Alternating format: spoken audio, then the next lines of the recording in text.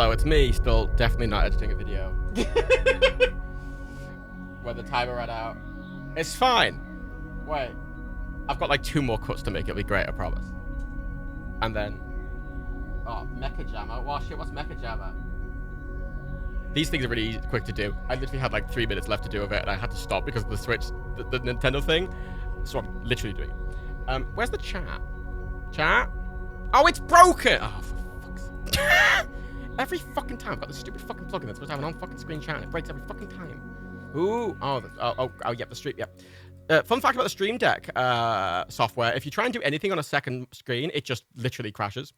So then you have to force quit it, and then make sure you open it on a new window, on the actual primary screen, otherwise it crashes.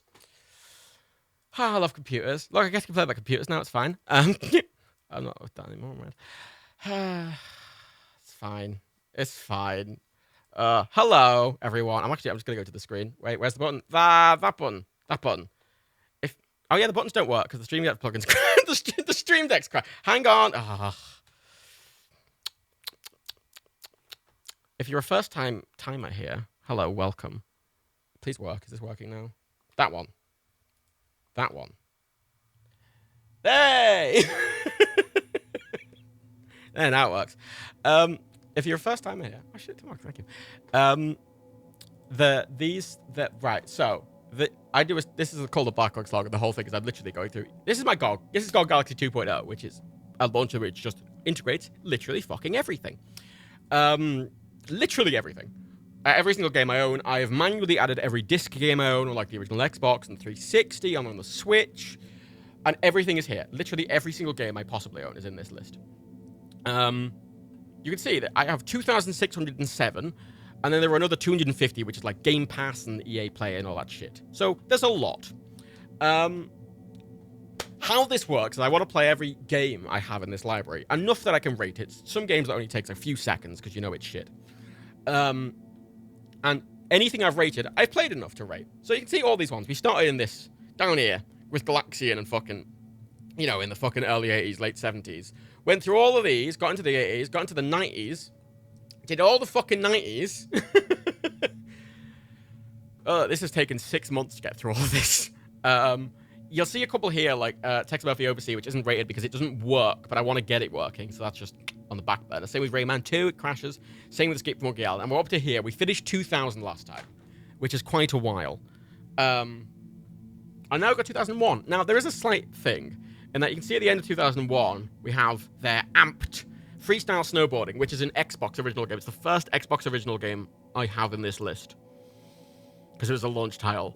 And currently on my Xbox, my original Xbox is half disassembled on a counter. So I need to fix the capacitors in that in the next week, because we're not going to get through all of 2001 today. It's going to take a while. It's quite a big year. But we're going to get through at least the first half of it, which is Serious Sam, first Serious Sam, Fallout fucking Tactics, Spy Fox 3, Cossacks, XCOM Enforcer, Half-Life Blue Sim, Deathmatch, but Max Payne, then Devil May Cry, and then Red Faction.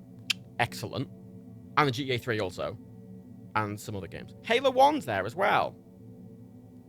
It's good. It's good. It's good. It's good. Let me just fix the... Sorry, I need to fix this thing with GOG. Do with OBS quickly. WebSocket. God, fucking literally. Every fucking time. If you're curious, to do a lot of things, because my OBS... Dan's is very simply set up. I've got 20 billion plugins and 70 billion buttons that do a load of fancy animations. Basically. And to get it all working, it's like a massive fanny. So if I press... If I go back to this screen now, and then I press this button... Hey, there's the chat. We got it working, everyone. I had to reconnect the WebSocket. Wow. Fancy. No, stroll. I tried to do something like that once. It's called Let Steam. It's like letting out Steam. And Let's Play Steam Library. I got halfway through the A's for quick quitting. This is what I've enjoyed, is because I'm doing it in chronological order, not alphabetical order. It's kind of, it's interesting seeing trends appear. So, for example, like, there's a lot of games where I'm playing them going, oh, that's where this thing started. You know, this is the first, you know, like playing Thief 1, you go, oh, this is like the basis for every first-person stealth game, pretty much, you know, and you get a lot of that in this. Like, we had Hitman Hitman Code 47 is Hitman 1, it's the first Hitman game. It's crap, but you can see a lot of these sort of things coming in. It's really interesting seeing just everything progress year to year. Now, if you look on the right side of the screen, you can see the scroll bar, and you may notice the scroll bar is, in fact, quite low down in that we haven't made, relative to the rest of the library, that much progress. I don't know if that's like 10%. If it is 10%, oh no. That means it'll take me 5 years. Some years are more dense than others. When we get to 2015-16, it gets really dense. That's the year of, like, Steam getting 1 billion codes. And, like, look, 2016. Look at April 2016. April 2016 is from here all the way to there. That's just April 2016. That's just a month in April. Ridiculous. So once we get to that point, we're going to be doing a month of stream, basically. But now we can do like a year or half a year on one stream at the moment. Julian, you should have a timer on the side of stream and stuff. I don't like doing the stuff time limit. Some games, you can tell what they are within, like, 20 seconds, right? Especially some of these older games. When you open Mario 1, you know what Mario is. I don't need to play Mario for an hour. Some games, though, are really good, and a level might be an hour. And if a game's really good, like, I played Thief 1 for, like, an hour, because it deserves the time.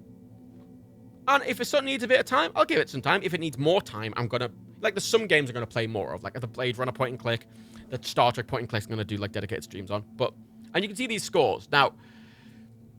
scores are a little because GOG has 5-star rating system, right? 1, 2, 3, 4, or 5. There's no 0-star and there's no half-stars, so it's not as granular as I'd like. So basically, I've got a vague rule. 1 is for genuinely shit games, offensively shit games. 2 is for just crap, but, you know, whatever. 3 is for average games. 4 is for very good games. And 5 is for cream of the crop games. And it's subjective, and it's kind of based on my rating and an objective rating. I'm taking social things into account. You know, like, a game being really impactful is important. Like, Super Mario 64 has got a 4, even though I don't really like it that much, because it's very impactful. And some games that aren't even that, like, you know, that I've just given a really high amount to because I've really liked. And there, not only that, but we also have I can bookmark games, and I bookmark at the very top. Actually, if we go to the installed section, bam. GOG's a bit buggy. You'll notice when I'm clicking between them, it's not. There we go. This is the bookmark section. And that's also chronological. And bookmarked is just games I like or I play a lot. And you can see at the bottom, these ones are bookmarked to play more of later, basically. Mainly point and clicks or detective games. Or this one, which is basically just... Imagine Cowboy Doom. It's Cowboy Doom. It's excellent. It's really fun. I played that for ages on the stream. And some games I want to do for streams, like Tourist Bus Simulator. Yeah, this is Dan reviewing Switch games on steroids. That was the sort of format influence, was Dan going through a big pile of Switch games. I went, what if I do that for all the games? And it's that. And rate them, you know. Which I think is a fun format. Oh yeah, sometimes it bugs. If I go to all games, see now it's only showing installed games, so then I have to click here. I have to click install, and then unclick again, then it reloads. GOG Galaxy is very good, but it struggles with the 2,800 games, 2,900 games that are in my library. It really does struggle. It goes, you know. And we don't have a prequel today. So, for those who don't know, a prequel is basically like sometimes, or several times, I've bought games that, you know, I've bought new games that I've already, from a year I've already done, and I have to go back and catch up. I'm not really buying any older games at the moment, so we shouldn't be doing prequels for a while. We may to get these broken ones done. See these 3? That's really nice. Escape from Monkey Island, Rayman 2, and fucking Tex Murphy Overseer. They're the 3 Now, there's a sort of other option that isn't rating them. If a game is... I did buy loads of games in the GOG Summer Sale with the desktop, but I already got most of the ones I was interested in, so... The other option, right, is I can hide games. I can just go in and I can click hide game. And that is for instances where the game is broken beyond repair. Whether that be it just doesn't work at all, or there's a lot of games, for example, that are online only, that were multiplayer games that were online only and the servers have shut down. And they're just not going to do anything. Like, they're just not going to work at all, right? There's no way of ever playing them again. They'll be hidden. And the idea behind this is that I'll have a library that I can look at and go, oh, okay, I know what the games that I know all the games on it work. I know I can play them all, and I know which ones I'd want to play more of. Is kind of the idea, because I always feel like I squander the fact I have a massive games library a bit because I've not played most of the games in it, and I want to, you know. As I've explained, I explained in the E3 streams I was doing, Daniel, I didn't get into gaming till I was a teenager, right? I didn't get into gaming till like the mid 2000s.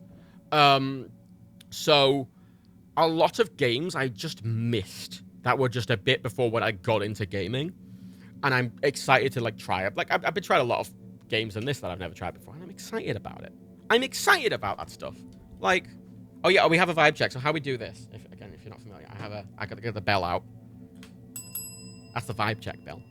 And when I ring the vibe check bell, you need to all in the chat just give the game I play a score 1 to 5, because I like to get your vibe from it as well. Because I'm taking chat into account, but it's still my rating system, right? Like if I ding it and everyone's like 1, but I like it, I'll give it higher. But I'm gonna take the fact, you know, I'm gonna take it into account that everyone's giving it, you know. It's whatever. It's not objective. And you'll see here, so how this is laid out. So you've got play. You'll see these numbers here. These numbers here, they are, it's open critic ratings. Because you can display open critic ratings. So you can actually see if it was very well, you know. For older games, it's not as reliable. Because often there'll only be like 1 or 2 reviews in open critic. You know, it's like this one. Indiana Jones Infernal Machine, I gave 1 because I hated it. But it's got 9. And for newer games, you'll see. So you can also get a kind of generalized vibe of if it was seen as well or not, using that open critic rating. It says it's open critic, but I don't know. It's been saying when GOG adds half stars, you need to stream where you go through and you review some of them. I will do that if it gets half stars ever. The one thing I've been campaigning for in every one of these streams is give me half stars, GOG. I want GOG's rating system to be exactly like Letterboxd's rating system. Because Letterboxd lets me do half stars. It's effectively a 1 to 10 system. But also, it lets me like games. That's not a bookmarking system. It just lets me click a little heart. And that's just for games I like.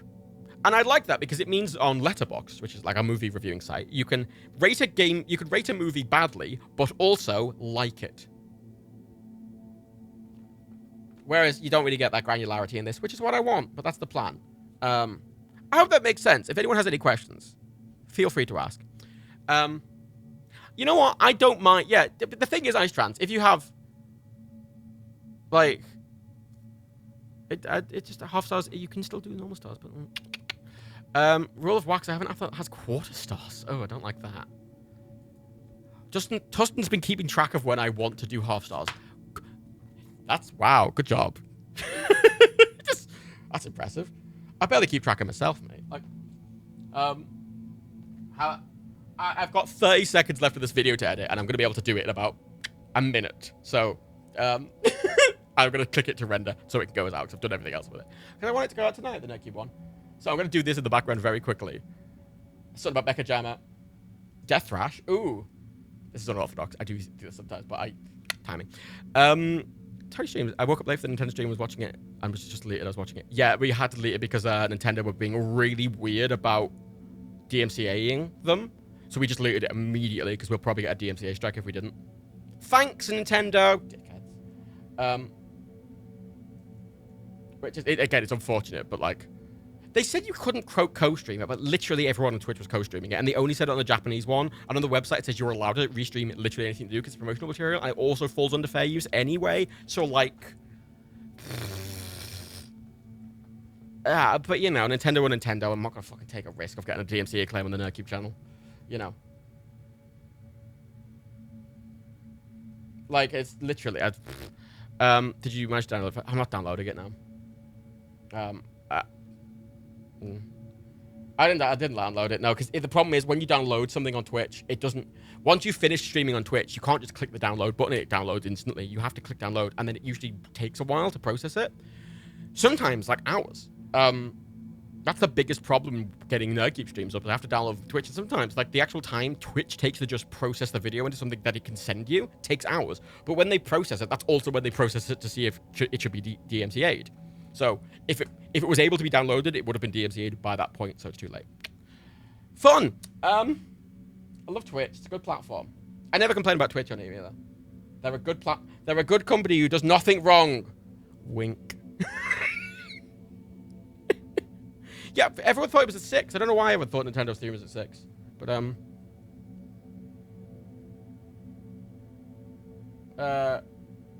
on.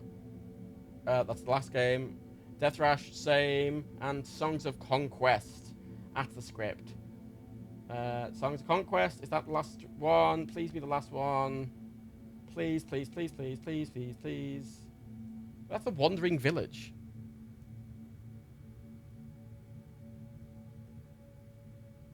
Oh, I didn't mention the Wandering Village. Can I record it and lift from your PC instead of Twitch servers? So, for those E3 ones, yes. For Dan's normal streams, no. Dan used to record them locally, and they'd be put into Dropbox. But because Dan would pause Dropbox while streaming, often forget to turn it back on, and also his internet's quite slow, is that it would be quick. It's quicker for me just to download it from Twitch than wait for his Dropbox to upload it fully. And I could have recorded them myself for the E3 streams, but again, we can't really upload the Nintendo stream anyway, because if it's going to be DMCA'd in Twitch, it'll be DMCA'd in YouTube. So, no. Basically. Soz. Soz. That's how it works, I'm afraid. Thanks, Twitch. Piece of shit. Songs of Conquest mixes classic Heroes Magic with a different title. Wait, is that?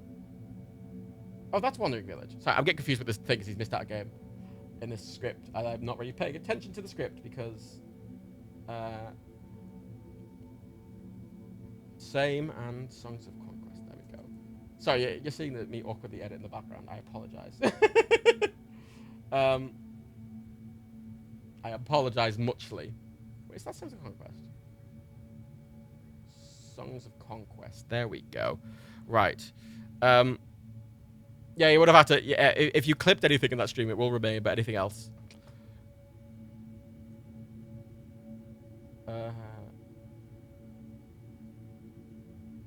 I'm sorry for the brief distraction here. I want to get this done right now because I didn't have a chance earlier, and I'd rather get this Nerky video out in the evening because these streams go on for like 6 hours. So, is that Citizen Sleeper? Is that Citizen Sleeper? Capitalism, blah blah. Yep, that's Citizen Sleeper. I've gotten quite quick at doing these E3 videos.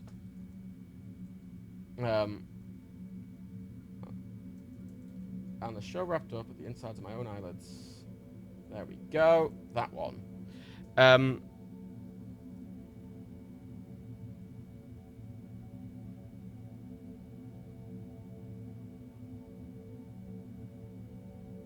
It's done. Excellent. There you go. I've done it, everyone. Finished the video.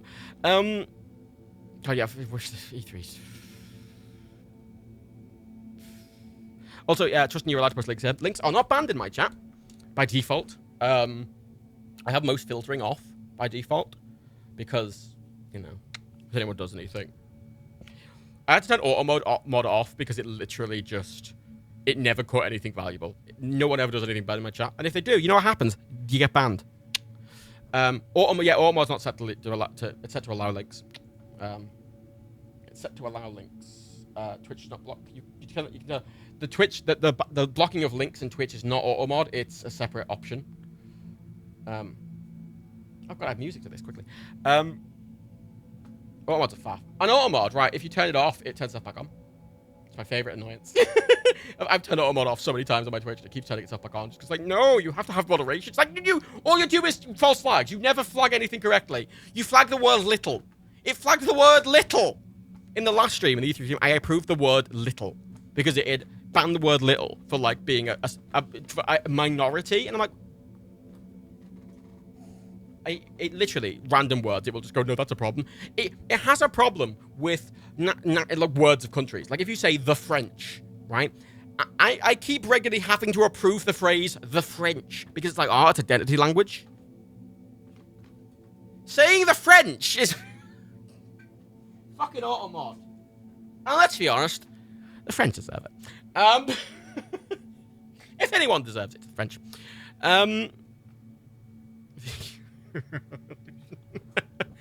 I don't know. It was random. It's automod's like very shit, and I don't like it, and it's annoying. So I kind of ignore it for the most part. Let me quickly add music to this, which it's a Square Enix and PC gaming show mixed into one video. That's done. Bring music to the end. Oh, fuck! That's annoying. Hang on. The music is not long enough for the whole thing. Let me just loop this slightly. This will take me 2 seconds. I got the first one of these took me fucking ages, and I got a system in place. Usually, the first thing of any video takes fucking ages, and then once I've got a system in place, it's the quickest thing in the fucking world. That Ubisoft, not the Ubisoft one, the Xbox one took me 50 minutes from me getting it in my folder to it being on YouTube, which is record time, I may say. Oh no, the Square Enix, it's Square Enix and PC Game Show mixed into one video because the Square Enix bit literally takes a minute and a half.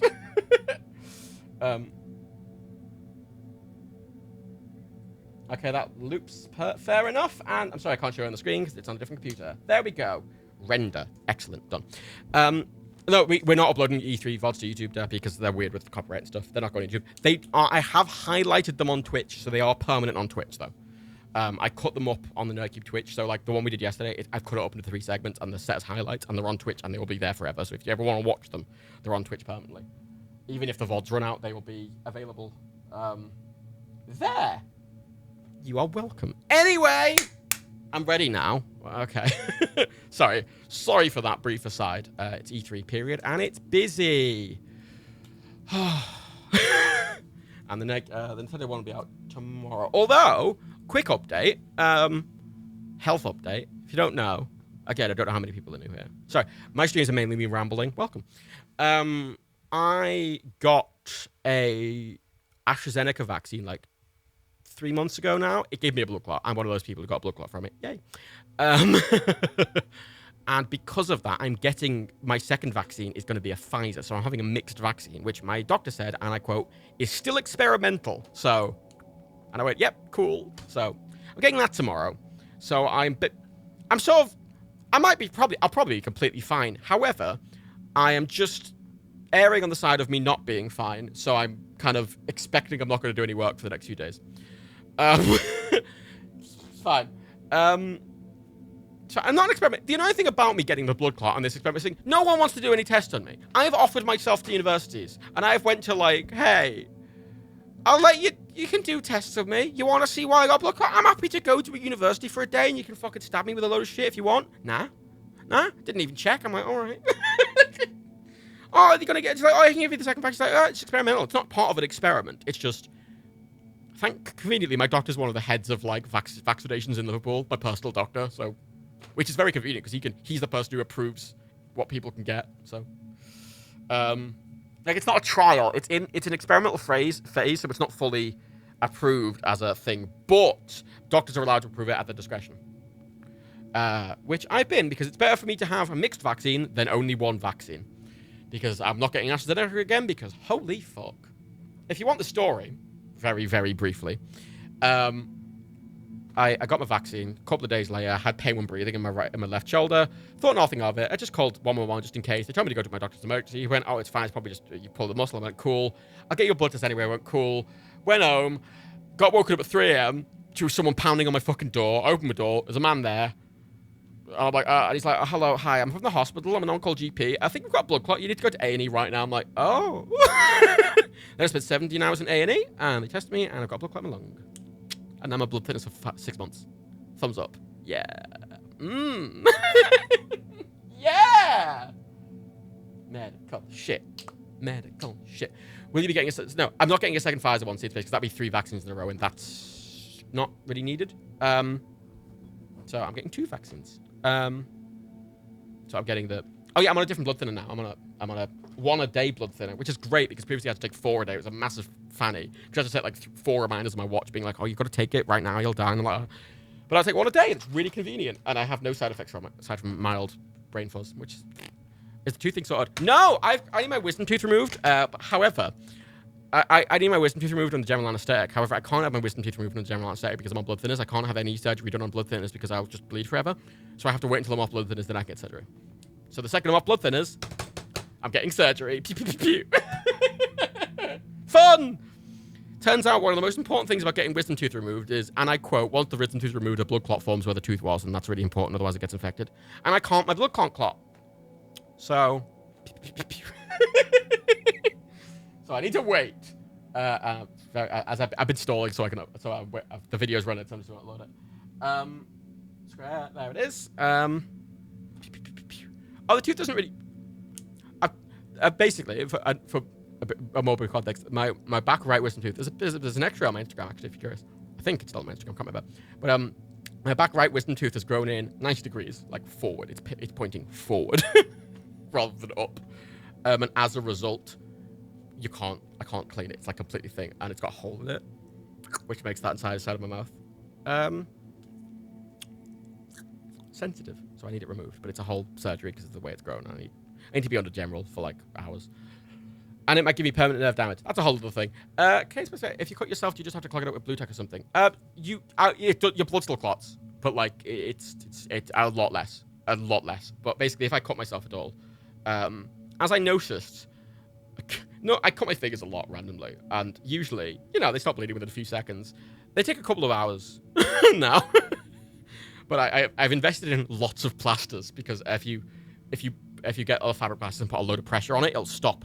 You have to put a bunch of pressure on it. So if I just really pressurize it with a plaster, they'll stop. That's why I've invested in a lot of plasters, which is fun. I'm a medical case. Welcome, everyone. How fun. Do you have fun band-aids? No, I have good, fancy fabric ones. Because the ones with characters on are always the waterproof ones, and waterproof ones, you can't make tight enough, and they're bad for fingers. So I've got fabric ones, because fabric ones stretch, and you want them to stretch, so they put pressure. I got a blood test like the other week to see if my liver was still working, because blood thinners can make your liver stop working. My liver's fine. But I got a blood test, and normally it's not a thing that I think about ever. But then, like, I had to sit there for 5 minutes while she was trying to make it stop bleeding. And then I had this massive bruise on my arm for like 2 fucking weeks. Because bruising is just internal bleeding. Which obviously, again, blood thinners. I hope you like hearing about medical stuff. Right. Square. What was the Square Enix conference called? Was it just the Square Enix show? What was it called? What was it called? Chat help. The big disappointment. Thanks, it's me insane. Like, what was the term? Like, Xbox used the term showcase. Nintendo used the term direct. Square Enix presents, thank you, presents and PC gaming show. There we go. Hey, chat, do any of you want to come up with a fun sofa gag? That's what the little things at the top of the description are. They're called sofa gags. Because, it's like, so, it's fine. Square Enix presents. Just adding the metadata for it. The Nintendo VOD was immediately removed because Nintendo were DMCAing them, Christian. Sorry. Blame Nintendo for that. Yeah, I'm not doing Derby Chap says hi, Derby. Or, actually. Hang on.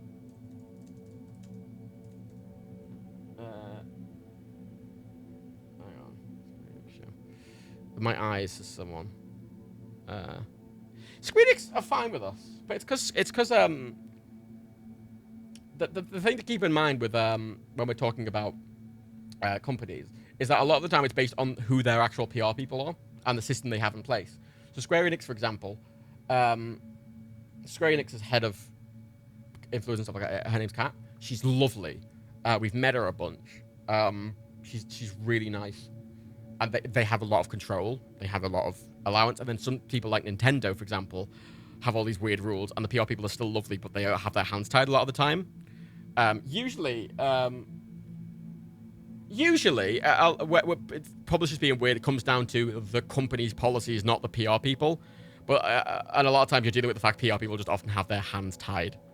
As Nintendo do, where I'm like, hey, Nintendo, like Bethesda, for example. Bethesda, when we try to get Switch, like Skyrim, Nintendo published this Bethesda games on the Switch, not Bethesda. So Bethesda don't actually handle the codes, Nintendo do, and Nintendo only give, I think for like I can't remember which game it was. It might be Doom or something. For the entirety of Europe, the Bethesda's PR had been given like 15 codes. That was it for the whole of Europe from Nintendo, and they were like, "Ooh." So they only they can give them to a few people.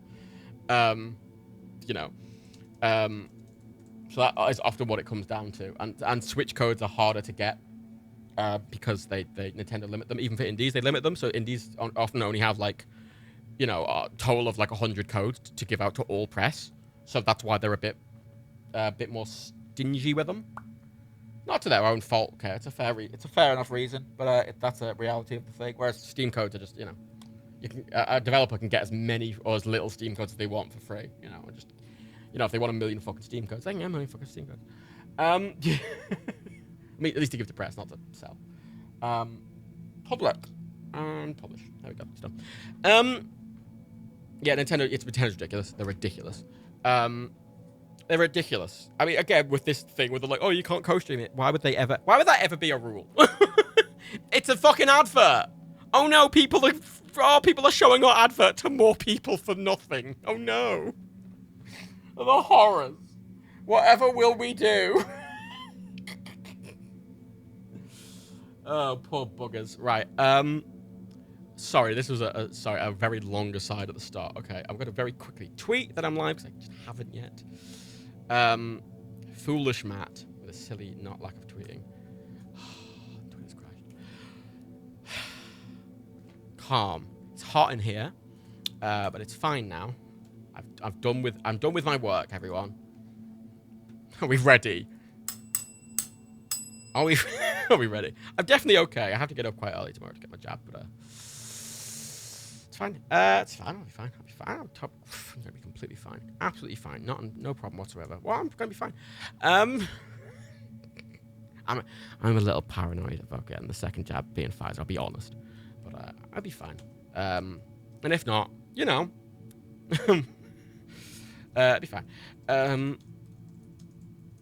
Today I'm starting on the year 2001. Ooh, etc.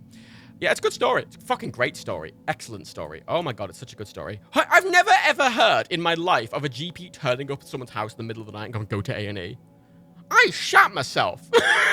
I shat myself. Someone at your door at 3 a.m. banging your door already makes you shit yourself, even if you don't know who it is. And then I opened it, and it's just a man in a suit, and I'm like, well, it's 3 a.m. I'm like, well, and he's like, oh, you need to go to hospital. I'm like, wait, you know, like, blah. Shat myself. Absolutely shat myself. Shat myself. 20 times in a row, shat myself. Fun fact, because I wear a smartwatch, I track my heart rate, and my heart rate went from 60 while I was asleep to 175 in about a minute when I got woken up by this guy at the door. I shat myself. It's fucking ridiculous. It's a bit annoying. I keep getting a high heart rate notifications on my watch, but it's on account of me having a blood clot, because when you have a blood clot, I say a blood clot, I have a pulmonary embolism specific because it's in my lung. Your heart rate goes really high, your blood pressure's high because you're trying to get rid of the clot. So my heart rate's just high all the time, my blood pressure's high all the time. And I constantly get like annoyed, angry notifications about it. Going, oh, I see a doctor. I'm like, mate, I know. The clot hasn't been dislodged. It's still there. And it takes months to go. It's still there. Anyway. Why was I talking about GP? Because I had a blood clot, and the blood... Basically, if you want a very brief detail, blood clots, there's a thing that you can see in a blood test called D-dimer count. And D-dimers are... They can be indicative of many things. If you have a low D-dimer count, that is indicative that you don't have a blood clot. It's definitely you don't have a blood clot. If you have a high D-dimer count, that can indicate that you have a blood clot, but other things can cause it. But with the other symptoms I had pleurisy, which is pain when breathing. They were very confident that was probably a blood clot, and because pulmonary embolisms are often deadly, that's why they came to my house. Because fun fact, 25% of people with pulmonary embolisms die suddenly. It's a symptom, and I use the word symptom very lightly, but that's how it's done. Symptom, and I in important quotes, a symptom of sudden death. Is that a symptom? Sudden death isn't really a symptom. That's just a thing. I'm like, okay, cool. But most people recognize them a lot later. I recognize mine really fucking early. My vitals weren't being tracked. It's because I went to the doctors because I had pain when breathing, and he just did a blood test anyway. And the blood tests, the pathology at the hospital, the overseeing GP at the hospital, you know, they were doing the pathology in the middle of the night, and the overseeing GP was like, "Oh fuck, Heidi Damick out," and they rushed to my house because I could have been dead. There's a fun fact. So sometimes I sleep with earplugs in, and I have some family members that work in the NHS, and they were saying that if I had earplugs in and I didn't wake up to the door, they would have called the police and they would have burst into my house. And I can't imagine. I already shot myself for the docking door. I could not imagine how much I would have shot myself by just being shook, shaken awake by a policeman, and then the policeman saying, "Oh, you need to go to hospital. You might be dying." Like, I think I would have just died. I just think I would have had a heart attack and died right there and then, honestly. And I definitely, you say collapse, shame, I cannot collapse. My blood clot, it will never get any worse because I'm on blood thinners, which is the advantage of blood thinners because it means your clot can't get worse by definition. So, and it will go away on its own, is the nice thing. And I'm completely fine, and I'm going to be completely fine. So there's no risk there anymore. But it's a thing. Just a fun story. There's my story for all the people who didn't know it. There's your fun fact. Maybe you can cough it out. But no, it breaks out. It breaks up over time. The risk of blood clots, usually when people get pulmonary embolisms, they get a deep vein thrombosis first, which is when you get blood clot in like a leg. It's usually, you know, it's what you get like at airplanes and stuff like that. And what usually happens, you get blood clot in your leg, it dislodges and it makes its way up to your chest. That's not what happened for me. It just came in my chest because of a vaccine. And I'm still getting a second jab. So, fuck off, vaccine fucking deniers. Fucking first one almost killed me. I'm still getting my fucking second one because I'm being responsible. Get your fucking vaccines. Get vaccinated if you can. Get vaccinated. Vaccines are amazing. Oh my god, they're amazing. And it's worth it for the freedom. Oh fucking, that's worth it for the freedom. Yeah. I'm still waiting. It's fine if you're not allowed, but if you're eligible to get a vaccine, fucking book it. Book it. All over 18 should be able to book by the end of the week. Is the plan, I think. Over 25s can do it now, I think. At least in the UK. I know other countries are a bit behind, but it's we're getting to the finishing line, which is really exciting. As I say, I have a bit of a thing tomorrow. Not only am I a bit anxious about getting the I'm a little anxious right now getting the vaccine for two reasons. Just A, because I'm just worried because I don't know what to expect, but B, because I'll be fully vaccinated tomorrow, which is a weird feeling, because especially because the mixed vaccine is, if anything, it's actually I should be more protected, even because it's mixed. So as a result, there's almost an expectation that you do something with that, and I feel a very deep pressure to use that freedom. And I'm like, oh fuck, I need to do something quick. But that's the other anxiety there, going, oh fuck, now what do I do with it? But I'm in a slight catch 22 in that everyone I know hasn't had the vaccines yet. I got very lucky getting my first vaccine months ago. I just got a spare that they were going to throw away, which is why I got mine way earlier than anyone else in my age group. But you know, I'm excited to go see Dan and Rebecca again. The last time I saw Dan and Rebecca was literally just before the first lockdown. I had to come back home the day before the first lockdown. That was because I was going to be there a bit longer, and I had to rush home before lockdown. That was the last time I was there. I haven't met fucking Lilith. I've not left Lilith. I've not met Lilith, and I'm annoyed. Damn it. But I'm very excited. I was so annoyed, right? I was so annoyed because I was meant to go over when they got Lilith. The plan was I was going to be there when they got Lilith as like a tiny little pup, and I was going to like, yeah, I'm going to be a tiny little pup. Lilith's still a pup, but she's not the pop. But still, I'm still excited. Although she is a pup, so everything's a bit sharper there, and I am still a bleeding risk, so we'll see.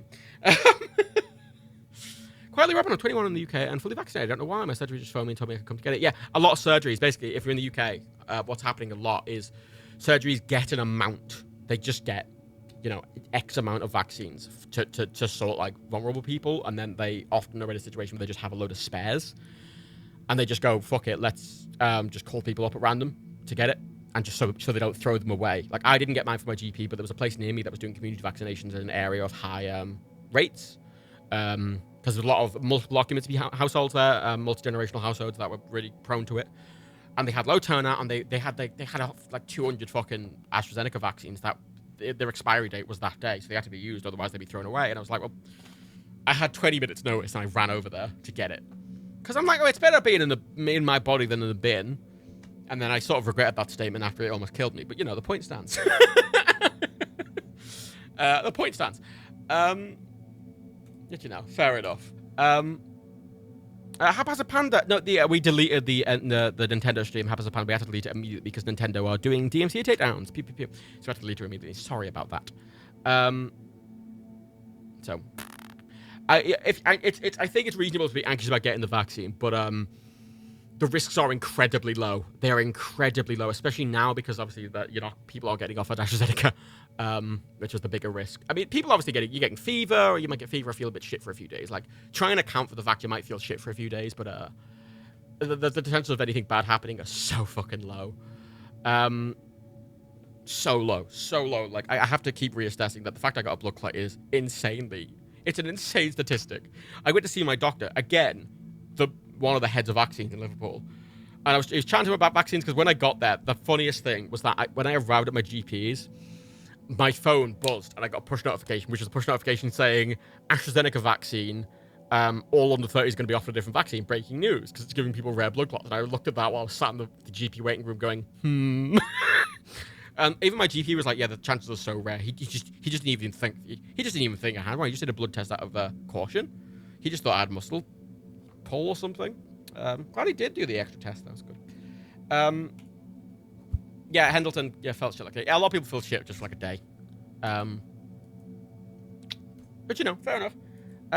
Spongy amoeba, I got 5 got serious symptoms. Yeah, it's different for different people, as is COVID, right? The problem with COVID, I think the problem with the vaccines is that it's very random. You know, it's how some people are getting COVID and not even noticing. Some people are getting COVID and getting like a mild fever for like 3 hours. And then some people are getting COVID and dying. And you know, you can reasonably predict it in some instances, but like, you know, some healthy people are getting COVID. Some perfectly healthy young people are getting COVID and fucking just randomly dying. Which is the scary bit. And the vaccine's obviously not that extreme, but the reaction to the vaccine, some people are just going to get slight arm pain and nothing else. Some people are going to, you know, get a fever or whatever. But either way, you're not going to get anything life-threatening. And I can say that with confidence, as someone who got one life-threatening and this incredible luck. Tony Stream, I've got a terrible immune system and normally get knocked out by a vaccine, but I've had COVID, so I don't know if that helped me at all. No, it's random. I mean, the thing is, again, it doesn't seem to matter if you have a terrible immune system. Dan's got a terrible immune system. Didn't notice him. I mean, my mum has asthma. She's in her like 60s, and has asthma, and got COVID. Didn't notice. It's kind of random. I have a great immune system. I never get sick, and the vaccine obviously not me. So it's just. But on a statistical thing, you'll be fine. Statistically, you'll be fine, and even if you're not fine, you might feel shit for a day and you'll be fine. Basically. MDL, in Italy, the news blew up a story about a girl unfortunately getting a blood clot and dying because of the vaccine. Now AstraZeneca is forbidden if you're under 60, so you're going to get the spared one. Yeah, I mean, in the UK, it's we'll be offered a different vaccine. It's not that I don't think it's allowed under 30, it's that you're offered a different one. I think if you were really insistent that you want AstraZeneca, for some reason you can still get it, but it's offered a different one here. And the thing is, the risks are, even of getting a blood clot, are still incredibly, incredibly low.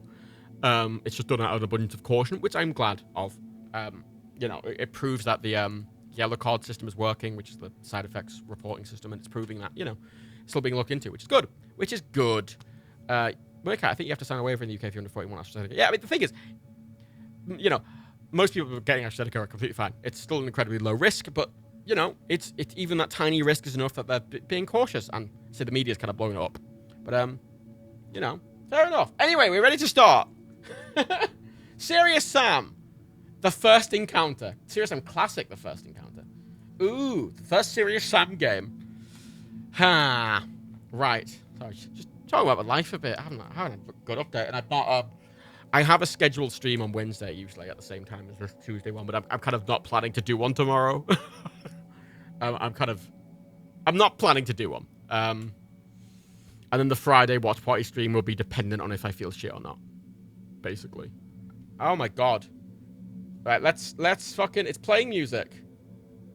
Oh, for fuck's sake! The unmute button isn't working? Wait, oh, none of my buttons are working. Oh, for fuck's sake, stream It's not the game's not broken. The fucking unmute button is broken. Why the fuck is the unmute button broken?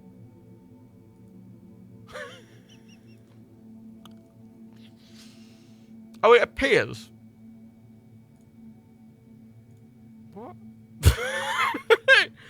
Right, it appears it's just.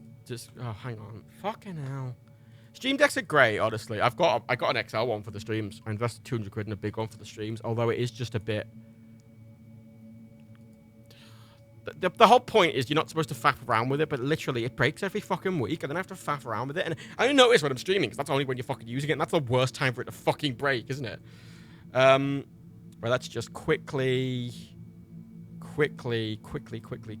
Oh, it's Will that work? Oh yeah, the mixer audio overlay is just completely broken in the stream deck. Well, I'll just have to click the button to unmute it then. Great. I have to be careful because tabbing out of a lot of these old games breaks them completely. There we go. You can hear that, right? And there's the game. I said, there's the game. I said. Yeah, it's not capturing. That's a good start. Fucking hell.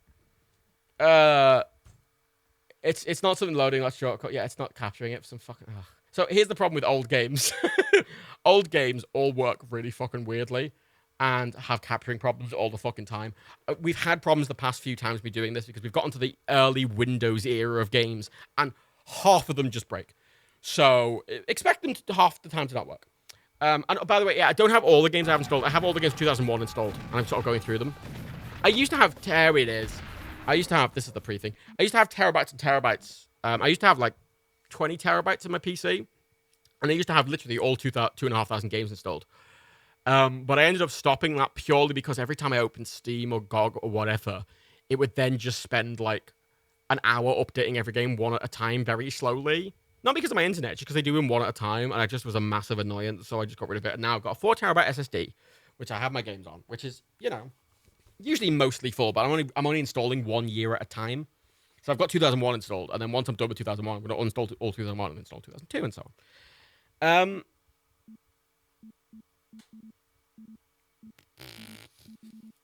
I literally don't know anything about Serious Sam 1.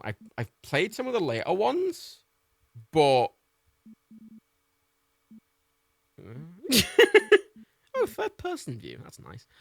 Invoke compute view. I'm turning view bobbing off. Fuck that.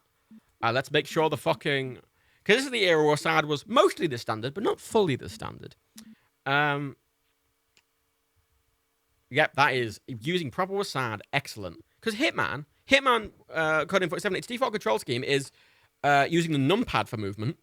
And it's a really annoying control scheme. It was kind of an old school. Thief used it as well in that 4 and 6 obviously turn left and right. They weren't strafe left and right. They were turn tank controls. 8, if it was the same layout as WASD, it'd be like W would run forward and S would walk forward. And then, you know, 2 on the numpad would walk backwards. Which is a bit of an old school control scheme in that if you were using WASD, instead of S going backwards, it would walk forward and W would run forward, and then X would be like walk backwards. Bit of a weird control scheme. I've had to change a lot of these games around to use proper WASD because otherwise I'd just fucking fall off my face. I'm an experienced FPS player. Gonna be shit. I don't know what I feel is. A lot of these games have these really old systems in place that are like, oh yeah, there's weird like fucking Mad Cats shit, you know. Basically. Oh, CNC, like SSDs now have gotten really cheap. You can get Samsung do QVO drives, which are how SSDs work, as they usually are done in. Without explaining how SSDs work fully, they're done. The base technology of SSDs, they do it in like single, double, triple, or quad, and the more of them you do, the less reliable it is. So the difference between like a Samsung 850 Pro, 850 Evo, and 850 QVO, the difference is the Pro is 2. The Evo is 3 and the QVO is 4. So the 2 is going to be more reliable. It's less prone to like you losing a lot of data. That's loud. Fucking hell. So I've got a QVO, which is the unreliable one, but they're a lot cheaper. And for data, that's not that important. Like just, which is like downloaded games. I don't, if the drive breaks, I don't, I'm losing my installed games, whatever. It's fine. It's fine. So you can get them. It was like a couple of $100 when I bought it, but for 4 terabyte SSD for a couple of $100, fucking hell. And they're even cheaper now. Like, Jesus Christ. I remember back in the day, I had a MacBook, and I took the disk drive out of it, and I fitted two hard drives into it, and they were bulging out. I found the biggest 2.5 inch hard drive you get at the time was a 1.5 terabyte, and I put two 1.5 terabyte drives in this MacBook, and they were too thick, so they were bulging out, and the case was bulging. And I had 2 of them in RAID. So I had 3 terabytes in this MacBook, but that was in like 2009. And it was a massive faff to even get that much storage. It was really expensive. And now it's just like, yeah, whatever. It's amazing. Hey, Ketistan. And yeah, I've got my C drive's a bit too small for my liking. I've got a 256 gig M2 drive, which is big enough, but I would like a 512 one. So it sometimes gets a bit, because it's where stuff downloads, and sometimes I like a slightly bigger buffer, but it's, I'd expect you can get 8 terabyte HDD drives for now, £100. Yeah, I've got an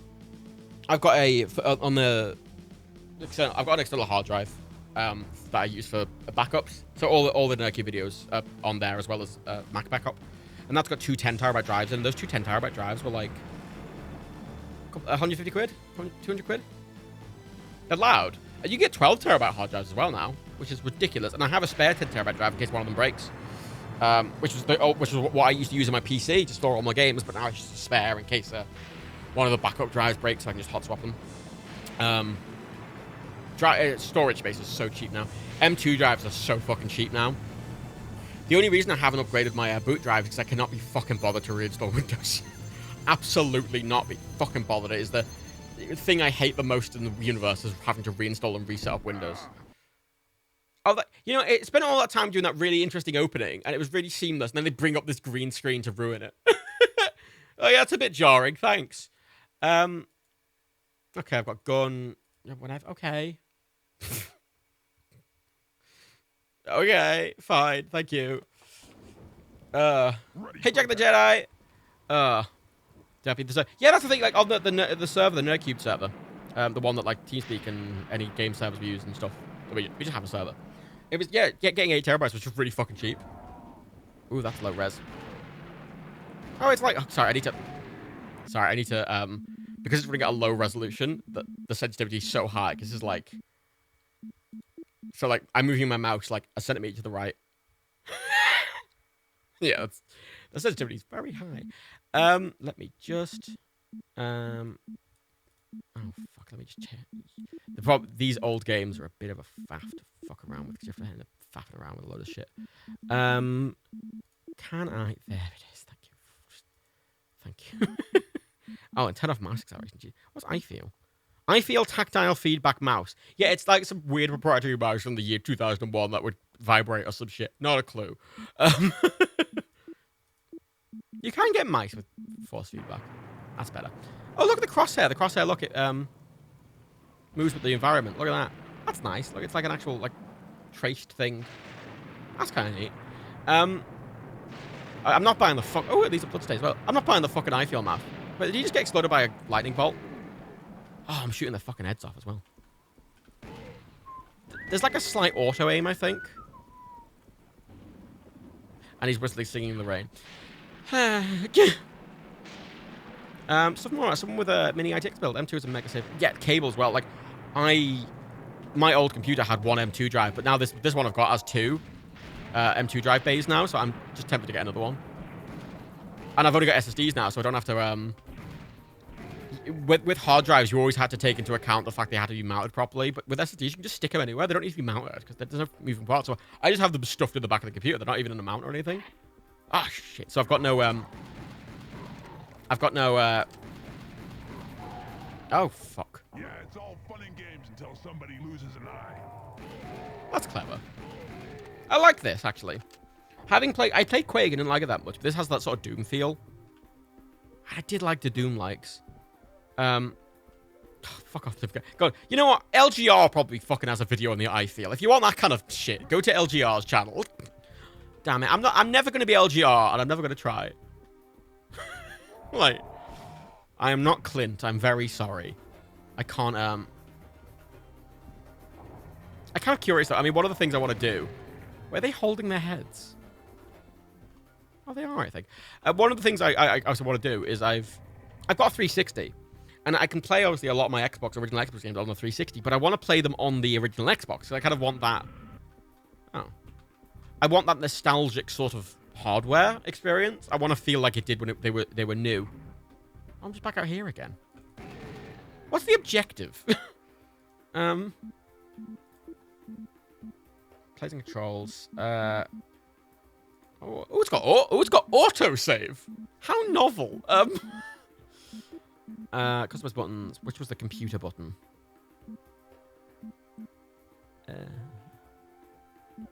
I don't know. Is Nextera fucking fine, whatever. Enter. It's enter, says MX Pooch. That's done something, but I did get hit at the same time. Thank you for that.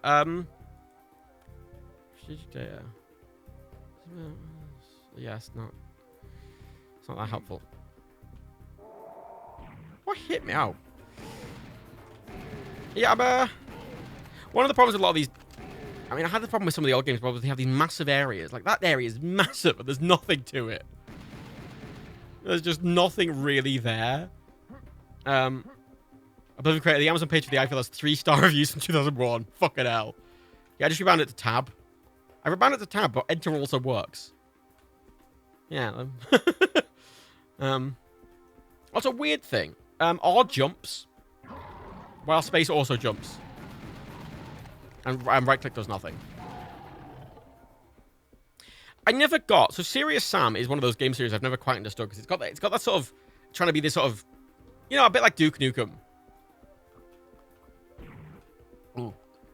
We're trying to do this sort of, like, personality-based shooter. But it always seemed a bit uninspired. Oblivion Creator. Feel your mouse alive in your hand. The iPhone mouse. My sensation weird to get close to the computer. Feel the subtle vibrations change and change again. It's this remarkable mouse glance across your desktop.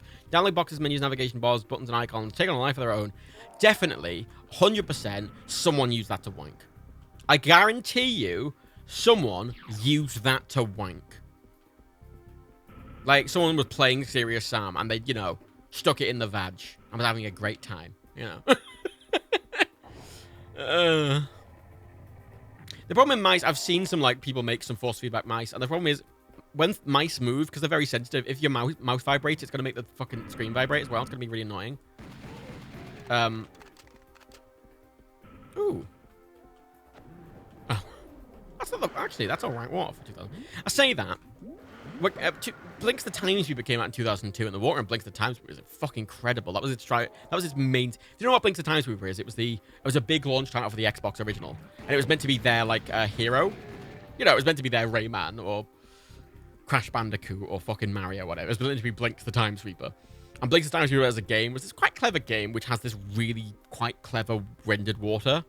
And there was a big tech demo game, and it was kind of very unsuccessful for various reasons. But the water in it is genuinely quite impressive.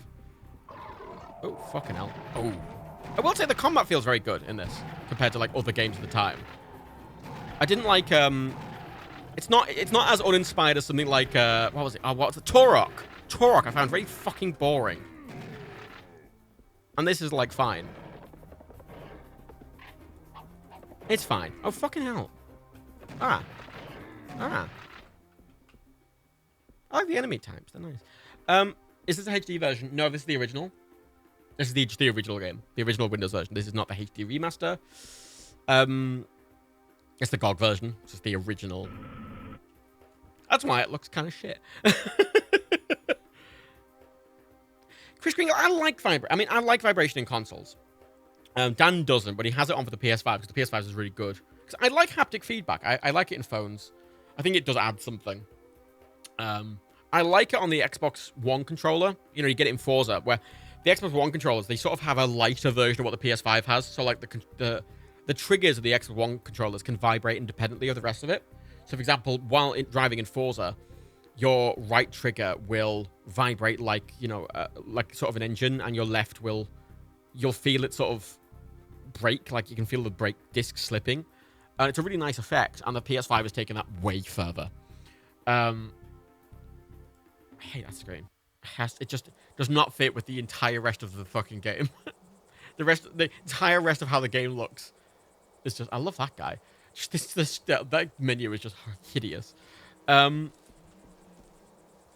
I don't like the sound of buzzing in my ear. That makes me very uncomfortable. Miss Chestnut, one of the Serious Sam games is an Easter egg. We can kill the devs and they have big heads. There are like loads of Serious Sam games. There are a ton of them. And I've only ever like looked at them a little bit. Oh, it's a suicider. Oh, yourself. Yeah, okay, I'll give him that. I mean, he's got the quips. He's got Duke Nukem's quips. I honestly prefer the gameplay to Duke Nukem. It's a little silly. And it's got scroll weapon changing, which is a reasonably modern thing. I get it. Jesus Christ. Fucking hell. Games aren't that good. Yeah, older games, shit menu UI. One of the weird things about playing the old games, you can kind of see, like, things that were clearly a bit early in the lifespan of, like... You know, they hadn't... The games industry hadn't quite come to a consensus on how a thing should work yet, and every game was doing something a little different. And then you sort of see whether, like, you know, early on, Wasad was kind of a really rare thing, which, if I remember correctly, it was popularized by a Quake... A Quake esports, a pro Quake esports guy who used Wasad, and then it was popularized or something. Jack the Jedi, can I ask after watching your reaction to the E3 streams to the Wasp and Dance Room, what happened to make you hate them? To me, what happened to me? They're wasps! Ugh. Oh, I hate the... They're wasps! They're fucking little cunts. What do you mean? That's fucking... Why do I hate... Well, the wasps are just inherently cunts. They come in and they just sting for no reason. And then like a bee who does it in a very self-defensive way and has to die to do it. Wasps don't give a fuck. They'll just sting you a bunch of times to say, fuck you. Ooh, dog. Like, yeah, wasps are just fucking assholes. See. Ooh, look, lighting. Where are they going? I'm over here, you stupid headless freaks. Huh. Oh. Yeah, I don't know why you'd ever like them. Or excuse them. Uh-oh. Oh, I can switch between 1 or 2. That's weird. Yeah, I don't want a wasp. Thank you. No, I mean, I've been stung by wasps as a kid. And that just obviously made me... If I'd never been stung by a wasp, I probably wouldn't be as paranoid towards them. But I got stung by a wasp several times as a kid. And I was scared of them. Fuck it. I think it's one of those fears that you kind of build up in your head a bit. You're like, when I was younger, I didn't want to get stung. Oh, fuck. Oh, fuck, it's frogs. God, there's a lot of enemies on the screen, isn't there? I've not seen a game with this many enemies at one go before. Like, it's doing a lot. You're having proper, like, hordes in this game. Which, again, novel. Phew. I'm getting emails. Hang on, sorry. I've got emails. Oh, yeah. Oh, look at that. That's a lot of fucking information.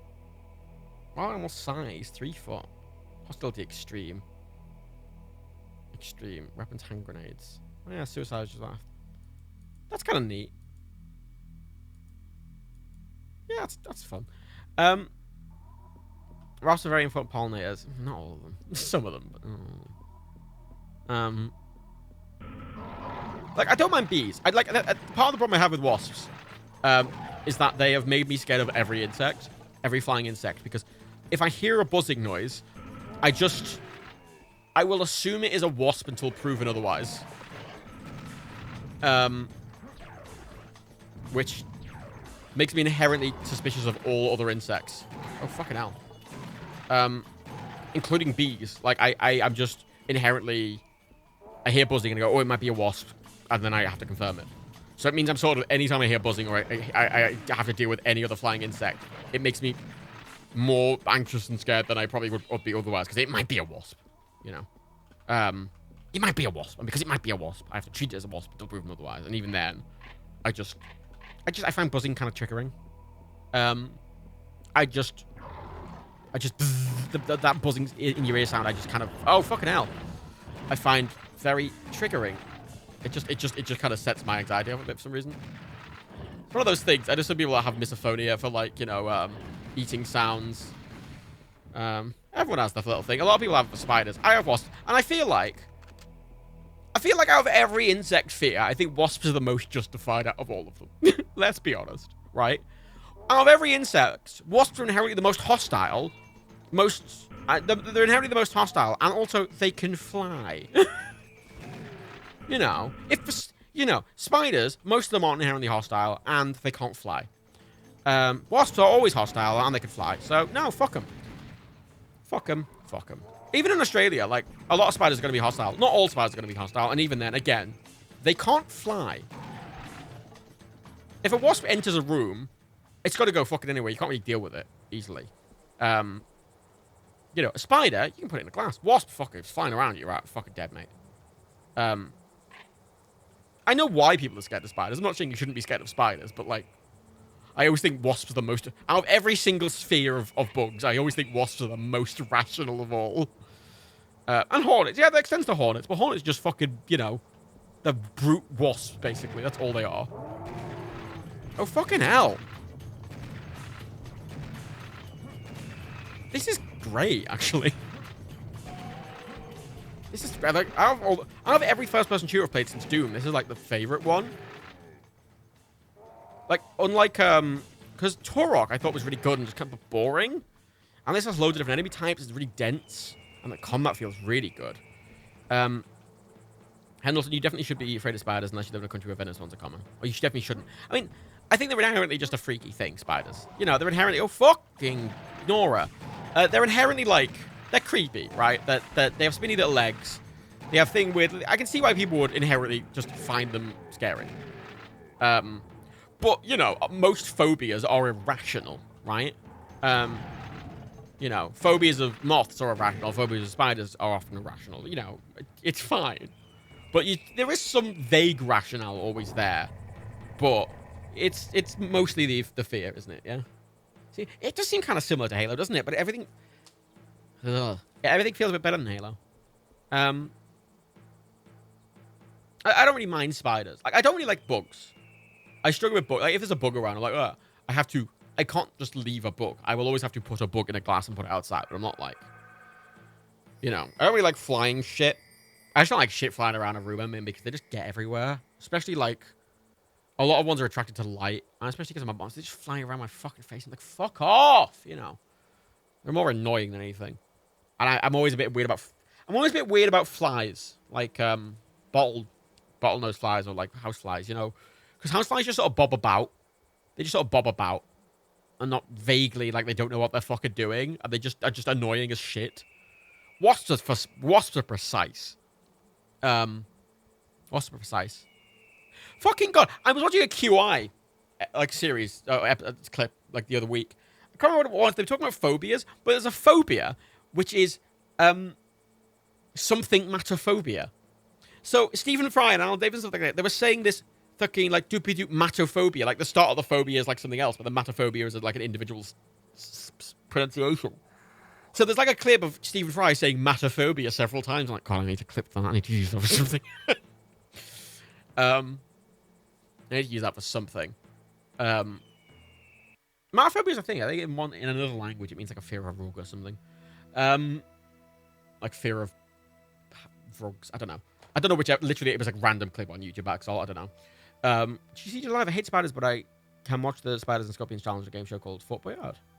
This is the thing. I with insects, I'm scared of. I can deal with them in an abstract sense. Like, I'm not... If you put a wasp in a video game, I'm fine with it. I don't like the buzzing noise, but I can deal with a wasp, right? Like, you know, there's been several times in my life, even when I've been scared of wasps, that I've had a wasp caught in a glass to, like, put, you know, for whatever reason, to put outside or whatever. And I, you know, just looked at it, because I think they're really, like, pretty creatures in a sort of brutalist way. And the same with spiders. Like, I like it. I'm fine with, like, spider wasps in video games, because they're not real. So I find it... I understand and sympathize with people who are scared of spiders in video games and can't deal with them. I can't properly empathize because when something's abstracted to that level, I'm kind of fine with it.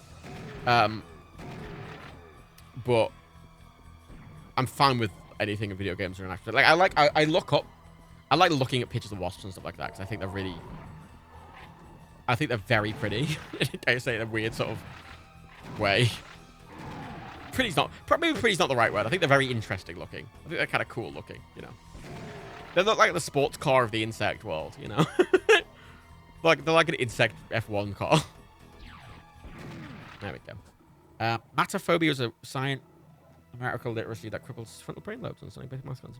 I swear though, I think matto with the O. I think matto in a different language refers to a thing, and I think I can't remember which language it refers to something specific. I don't know. I should have really used matophilia. I use matophilia for like alternate usernames for stuff if I need like an alternate private version of a username. But I feel like it would have been more sense in hindsight.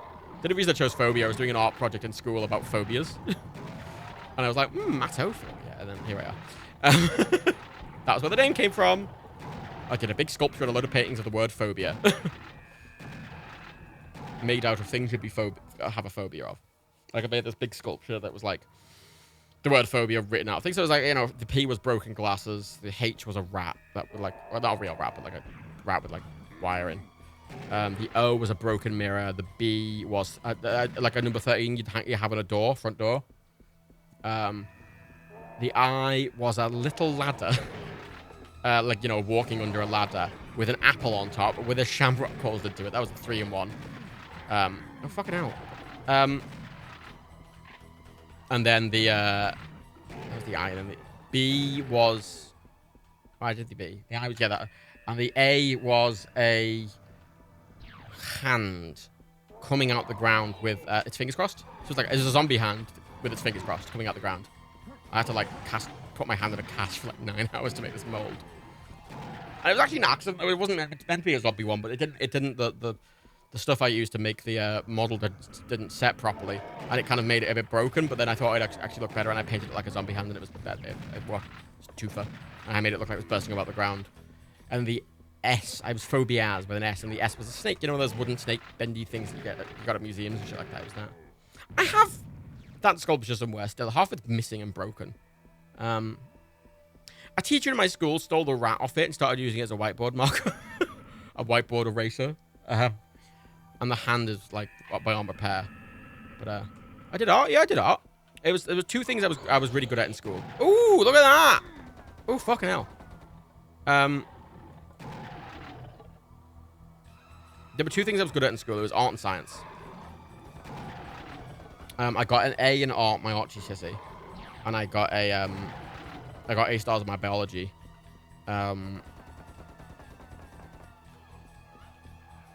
He does it in bursts.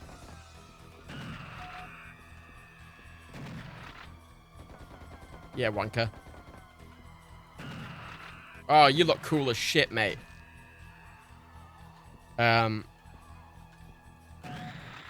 Wanker. That's a cool fucking enemy. Good at his range on, doesn't it? Fucking hell. Yeah, I did really well in art and sciences. They were the only things I really did well in school, with the art and sciences. I didn't really care about anything else. Didn't like maths. Actually, no, I used to be really good at creative writing. I used to be super good at creative writing. I fell out of it.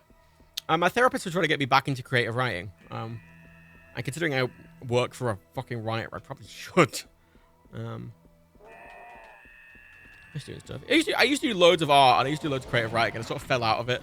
I think when you sort of, oh god. Oh, hello. Oh, fuck. When you kind of lose the, not the spark, but you sort of, lose isn't the right word. I sort of just fell out of it. I think I need to get it back properly. It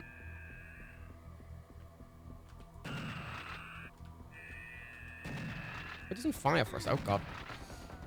Yeah, lost momentum. Yeah, I think I lost a lot of that momentum. I think when you're in school, you sort of, at least in the instance I was done, something I found quite refreshing, maybe not refreshing, cathartic.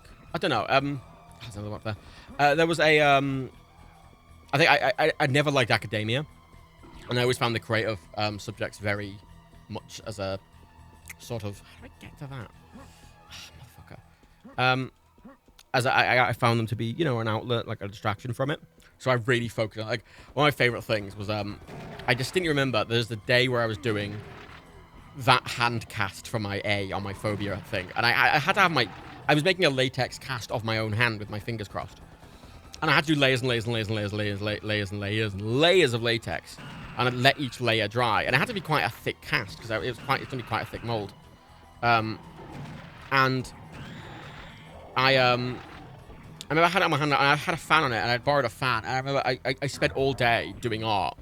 And my school at the time, I had to do we had to do after school at math lessons because we were all behind in maths because one of the teachers we had was shit and taught us the wrong thing. And I remember getting out of doing maths. A maths teacher very angrily came to the art room. I was like, "You need to go in," and the art teacher fucking walked up to it. I was like, "No, he's making," and she was like, "Wash that shit off your hand." And my art teacher fucking was like, "No, he must do it." And I just sat there. I just sat there watching a movie with this fucking cast, or my hand awkwardly held up with crossing my fingers with a fucking. Very cold. It's an annoying day. It took fucking 9 hours for the whole thing to set. And that was oh my god, their health's on the crosshair. It marks their health in the crosshair. It goes green to red. That's a lovely touch. Yeah, so that is great. This game's doing a lot of very clever things. Gotta love art teachers. I still know my art teacher. He became a tattoo artist. He's a really good tattoo artist as well. I always said if I was ever going to get a tattoo, I'd get it from him. He was a fantastic artist in school. His tattoos were amazing. I don't know how he gets so much.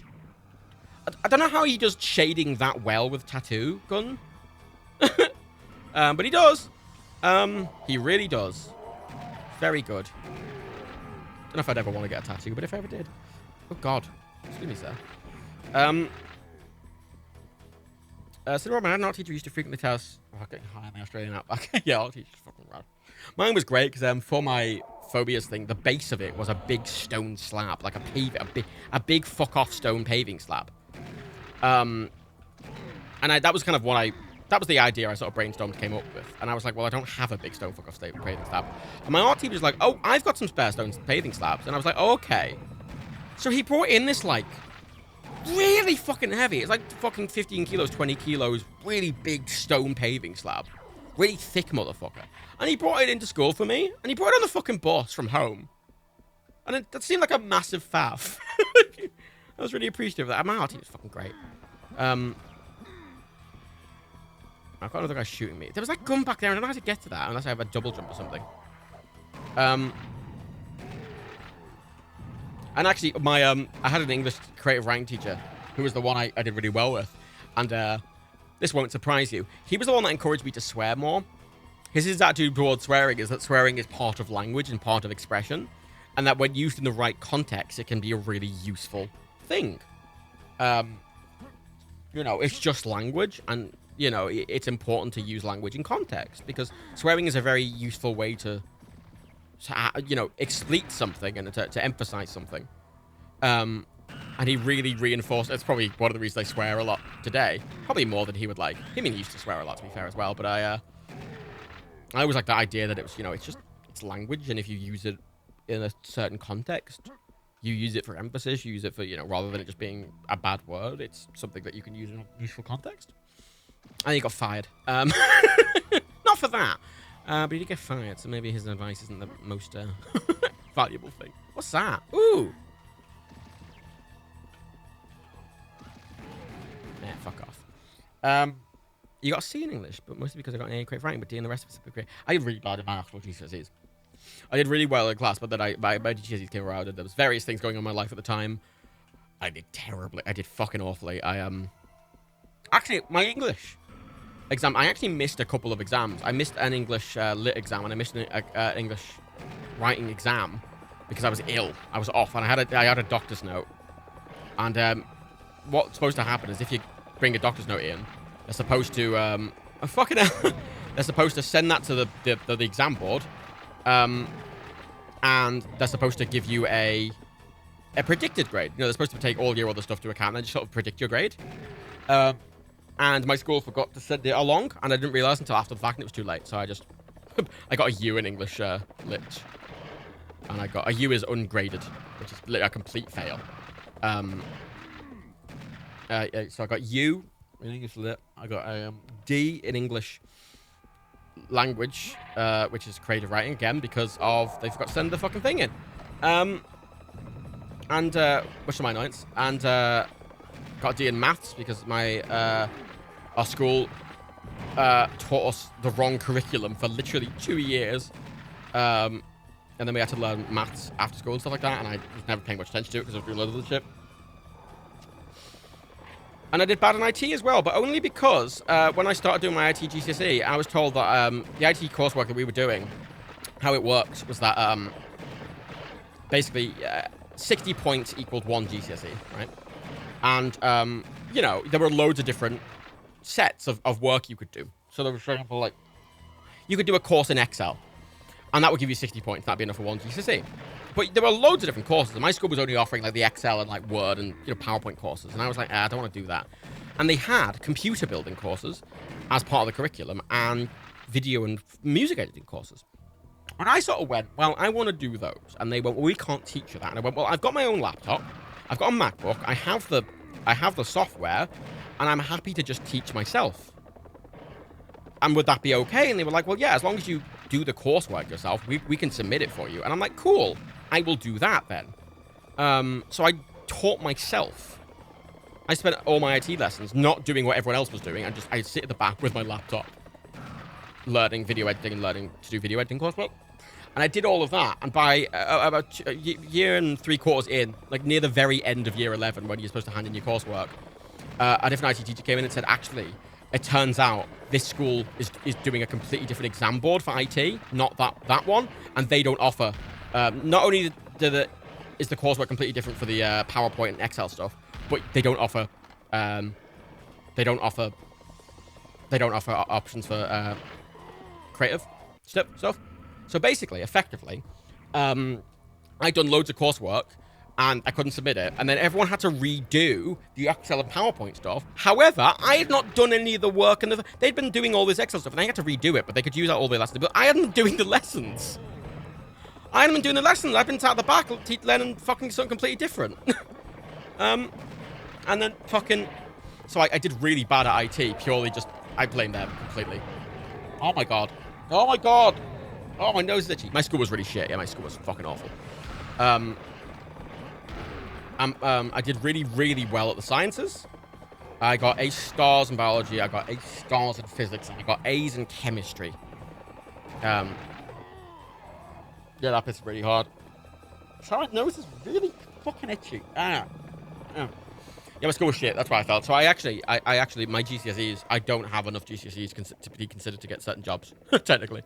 And it was also a problem because when I went to sixth form, which again for Americans is basically, sixth form would be the last 2 years of American high school.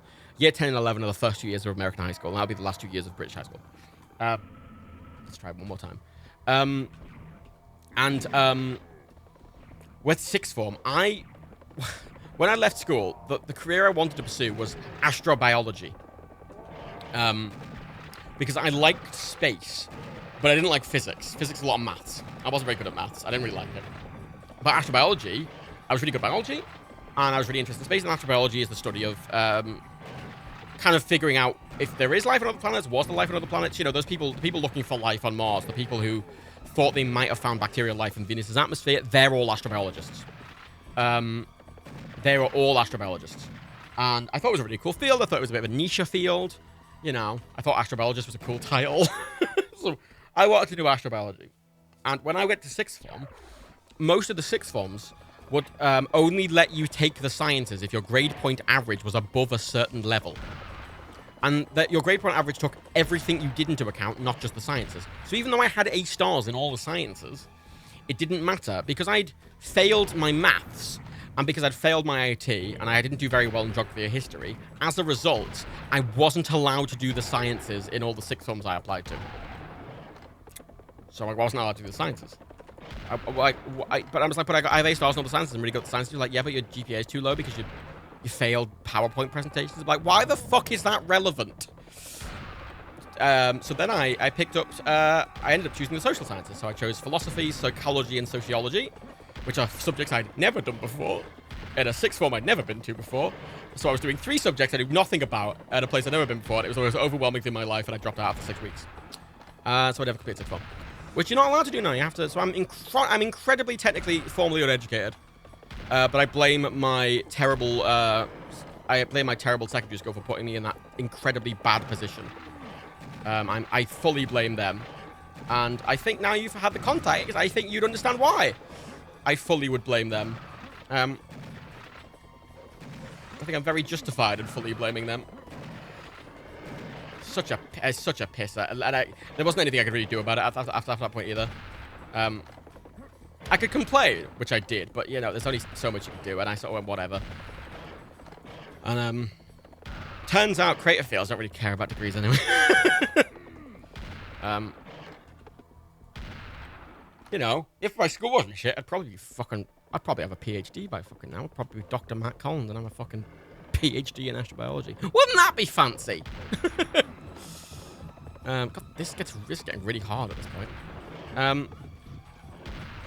Oh, there's fucking frogs. Jesus Christ. Fuck off. Oh my god. Fuck off. Fuck off. When does it end? Oh my god, die. Fuck off.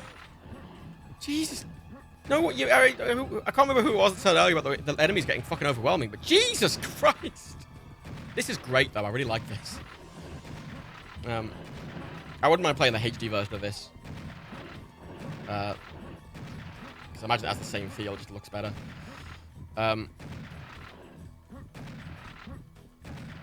Like the nice. Oh fuck! Oh my god. Yeah, I'm gonna call that one there. What's a 5 No, that's really fucking good, actually. That's really fucking good. That's really good.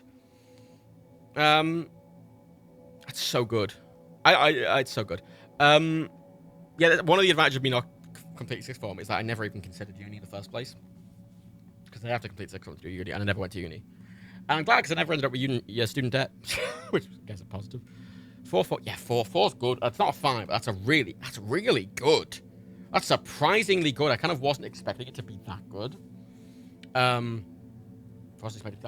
Oh, fucking Fallout Tactics next. Oh, bother. I'm gonna go get a drink. Take an antihistamine so I know stop itching. I'm not gonna bookmark that because I want to get the HD version. I prefer this, but that's really good. I'm gonna have a very quick break. I'm just gonna get a drink very quickly, and I'll be back in like I'm back in a minute. Yeah, we got loads of fucking good quality games today. Holy shit, we've got loads of good quality games today, Alex. Oh my god.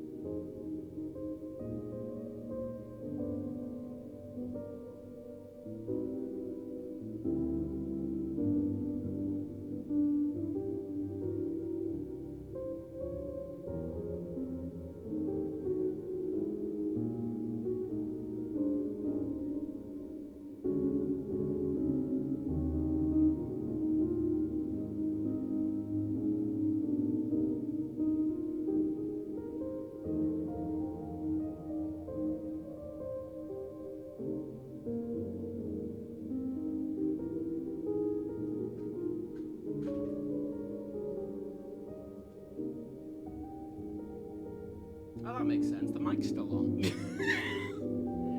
So you know how the mic mute button doesn't work? Yeah, it turns out it's not even doing it automatically. It's set to do it automatically. Yeah, it's completely broken on my mute buttons. That's fun. Hello. Oh, good. Thanks, fucking stream. Oh, Jesus Christ, the stream deck. So I'm gonna try and very quickly just fix that because it's gonna be a massive fucking pain in the arse. But yeah, it doesn't work like when I I mean, we're gonna quit the fucking app. I'm gonna quit the app quickly and just see if that'll fix it. Just quit it and relaunch it. Maybe just having a bit of a fit. You said it to be automated. It's like, no. Fucking Elgato, literally, are the shittest. They're the shittest people in the world. Software. Oh yeah, we started it. That's fixed it. And I can mute. Oh yeah, now it works. There you go. Great. Yeah, remember to take your meds. Actually, I've got to take my sleepy drug.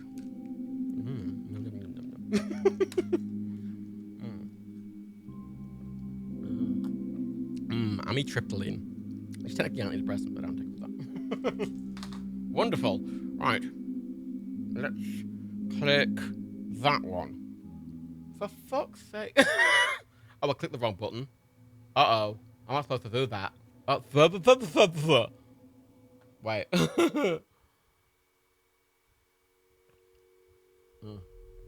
That's better. Okay, there we go. I need to press it. It's fine.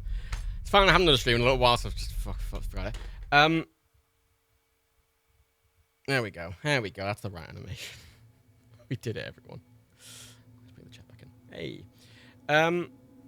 Right. Okay, the next game is Fallout fucking Tactics. Jesus Christ. The Tomatoist, have you watched Roy Burnham's new special? I have.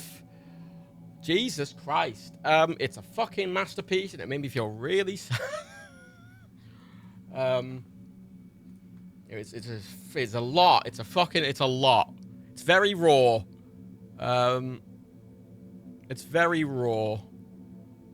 And I think, I've said to Daniel, I think it'll really, it'll really kick him. As creatives who do stuff, I think it hits a bit closer to home. I've been listening to the songs quite a bit, and I really want to rewatch it, but last time I watched it, I stopped watching it. I remember just closing the computer and going, and then I felt really introspective and very existential all of a sudden. And I haven't slept. I didn't sleep well, and then I've been thinking about it ever since. So,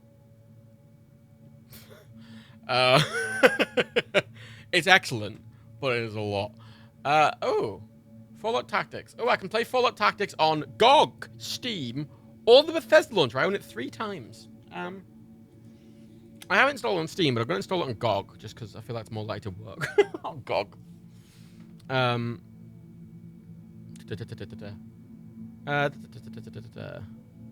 Voos is super off topic, but are you going to upload the Nintendo live stream? No, I've addressed it a few times, so I'll keep addressing it.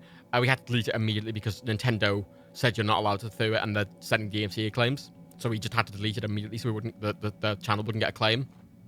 Blame Nintendo. Basically, we had to delete it immediately, and we're not going to upload it anywhere because Nintendo were doing it weird. So, thanks. Thanks, Nintendo. Sorry, it's bad chatter. Fallout Tactics is on Game Pass now too. Fucking hell, and everything. Nintendo were doing weird thing. Oh yeah, fucking Derpy's just got put a link in the chat for us to download it. Yeah, Nintendo were just being weird. I mean, it was Nintendo Japan that came out and said you couldn't, but Nintendo's website said you could, and everyone was a bit unsure, and loads of people just streamed it anyway, as would we. I don't know how much action they're going to take on it, but again, Nintendo are weird, and we don't want to risk it, because, there's a different... on YouTube, where it's a copyright claims are absolutely fine, right? It's just... They either just disable the ads or they take the ad rev, which literally whatever, right? But DMCA claims are different because they're takedown notices. And on YouTube and Twitch, you're only allowed 3 in total before they delete your channel entirely. And they're way more serious. And there was implication that they were looking at DMCA takedowns rather than copyright claims. We're not even going to fucking risk that, you know. I'm not going to touch that with a fucking barge pole. For valid reasons. So, yeah, just... soz. Yeah, they've been a lot better. Apparently, Twitch tweeted it like, oh yeah, in stark contrast to all the other streams, then now suddenly, previously they've been actively being like, yeah, you can restream them. This time they're not. Hey! Now, Fallout Tactics is the bad one. It's the bad game. It's the infamously bad Fallout game. As it's just a different kind of game. But I've never played it though. Air forces began an attack on military targets. That in the 21st century, that America. March 5th, 2052, the United States has officially closed. United States. We're gonna listen to this very intensely because even it's still a Fallout game, so it's still gonna have fucking sound. Disaster swiftly sweeping collapse of the United Nations.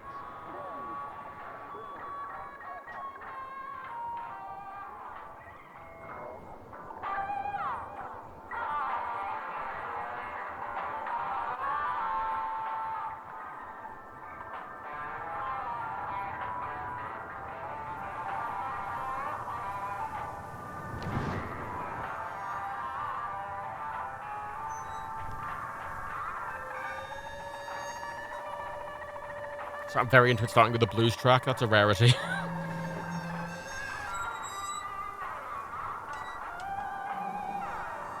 And Chicago as well.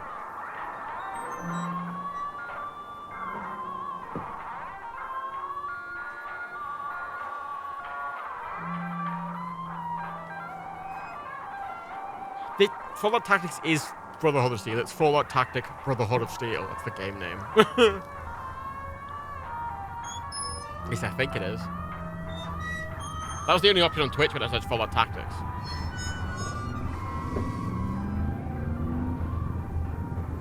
Oh, there's another one with Chip Brothers. Okay.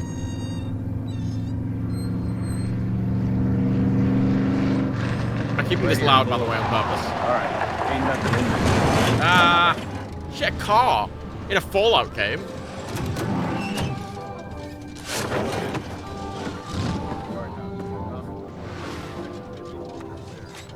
Good old Mad Max.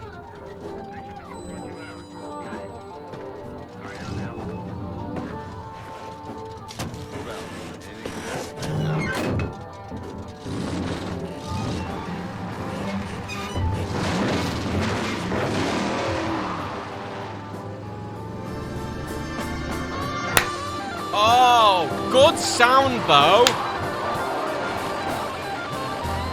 It's not really.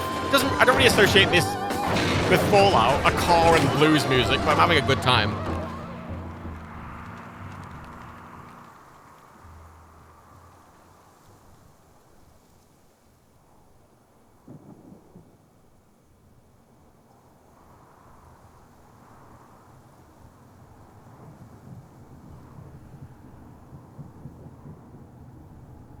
Ooh, that's a nice shot. It's a good fucking opener, I'll give it that.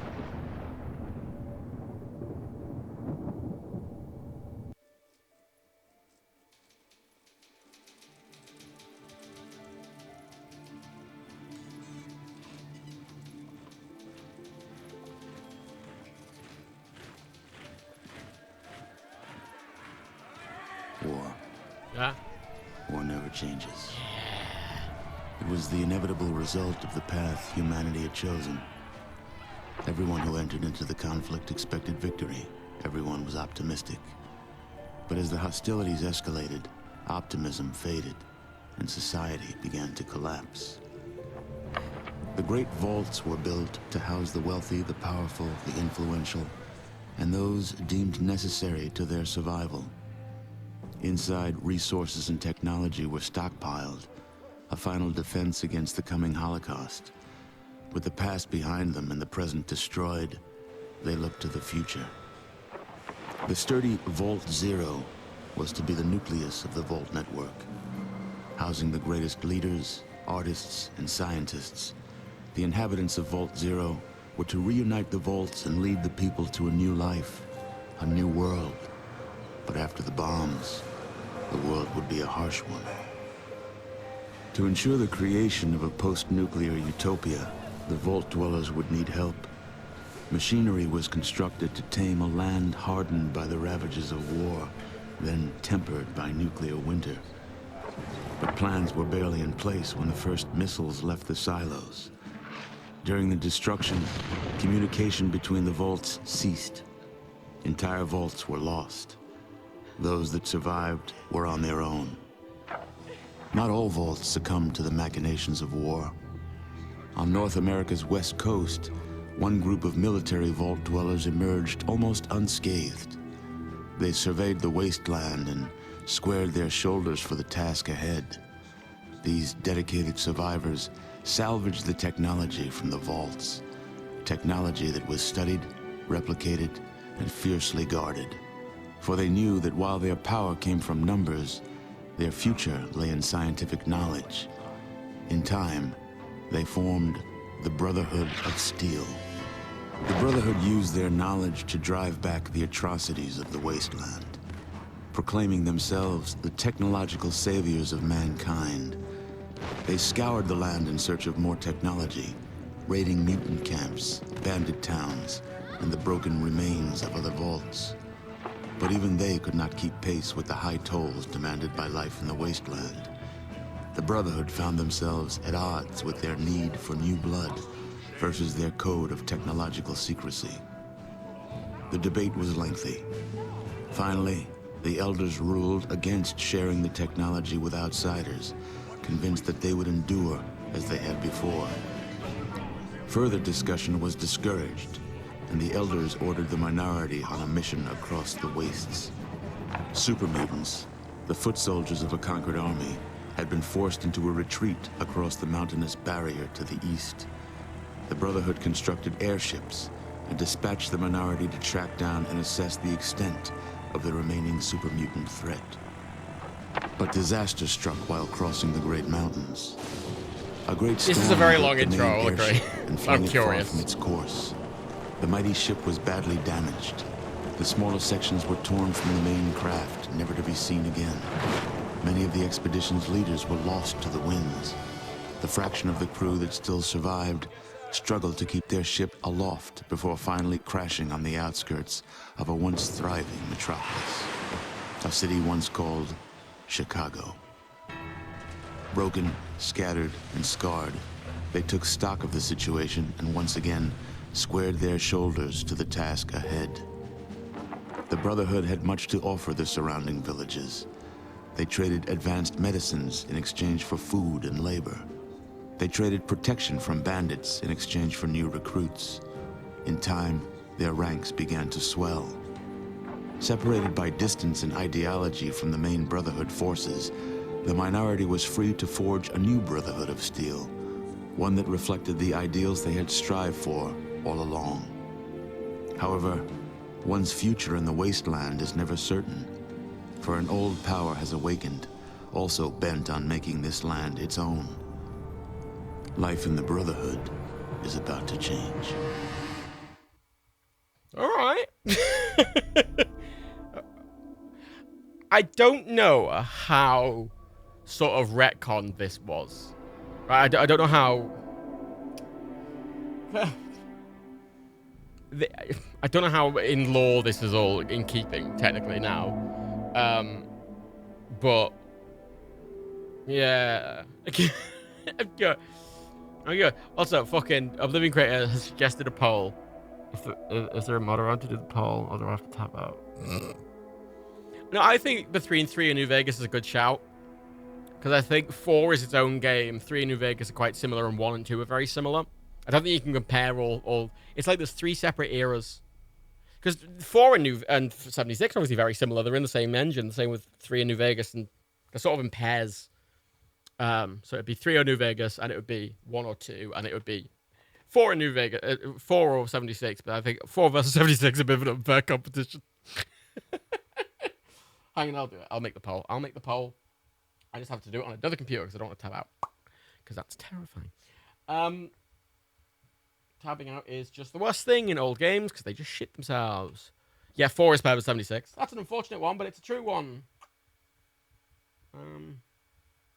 Because it's different games. It's like how comparing GTA 5 with San Andreas, I think it's a bit of an unfair comparison. You know, San Andreas, Vice City, and 3 are together. You know, 4's its own thing, and 5's its own thing. You know, Liberty City Stories and Vice City Stories are their own pairing. You know, you sort of have to... They're generational, and you have to treat them as such. I think it's quite important. I think I think it's a little unfair to compare them. I just have to agree to my own chat rules. Obviously, let's make a poll. I can actually have multiple options, but I'm gonna go. I gotta go between 4 in New Vegas. Oh, sorry, 3 in New Vegas. Sorry. I think they're both good games. Let's do it. Let's do a 3-minute poll. There we go. 3-minute poll. There it is, right at the top. I mean, 4 and 5 can be compared. They are very different games. Oh God. Sorry, maximum blood, please. Oh. Oh. Okay, sometimes when I select a high resolution, it shits itself and doesn't work, but we're gonna try it. Sometimes old games. Oh. Yeah. Yeah, that was one of them. Oh, fucking hell. Right. Oh, fuck. Okay. Oh, for God's sake. No, stop. Yeah. A lot of games give me the option to do that, and then you click them and they just crash. But some work. Some work, and some don't. But I thought I'd give it a try. There's no harm trying. I'll be back in it no time. Let's just skip the introduction. There we go. Oh, now it's crashed again. Oh, God. Been created to see the Windows 11 leaks. Oh, yeah, I haven't seen Windows 11 leaks. Nor do I honestly care. Generally. Because it'll look a bit different, but it'll still be Windows. And like when Apple changed Mac OS, it's usually quite a cool thing, but Windows is still Windows. Because it's like, you know, Windows 10 is still Windows MA. You know. So whatever. Right, there we go. Okay, is it still maximum blood? Nope. There we go. Maximum blood. Bang. Okay, let's just play it like this. There we go. That's fine. Ooh, tutorials. Let's do a tutorial. Oh. That's not. Let's just figure it out. Oh, God. Yeah, this is a game that was like, it wasn't an RPG. It was like a... Well, it was a tactics game. Mick. Snake. Blood robbery. Snake was the culprit. A teacher starved to death. Average. He's got good perception and good charisma. He's got lower than average charisma, but he's alright. He's got very good agility. Peter. Very good perception, very good charisma, very good agility. And then, thanks, Lynn Squiggly, for the 420. Fuck you. Thank you, Lynn Squiggly. It's very kind. And then there's Betty. Betty's a good name. Great perception, great charisma. Wilma, great strength. Good agility, good average charisma. So there's martial arts. Okay, so we have... He's great at strength as well. Very good at endurance. So, big, bulky bastard. Sort of little raider boy. Very intelligent man. I mean, I like him. He's got excellent intelligence, very good agility, very good charisma, very good perception. Like, that is a good Fallout build right there. Oh, God. 89% of people chose New Vegas. Yay! It's the most popular as far as I want to face Jory. Because...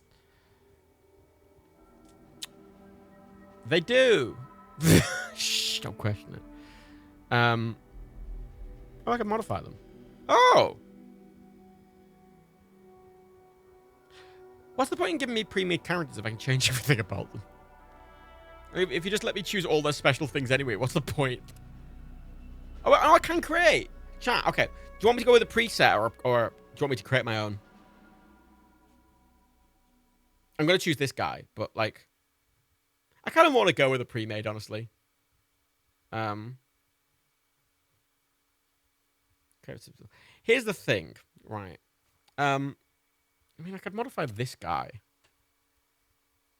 Like, honestly, out of everything he's got, I like his stats are fine. The only things I would change about him is that I wouldn't have first aid and doctor. I'd have like, you know, I'd have like sneak and big guns probably. I mean, I can check. I can just. Actually, I wouldn't have big guns.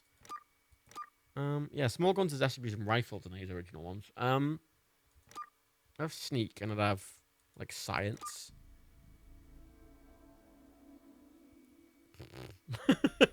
I'm just gonna keep them like that. Good nature and gifted's pretty Yeah,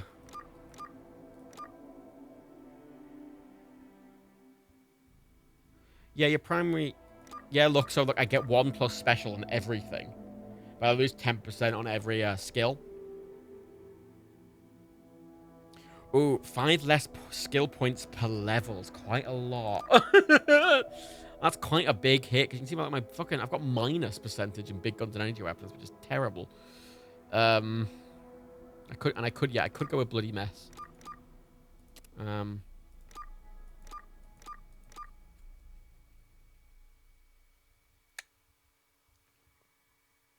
Yeah, I'm gonna go bloody mess because minus 10 skill.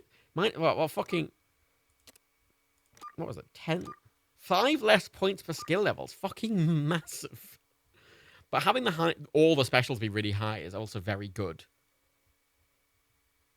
Yeah, I'm gonna keep it gifted.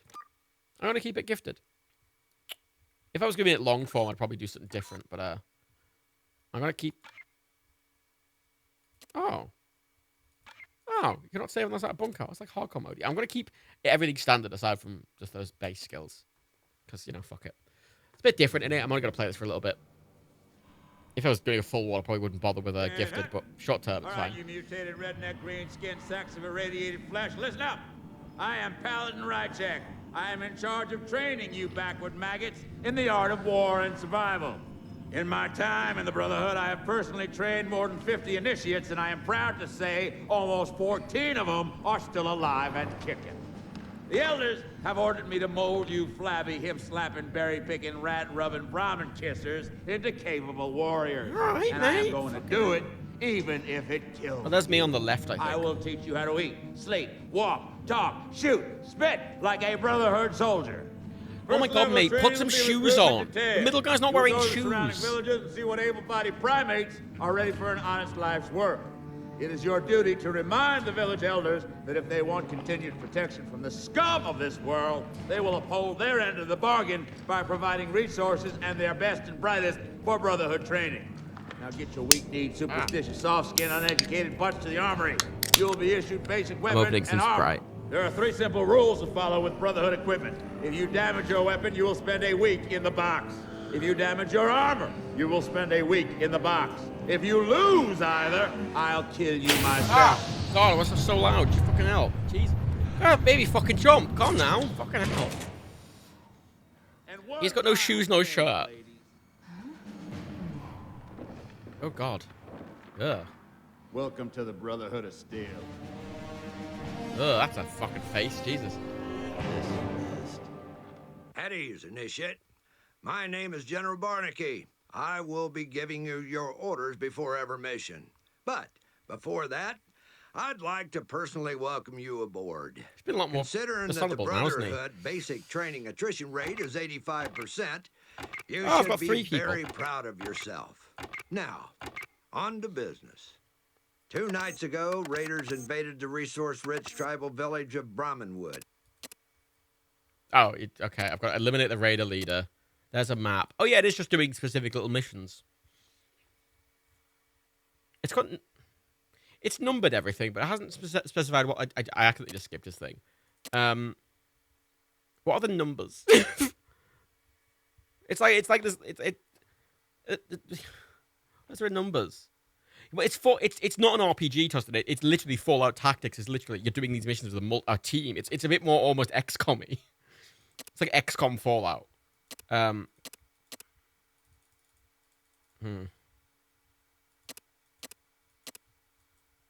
is an RTS. You can make it. You can. I think there was an option in the options menu to make it turn-based, but by default, it's a real time. So I'm just gonna do it as default and see what it's like. It's Fallout. It's still, even the worst Fallout game is still Fallout. Like 76 is still a Fallout game, even with all its faults. Although it is a bad one. But it's not. It's not. Well, it's a mixed one. 76. Right. So I've got a map here. I don't know. It's almost like Commandos, isn't it? What do these do? Oh, sentry mode, defensive. Sentry mode off. Crouch, prone. How do I run? Can I select all? Oh, I can't. Oh, there we go. Okay. Yeah, it's not like it's...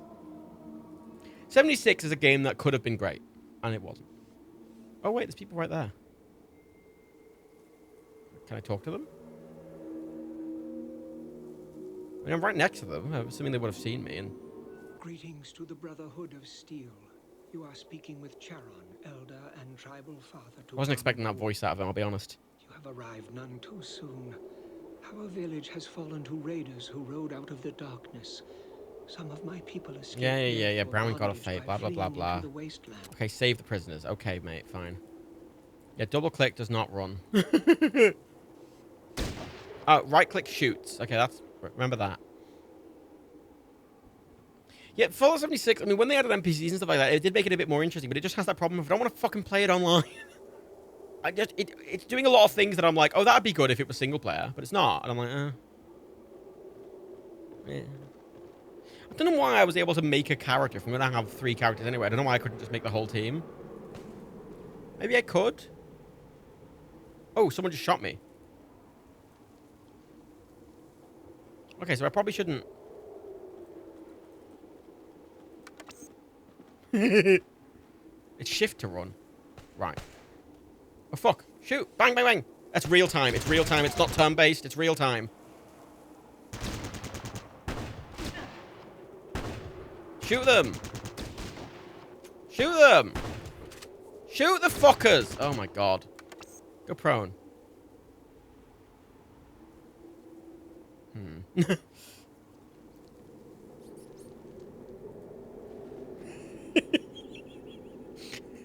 Look at the stupid fucker. Bang, bang, bang, bang, bang, bang. Shoot them. Kill them. Yeah, this is real time. You can make it turn-based, but by default it was real time.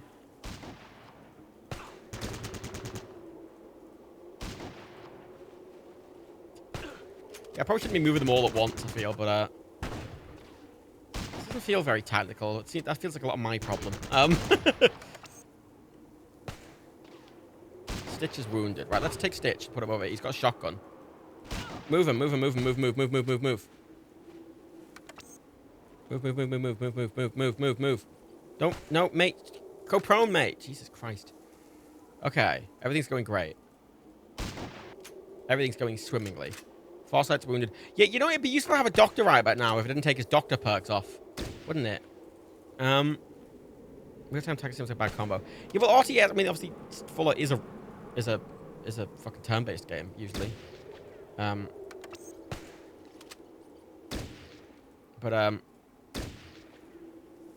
But fucking leg it. Run. Oh my God, run. Shoot him. Bang. Oh my God, how are you not here? 36%. They're a sniper with a sniper rifle, and you're getting 36% chance to fucking hit. You kidding me? Oh, I'm next to them. Yay. There we go. Okay, that was I fought 2 raiders, and I'm very severely wounded already. So in the options menu, there was formations on. You look turn-based off, individual or squad. So I couldn't make it turn-based if I wanted to. Oh, run mode. Smart run or always run. Smart run. Run only when standing and not sneaking. Yes, there we go. Okay. Fast turn-based. Yeah, I'm going to keep it on real-time because that's what it was default. And I kind of am curious what a real-time would do. Oh, this game doesn't have VATs, no. But when you're shooting, because the only thing... VATs is just turn-based. The only reason VATs exist in the older Fallout games is because it was turn-based. The only reason it exists in 3 is because they wanted to replicate the turn-based nature. That was the whole point of VATs. If you take the little circle at the bottom of the gun, you can do an aim shot.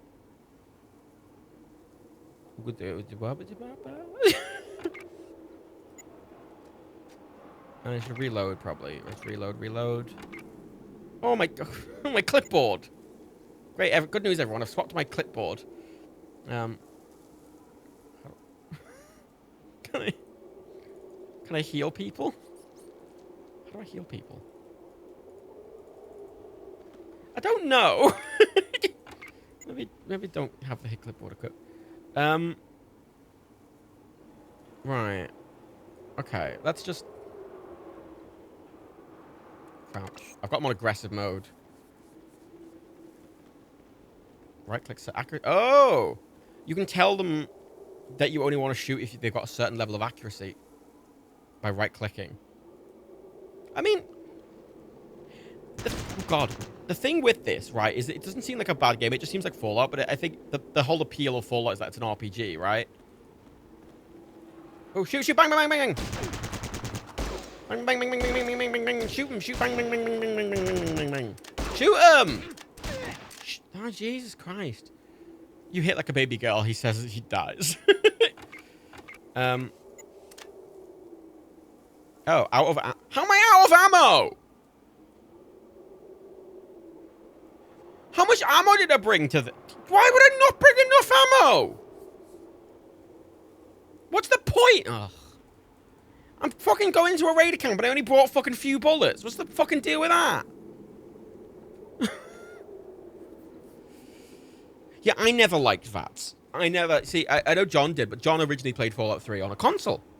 And I think where accuracy isn't the thing, but I played... When I first played, like, New Vegas and 3, I played them on a PC, and...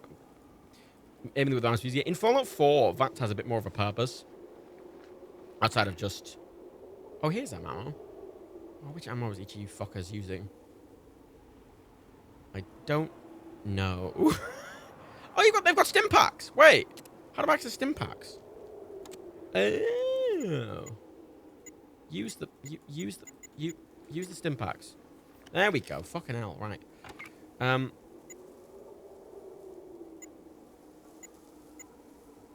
Use the stim pack? Use the stim pack. Okay.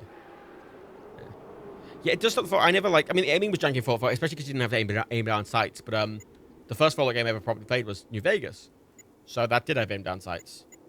I never really... Honestly, I remember playing New Vegas and I played all of Fallout 3. I don't know. I'm right-clicking and it's like... I don't know what counts as him healing. He's got a doctor's bag so he can heal people. And then Peter has... I don't know what ammo the gun uses, the problem. Oh, he's got Nuka-Cola. And booze. And a happy pie. Okay. That uses 9mm. That doesn't have any 9mm in it, does it? Oh, fucking hell. It's a bit... It doesn't seem like a bad game. It's just not really what I'd want from Fallout, you know? Like, when I play Fallout, I'm like, oh, shit, I want real-time combat with all these different people. And, like, it's not really ever the thing I'm looking for, you know? Done. Just... Oh, housekeep, okay.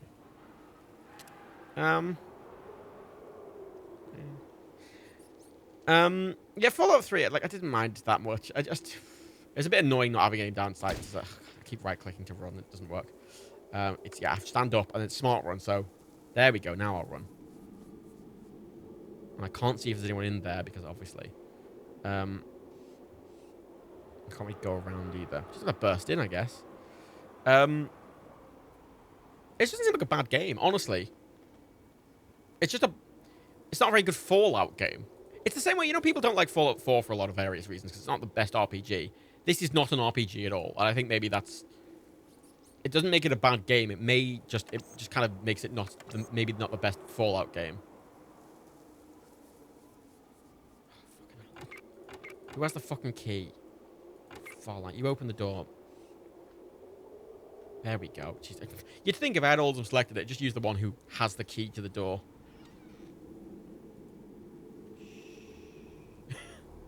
Oh, no. No, they know I'm there. Apparently me silently sneaking into the room was, Apparently that was not good enough sneaking. He was turned away. And I quietly sneaked into the room and he's like, shit! Oh, fuck, there's a wall! Shit, I thought... No! Shoot him! Get out. Quick. Leg it. There's a dog! Kill the dog! Stitch! Get the dog! Stitch, open the fucking gate! Stitch! Shit. Stitch. Stitch. Heal, please. Fucking heal. No, not you. Heal. You dick. Heal. Stitch. Heal, you daft tit. Jesus Christ. I can't pet the dog. You know why I can't pet the dog? Because the dog's gonna fucking eat me. I'm gonna kill the dog. That's what I'm gonna do.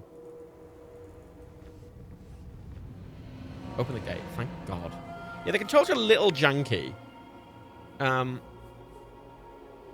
They're a little... It might be better if it was turn-based. Again, I can turn turn-based on, but... It's a bit... There's a bit too many moving parts when it's... There's a bit too many moving parts when it's sort of real-time.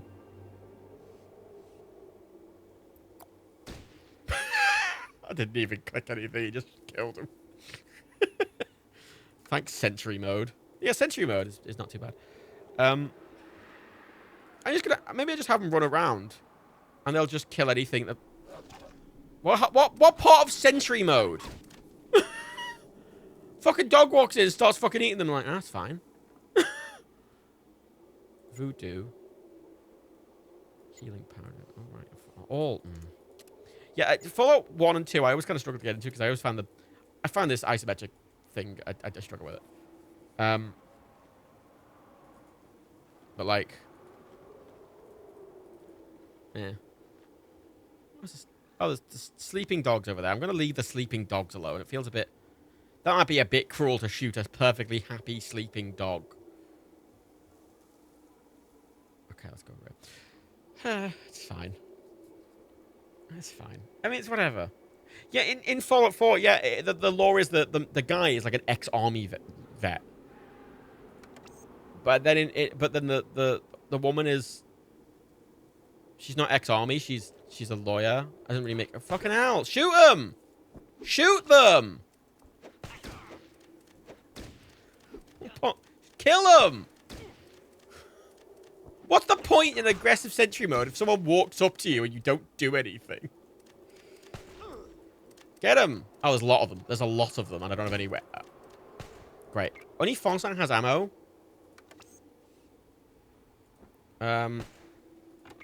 Foresight, please do not move. Do not move. Heal yourself. For the love of God. Healing doesn't make any sense. If I double click, nothing happens. If I right click, sometimes it heals. Someone doesn't like a right click again. Heal. Right click. Right click. Double click. Oh, now that's healing me. Double click. Oh, it's double click. Okay. Just a bit inconsistent, right? Can have auto stim pack set as well. That'd be fucking convenient. Nuka-Cola? And Stitch. Use the gun.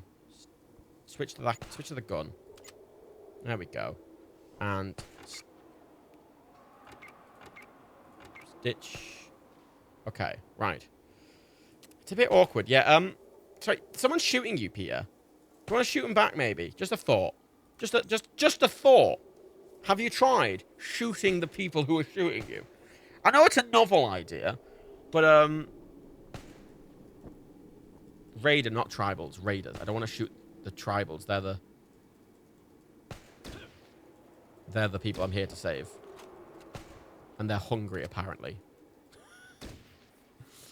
Which feels a bit... Just kill him. He's almost dead. Get up. Fucking kill the cunt. Why don't you kill them? You're not even fucking tied up.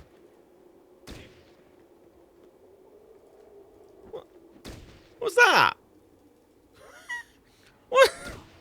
What are you doing? He's kicking you. You have a gun. Kill him.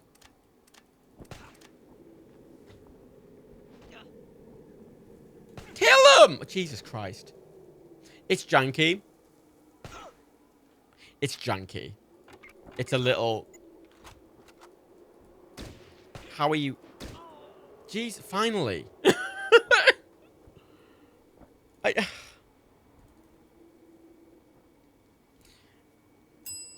Yeah, no.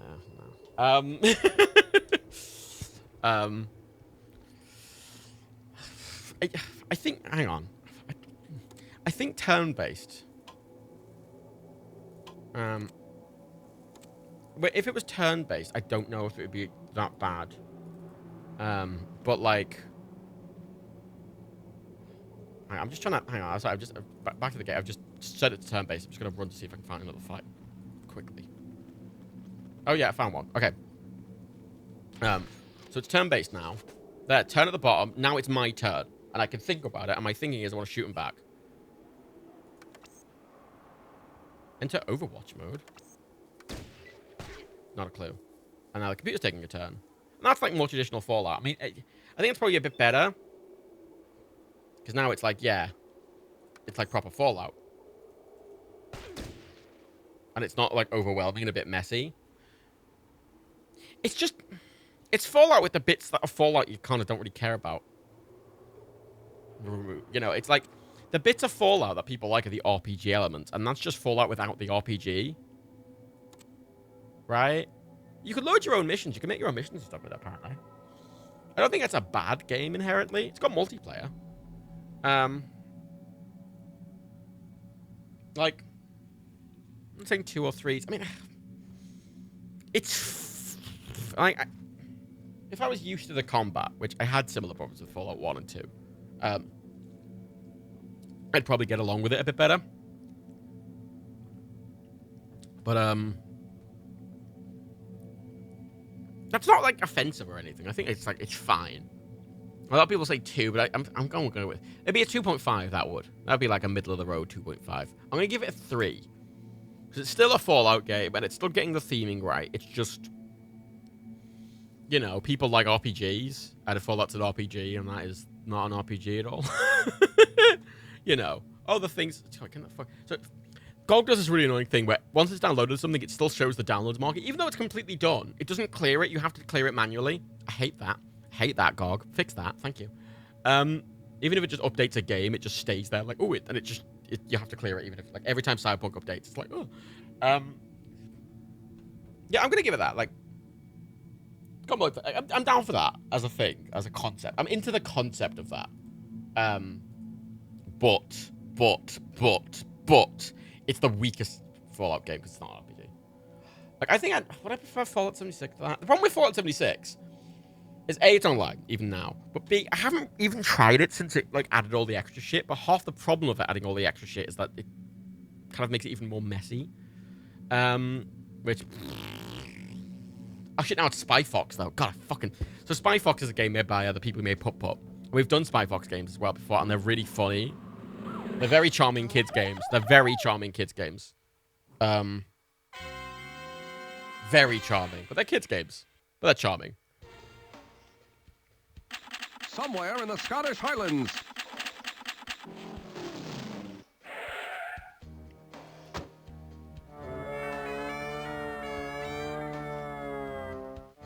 Oh, you're right awful there, laddie.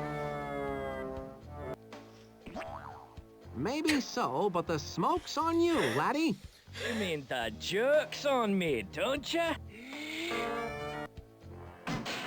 Please stop that. Like I said, the smoke's on you. Huh.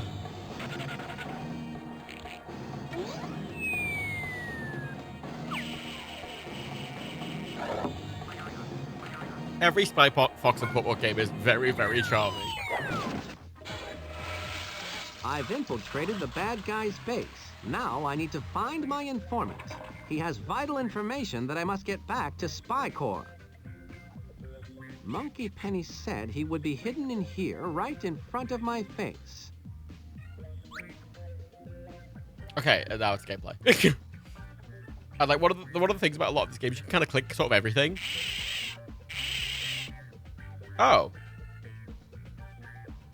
Sorry, is the stream just frozen? When it switched to gameplay, it's not capturing it. Hang on. hang on. Some old games do this.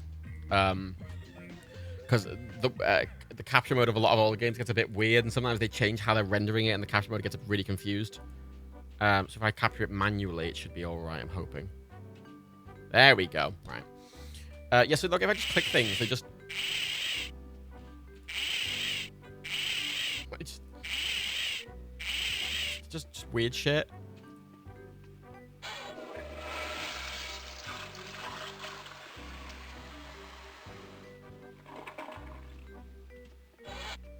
It's moving counterclockwise. We must be in the northern hemisphere. Thanks, Spy Fox. Yeah, like this. That sound effect I remember distinctly as a putt-putt sound effect. I want to point out as well, all of these games, like all of these, I can't remember the developers' names, but all of these are available like on Android and iOS. They've ported them all to like modern platforms, which I would...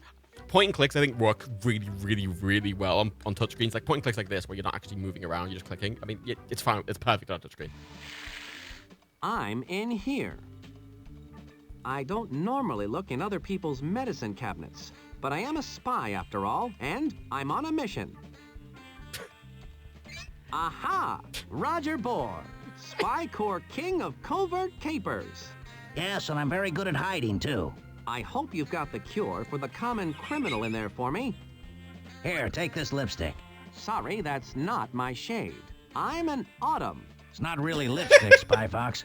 There's a top secret message hidden in it. You need to get that to Spy Corps on the double. On the double, eh? It must be important. I certainly hope so.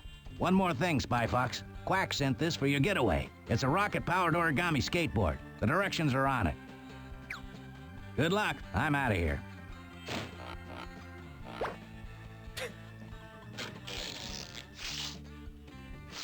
That's your special Spy Pocket.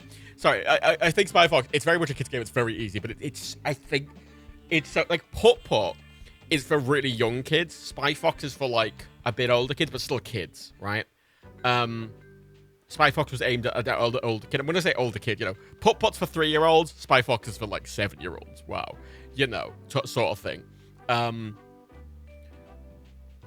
So I think Spy Fox is clever, is a bit more clever, and it's actually got a bit more gameplay to it. But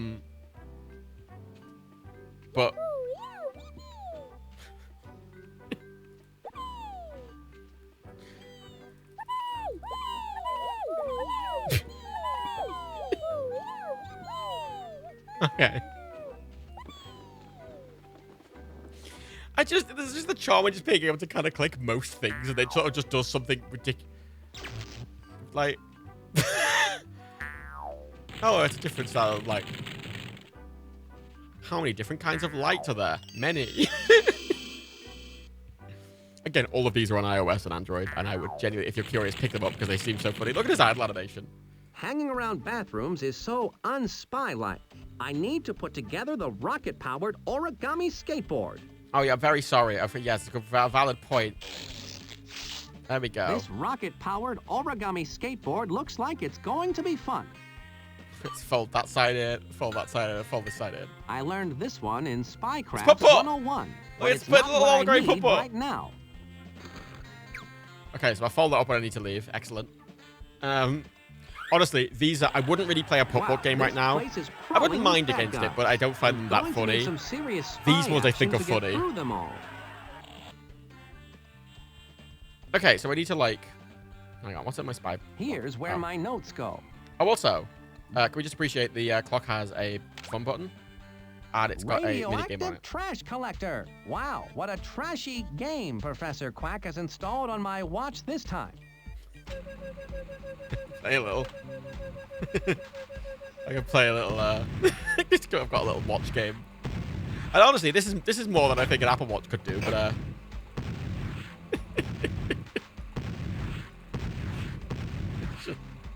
it's kind of stupid.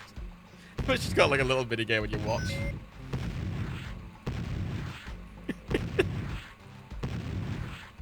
Putt-Putt had loads of mini games in it as well. I think Putt-Putt's a great game. But, you know, cool. And I've got my little spy thing. So, I need to... I used to play the banjo, but I quit because there were too many strings attached.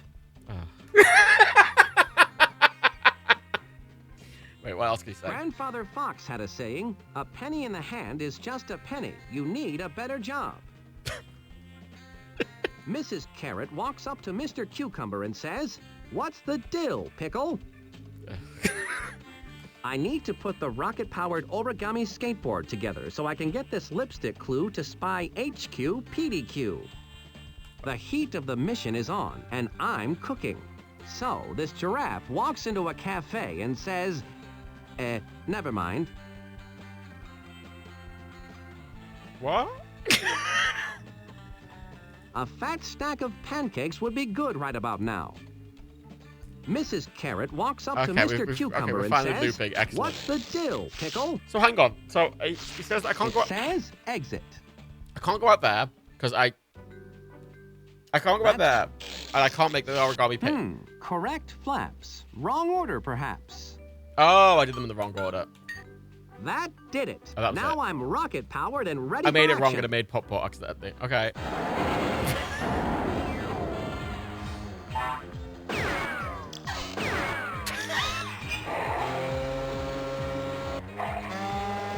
Off I go.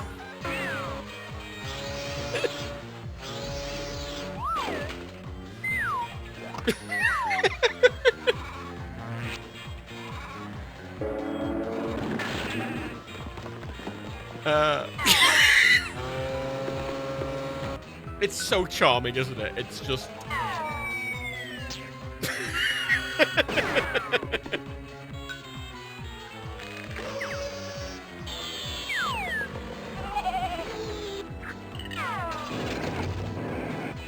Shit, the Scottish boys have to...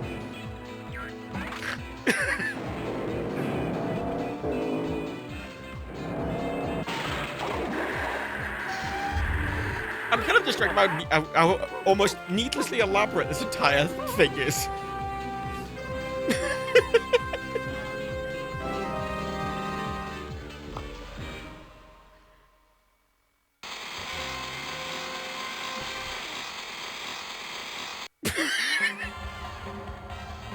Okay. Chief, a giant aerosol hairspray can has been spotted orbiting the planet, and it has unleashed a seemingly endless spray of aerosol directly at the ozone layer. At this rate, that aerosol can will destroy the ozone in a matter of hours. Climate change! Chief, I retrieved the message you sent me after. It's in the form of a lipstick container. The message is probably chemically infused on the outer casing, so small we'll need the super spy magnifying glass to see it. Did you look inside the lipstick container, Spy Fox? Incredible! Someone put a message inside the lipstick. Ingenious in its simplicity. What does it say, Spy Fox? Please help me. Signed, Plato Pushpin. Of course. Plato Pushpin is the top expert in cosmetic rocketry.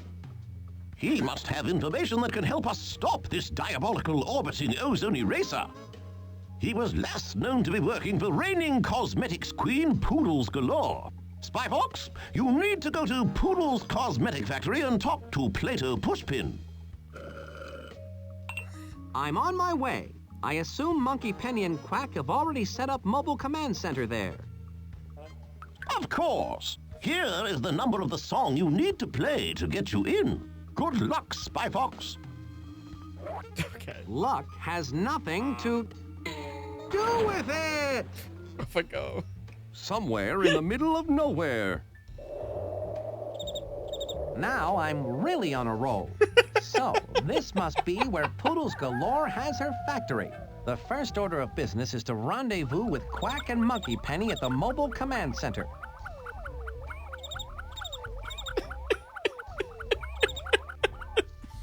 It's just... There's something they just go so... This donut shop looks closed right now. Oh, wait, up in the... Hang on, wait. I may have something completely irrelevant right now, but... Hang on, oh, he's doing triggles. The donut shop looks it's Daniel. closed. I don't feel like a donut right Okay, now anyway. hello, Daniel. Daniel, can I play the video? Can I play the sound on stream? For context, Daniel's half a thing, and I got Matthew, holy fuck, and Daniel sent me a video.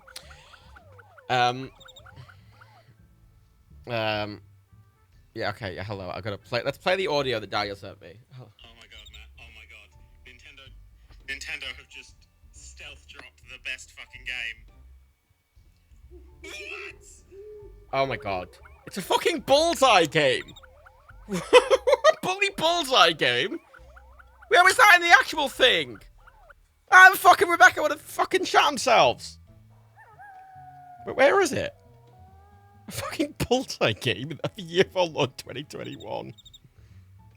Where? Where? Is that on the Switch store? Just found it in the store? What do you mean you just found it in the store? Wait, what? Hang on, let me refresh the store. Discover.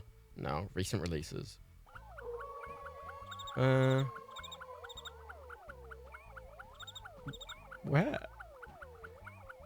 I can't see it.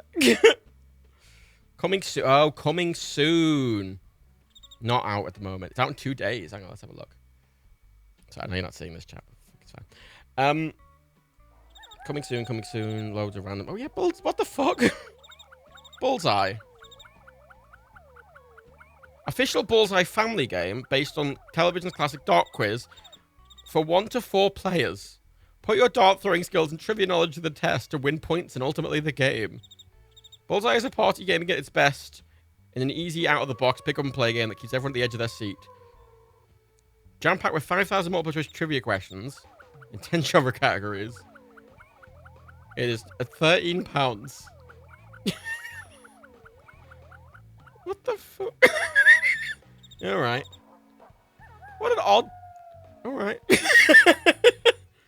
A Bullseye game in fucking 2021. What? Who would have fucking thunk it, eh? Who the fuck would have ever predicted a Bullseye game in 2021? I'm not complaining. I'm totally down for a Bullseye game. But, still, that's very surprising. You know, there's a lot of things I was expecting when you sent me that title, but that was not one. that was not one. 13 quid. Everyone think Matt keeps saying Bullseye. That's exactly what I'm saying. I'm saying Bullseye. I'm saying the word Bullseye. B-U-L-L-S-E-Y-E. Bullseye. That's exactly what I'm saying. Bye, Daniel.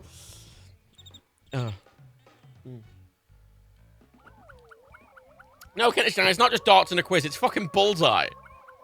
Bully Bullseye. Daniel, we have to all stream it. All 4 of us together. You know what was a bit of buzzkill, but what now of all time? Oh, his head's disappearing. Uh-oh, I've left it idle for too long. The lights are off, so they must be closed. Maybe they'll be open later. Okay, thank you. That's an odd distraction. Okay. That's the gate to Poodle's factory, and it's locked up tight. Bullseye is like an 80s TV show, which was a mix of a darts game and trivia game. Basically, it's literally a game show from the 80s, a British game show from the 80s, which Rebecca fucking loves watching. It's just a game show. Just a game show. A darts trivia game show from the 80s. It's not that like... looks like a keycard device. Oh god. Uh-oh, his head. No, shit. I bet I'll need a keycard to get through that gate. Oh god, calm down, buddy. Oh. Yeah, it's a thing that honestly you just wouldn't get if you didn't go. And even if you were English, you probably wouldn't get it because it's an older show. Like... What a cool jukebox. Wait. Oh my god. Oh god. Oh my god. Chat. Look at all the songs. Chat, look at all the songs. Chat, look at all the songs. Live and let fry. Fucking yes, T1.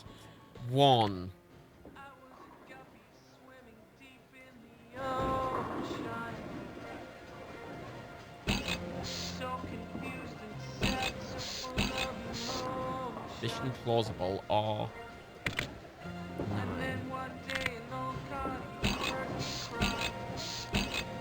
It is playing in the background quietly.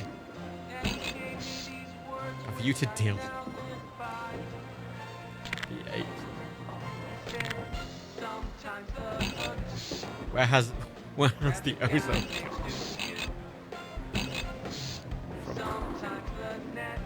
F2. Let's set up this to play in the background. The man with the golden bun! W5. Okay, bye.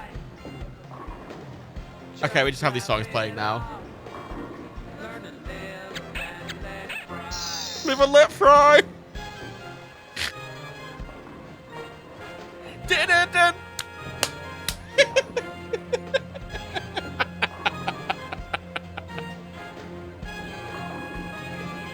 Oh, Spy Fox is fucking needlessly good.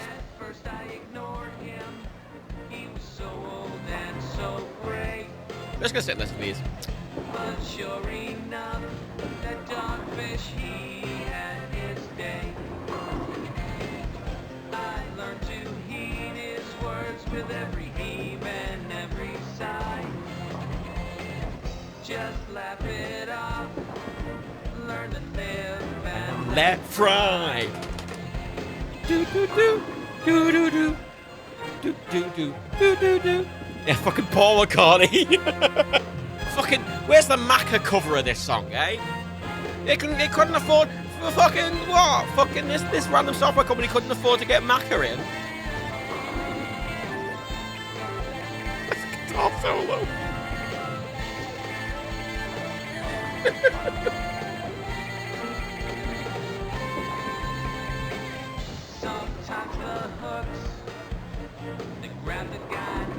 These are not short songs either. These are like full songs. sometimes the nets, they don't let you swim on through. So if your pal gets scooped up and goes bye-bye, just laugh it off, learn to live and let fry.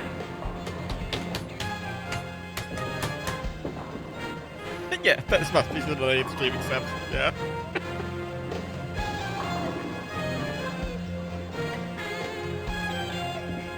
That's a bit louder and on there, okay. We're still going.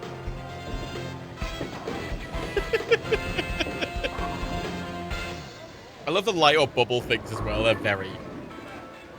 Okay. Now that song is a blast from the past. Why is that so loud? Fucking hell, Spy Fox. What's it playing now? Oh, it's Mission Impossible.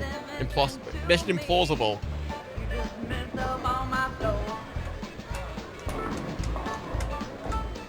My patience has grown empty, but you fill my heart so full. I guess I have to run again, you to go outside. It's just a mission impossible.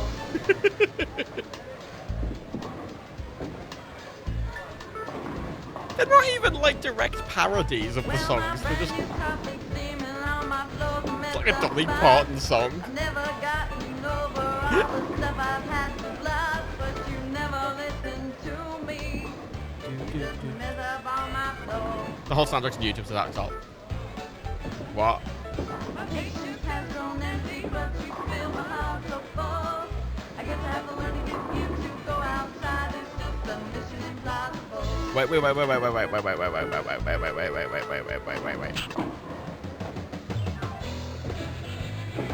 Let's hang on. Let me just briefly, very importantly, let's open the soundtrack on YouTube and just so we're not getting another bowling noise in the background. I just want to skin through them very quietly.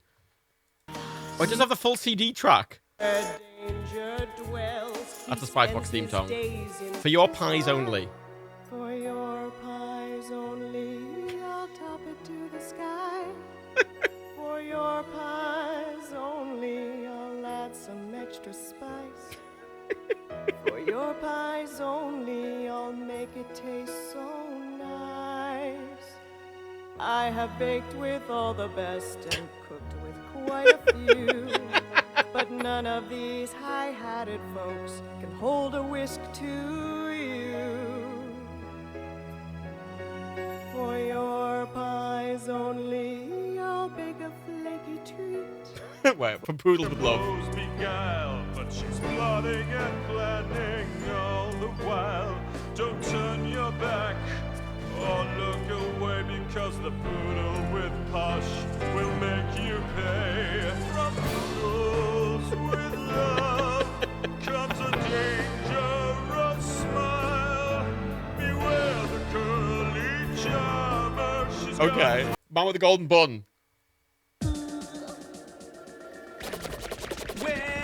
Give your man a spoon and a bowl for mixing. Give him some flour and all the fixings. Give him some water and an egg or two. And give him some sugar and molasses. Go let him mix it up in the bowl you gave. And lick the spoon and have a shave. Let him pour it into some tins for bacon. You know, see that this is one baker who's not bacon. He's got the stuff to flavor it right. When you watch him work, it's quite a sight. He never gives up and he never gives in. When he's up mixing, just watch him spin. He'll have you drooling over his tasty work. And when the eyes roll around, you'll jerk. Combine the ingredients, get hot like the sun. You'll never taste better than a man with a golden bun.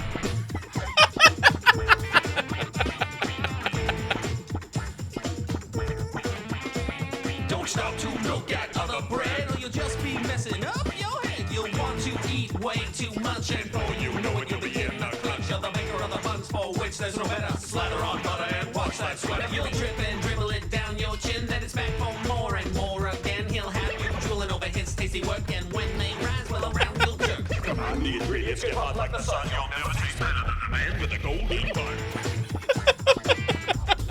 The man with a golden bun. Okay.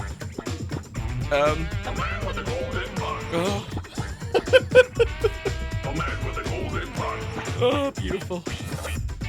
The man with a golden bun. Okay, then there's a view to Dill. That was the whole man with the golden bun. There's a view to Dill. I can't remember which one we played.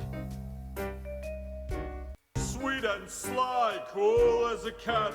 Such a clever foxy spy, you could say he's all that. But when his tummy goes growl and his stomach is aching, it's a beeline for the refrigerator he is making. A long day of sleuthing does take its toll, and that mean old growl burrows in his belly like a mole. It gets down deep and keeps him from sleep. How can this foxy guy get some tasty relief?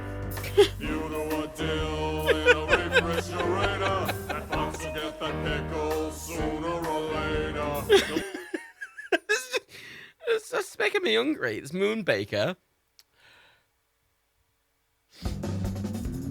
Ever had to wait for the dough to rise with Moonbaker? No need to compete with the effects of gravity with Moonbaker. Wait for a surprise because the dough will always rise with Moonbaker. All your cups and all your cakes are floating all over the place with Moonbaker. You got a tasty space treat at 30,000 feet with Moonbaker. Excellent. Where has all the ozone gone?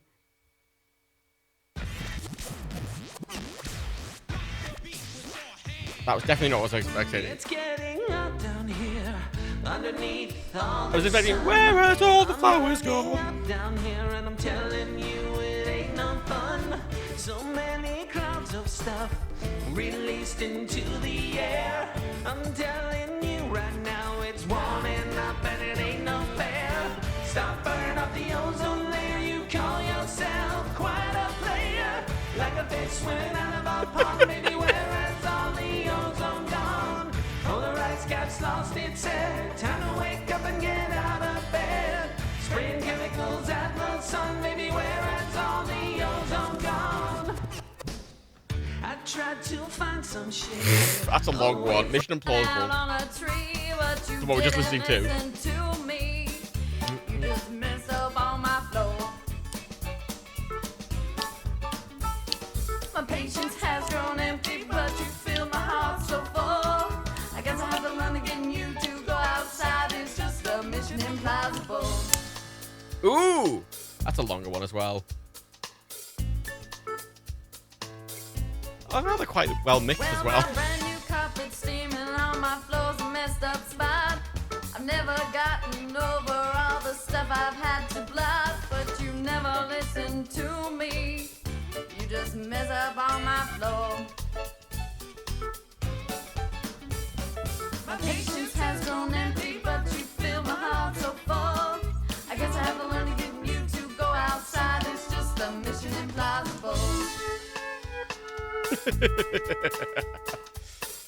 Excellent. And then there's Mr. Joke, Giggle, Giggle. Let's start.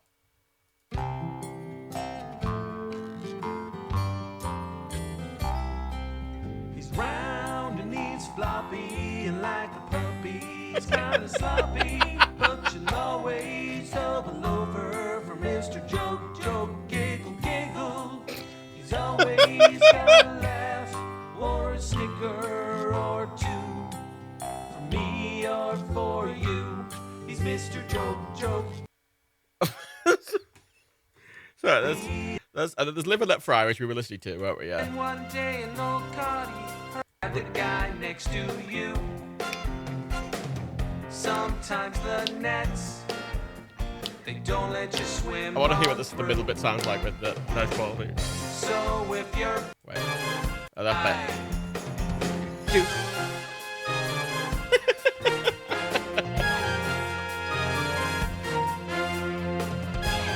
Excellent. And then Some Assembly Required, which is the last song. Well, my heart's in pieces on the floor. My dog, he just walked out the door. My boss, he called and said, you're fired. I guess my life's got some assembly required. I've been looking for clues all over the place, but I can't seem to find any trace of my decoder ring and gadgets too. I wish I could, it's got me so blue.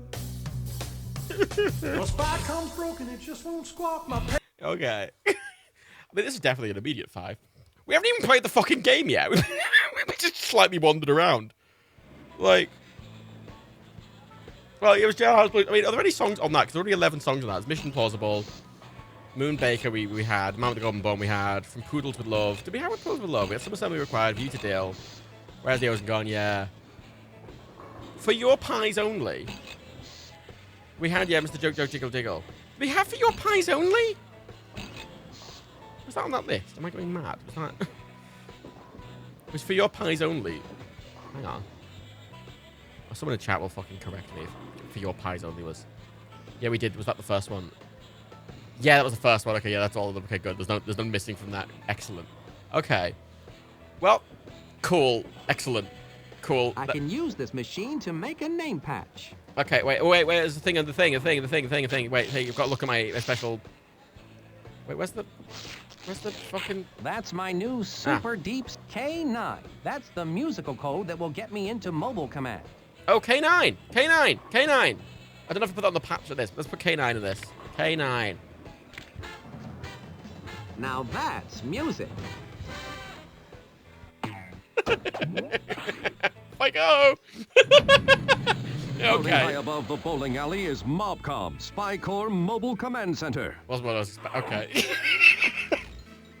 You've really taken the Mobile Command Center to new heights, Monkey Penny. Fuck off. Glad you could drop up, Spy Fox. We believe Plato Pushpin, the cosmetic rocket scientist, has been abducted by Poodles galore. He's the only person with the knowledge to stop this orbiting aerosol can. But be careful, this Poodles galore is a nasty character. She didn't get to the top of the cosmetics world by using a lot of sugar and spice.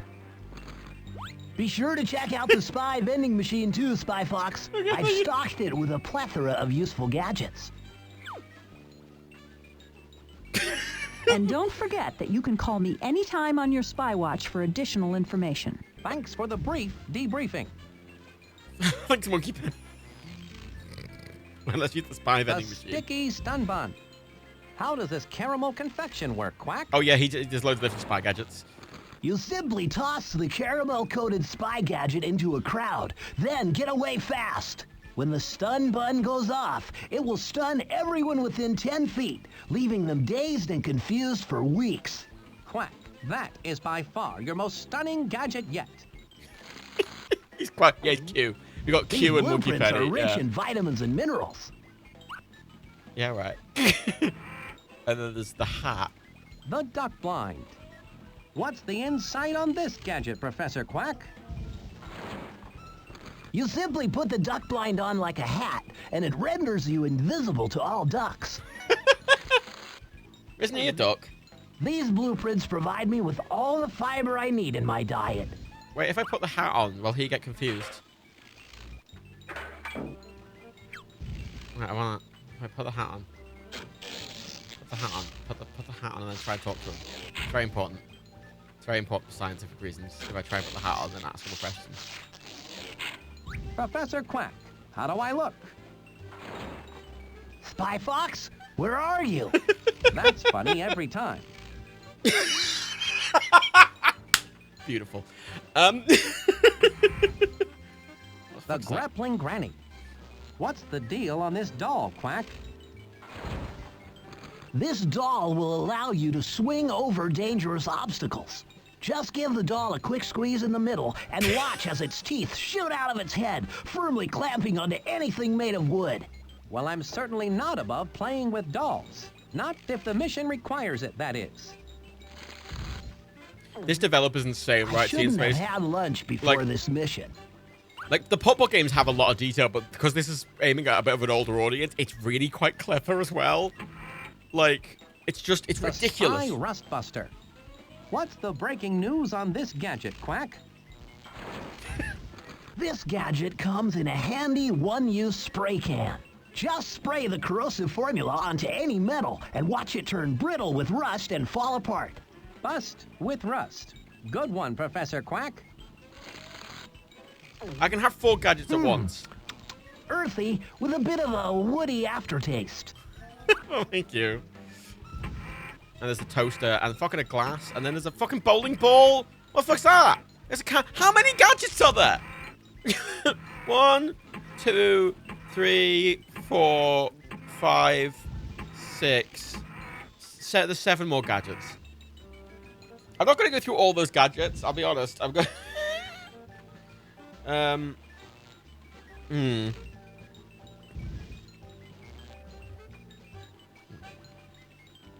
Right. I want to see what the toaster does out of curiosity. No, I don't want Spy toaster. I want to know what it does. Oh, What's shit. the spy action on this gadget, Quack? You can use this spring-loaded gadget to pop yourself up to 20 feet into the air. Obviously. Just hop into the dual foot slots, engage the timer, and off you go. Pop goes the spy. Ingenious, Quack. I shouldn't have had lunch before this mission. Okay, that's funny. I like that you said it probably makes toast. What a stupid thing whether there's obviously they're jump boots. What a dumb cunt whether how could you not assume a spy toaster would be jump boots? Fucking idiot. Fucking It would make this mission much fool. easier if I could take the super spy mess into space to deal with this evil orbiting arsenal of aerosol. Sorry, Spy Fox. You're going to have to find another way to deal with this disaster. The MESS is a mess, and it's going to take me a while to fix it. God, I love this fucking. I think this game is beautiful. Actually, it's stupid. What's that? Is the spy car ready for action yet, Quack? Not until I've got the trans-Google gear ratio back in sync. Do you know how to shift gears? When I'm hot on the trail of a bad guy, I can't be bothered with that sort of thing. Oh, yeah. Yeah, that's a good point. Can I use the big fancy boy in there? I can't use the spy toaster there. Okay, fair. Okay, off I go. Obviously. I can use this machine to make a name patch. No, wait, I can just put my name as, like, Bill or whatever the fuck. How's it going, sport? Do I know you? How did you know my name? It was a lucky guess, I guess. Yeah, whatever. Those lemons look nice and lemony. These lemons are perfect. I can't decide to eat them plain or bake them into cookies. That's Rebecca. There it is. That's Rebecca. Rebecca said that legitimately. Did you know yesterday. that a crude form of bowling can be traced all the way back to 3200 BC in Egypt? My, aren't you a fountain of trivia? This machine makes name patches. I'm gonna see if I can write a rude word. C U N T S. I need to insert a bowling shirt into the machine. It says insert. I need a bowling shirt.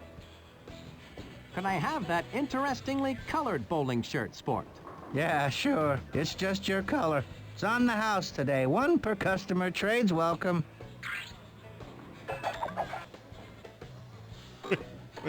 Okay. Have a nice day. Thank you. Okay, so let's... This machine makes name patches. Let's try cunts again. Cunts McGee. Cunts. I need my bowling shirt, which I'm assuming is in this pocket. That's my new Super D insert shirt. Insert shirt. Yeah, yeah, your fucking hands in the way, mate. There we go. This bowling shirt fits perfectly into the free patch machine. Well, actually, let me write the word That cunts. patch machine works great. I can insert a shirt and change the name anytime I want. I don't need to make the same patch. I'd better stop playing with this machine and get back to work. Does my shirt say cunts in it now? I hope my shirt says cunts in it. I think I should wait until I'm actually in the bowling area. Oh, I need shoes. Are all those bowling shoes sanitary? Sure they are. I spray each one with stink up myself. Cool. I've been bowling for a very long time. Yeah, I could make it at 3. I don't want to. God, look at the design of that bowling alley. Look, it's a fucking circular bowling alley. That's the coolest thing. Excuse me, aren't you Poodles Galore? That is right. Are you the 4th member of our bowling team? Yes. Yes, I am. Where is your bowling shirt? You must have a proper bowling shirt. How uncivilized. I'll get right to it. There's something fishy going on here, and it's not my deodorant. Okay, thank you, $5. Wait, I got put on the cunt shirt. Sorry. Now this is a fashion statement, and it's saying, hey, look at me, I'm a bowler. Sorry, can we address the man? All right. Let's bowl, team. Not on this team, darling. Not until you have the correct color shirt and the correct name patch. Oh, Poodle's Ace Champ and Day. You look like you're a pretty good bowler. Please don't bother Ace or Champ. They must concentrate on their bowling game. I need to be called Day. It says Day. I bet that is the name of the bowler Poodles is waiting for. So I need to have a pink and blue shirt with the name tag of I think it's best Day. to only wear bowling shirts when I'm in a bowling alley. Okay, I need... Wait. Which... Wait. Oh. Wait, they're both pink and blue. Wait. It's okay, it's blue with a pink stripe. Blue with a pink stripe. Okay, blue with a pink stripe. Blue with a pink stripe. That one. I'd like to trade this bowling shirt for that other brightly colored shirt. Suit yourself. I know it says cunt on it, but we can resolve that. I think these kind of things randomize every time you play the game as well, so you always have to go and check. Like, any stuff like that always randomizes. And then you It's write a Day free on the name thing. patch maker for bowling shirts. Day. It did let me write cunt, just wasn't the right answer, so fair enough. What happens if your name is more than 5 letters That long? machine works great. I can insert a shirt and change the name anytime I want. Yes, we just... I'd better take that bowling shirt with me. There we go. It's just well, you know, it means but as a kid who might only have one game, you can replay the game a bunch of times and it'll be different. You know, which I think is a cute touch. It's a nice touch to have. I think it makes it a bit more replayable. It's a game for You are kids. finally ready to bowl. It is about time, darling. Yes, but I'm a bit rusty. Do you mind if I warm up a bit? Oh, for goodness sake. All right, choose your bowling ball, but warm up quickly. My guest is simply dying to watch me bowl. Wait. There was a special bowling ball. There's a bowling ball spy gadget I need to go and get. Maybe that's like what? I mean, it's not a game for speedrunners. It's a game for kids. It's a game for literal children. Right, I need there's a bowling ball. There's one that was a bowling ball. I feel like that's going to come in handy at the bowling alley. I've got a hunch. There we go. A spy bowling ball. How does this gadget work, Quack? And don't spare any details. Fuck off. Say you need to get a secret message, or something that is attached to a normal bowling pin. You simply toss the bowling ball towards your target, and it will scoop up the pin and return it right to you. Brilliant, Quack. Another strike. These blueprints provide me with all the fiber I need in my diet.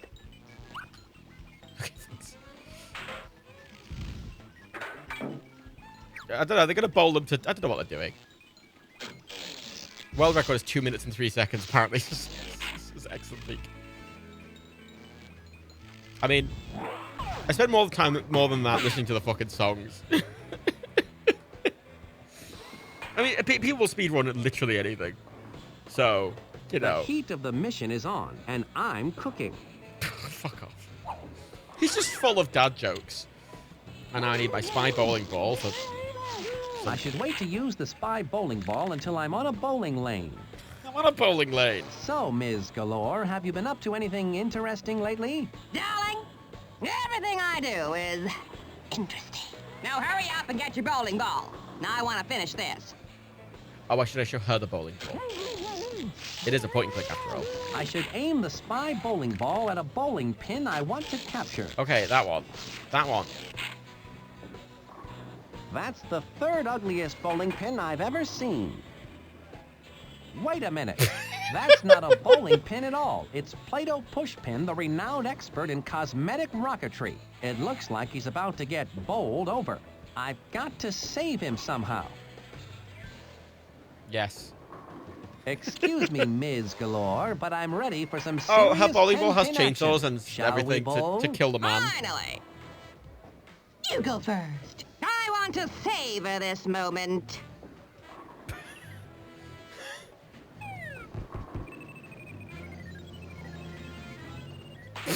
Well, that was fun. Time to split.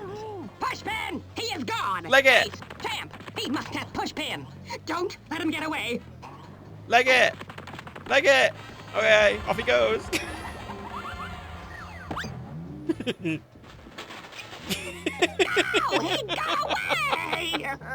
No matter. It is too late now. Champ, Ace, back to the factory. It's time to really heat the place up. Excellent. Thank goodness you got my message. I thought Miss Galore was going to make a 10-pin split out of me. She caught me before I could get the final ingredient for my congeal pill. It's the only thing that can stop her now. Sounds like a bitter pill to swallow. Just tell me what you need. I still need an unchewed wad of chicle. Chicle is a gummy substance that comes from the jungle. One secret donut XY. A freshwater pearl farmed only in the lake. And the final item I need is the aerosol particle diameter number, or APD for short, from outside the orbiting aerosol can itself. The APD, eh? How am I going to get that with a super spy mess in a mess? Aha! Ow! Poodles has a rocket ship locked in her factory. Perhaps you could borrow it. Here is my key card to the factory. I'm on it like a cheap suit. I'll get these final ingredients for you, Pushpin, or at least get a bad sunburn trying. I'll have the spy car fixed lickety-split. The 4 destinations you need are programmed into the spy car computer. I'll leave it for you in the street below. Thanks, Quack. It will be good to have my spy wheels back. Excellent.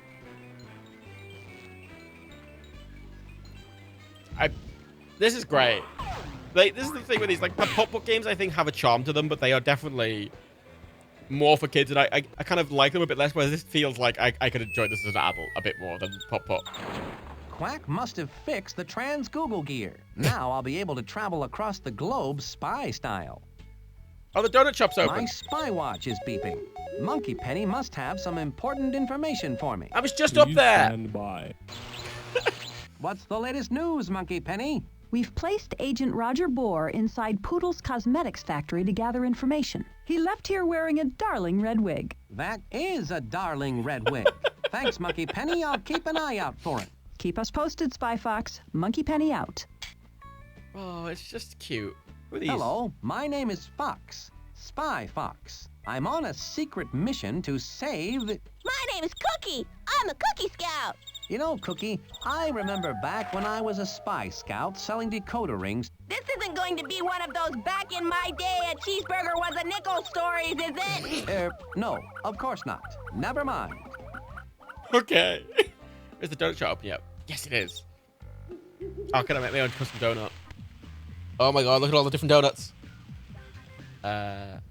Marronberry powder. Hello, my name's Fox. Spy Fox. I'm on a mission to save the world. Well, good for you. My name's Pia the Donut. I'm only working here until my acting career takes off. I'd like a Marionberry powdered donut, please. One fresh hot donut on its way. I want donuts. Here you are. One tasty fried donut. Oh, I should go and buy donuts and Krispy Kreme tomorrow. Oh, fucking police! Well, maybe just one more. I need to give that police officer something to occupy his time with other than eating donuts. Oh, fucking... Come on over here with your fucking... It says free donuts today. I wonder what's free on other days. Come on, Mr. Cop. Things seem pretty quiet tonight, don't they, officer? I'll say. No riots, no hooligans, not even a jaywalker. Nothing to do but hang out at the donut shop. What? That voice actor sounds weirdly familiar. Obviously. What do I don't need anything from here yet. I think there was a donut I could get at the thing. I'll deal with that later. I want to see what the other things are. I want to go to the another place. I could start a riot. That's a good idea. Just start a riot. This spy car is a miracle of modern spy technology. Quack programmed it with all the destinations I need. In this future, the UK doesn't exist. I'm off. The UK and New Zealand have apparently disappeared. Cuba is still there, but the UK is just completely gone. They finally got the Brexit they truly wanted and deserved. Lake. Desert. Jungle. City. Okay. Off I go. The lake. The freshwater pearl farm must be on that platform out in the middle. Notably Russian lake.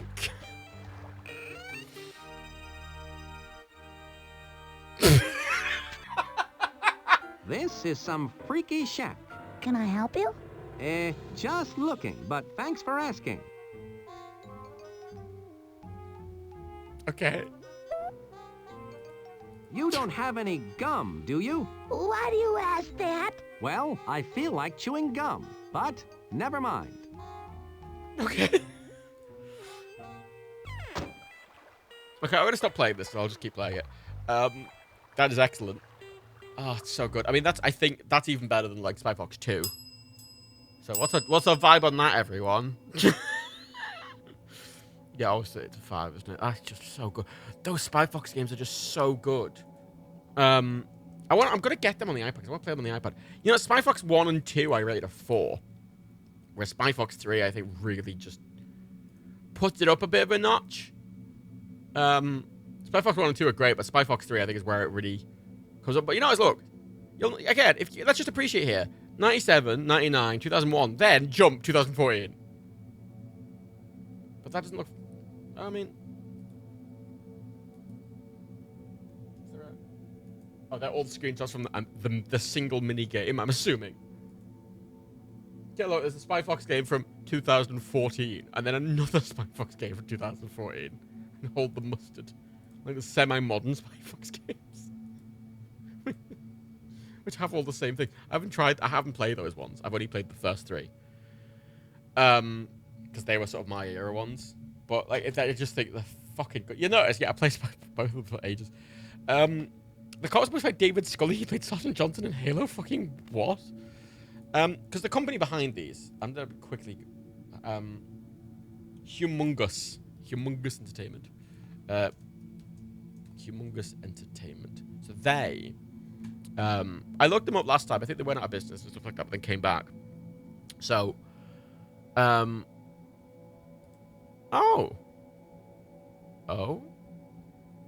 Yeah, they've got all the Pajama Sam games, and they've got, like, a big pack. And you can get all of them on, you can get all of them on the Amazon Fire tablets. You can get all of them on Google Play and the Apple App Store. So, like fucking all of them, which is cool as shit. Like, hang on, Spy Fox. Say all of them. I say all of them, but... No, it's all of them. Actually, no. So, the two new ones, Cheese Chase and Hold the Mustard, they're only on Steam. Whereas the first original three are on the App Store. And Fire tablets. And Google Play. $5 each. And they've got iPad ports. Proper iPad and iPhone ports as well. So... neat. The other ones are just arcade minigames, are they?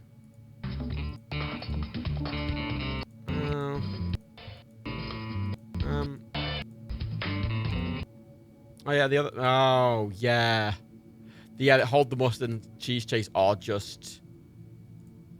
They're like just the mini game. Seems to be. You can buy them direct from their website. I want to put out. You can buy a Steam key direct from them, which is kind of cute. There was a thing, I swear. Oh, membership. Membership? Never miss a sale. Exclusive club offers. Okay. There's 34 games. Something says Humble. It says Humble Bundle. We've been busy, Humble Bundle. It just links to their fucking store. Wait. Humble Humongous. Humble Humongous Entertainment Bundle. Huh. Yeah, they in 2019 they had an entire bundle with all of their games on. That's neat. Fun. Yeah, I'm gonna buy that. I'm gonna buy. I think especially Spy Fox 3. I'm gonna buy that on iPad because I want to sit and play that. I think it's so charming, isn't it? I want to point out I've been going for now over 3 hours and I have done 3 games, which is a very slow pace today, but it's a good year for video games. It's a good year for video games, 2001. Yeah, we've literally done 3 games. Serious Sam, Fallout Titans, and Spy Fox 3. But they've been good so far. They've been good so far. Now we're doing Cossacks. I think we'll get through Cossacks quite quickly. I've got a feeling. I've got a feeling we'll get through Cossacks European Wars fairly quickly, considering. Cossacks. I don't know what Cossacks is. I've never played a Cossacks game. Fuck it. Right. Yeah, the Fire tablets are reasonably popular because they're quite cheap. They're really cheap. The Spy Fox tablets, the Fire tablets, they're pretty cheap. But if you're doing basic stuff, they're probably good enough. Oh fucking hell! Calm down. Shh, quiet. Shh, calm. That's running normally and properly as well. I don't. Literally no idea. Intro. Oh, it doesn't do anything. Cool. Oh, that's just my computer's name. Campaign. Tutorial campaign.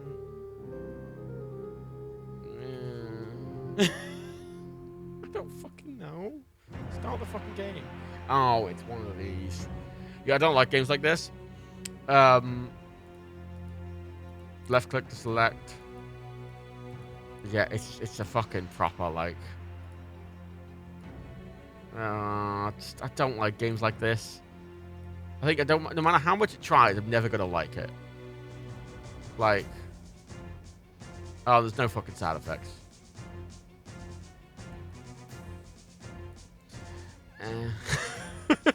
Yeah,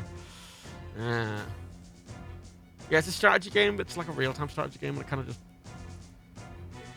Right, I know, there's some things I just know are not made for me, and this is one of them. You know. Like, can't move around the map aside from that either. It's got no sound effects, doesn't really have any charm. It's pretty. Oh, look at the top.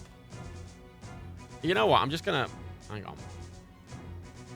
Can I back leave? Oh god, I know. Can I skip. Skip. Oh fucking hell. Oh god.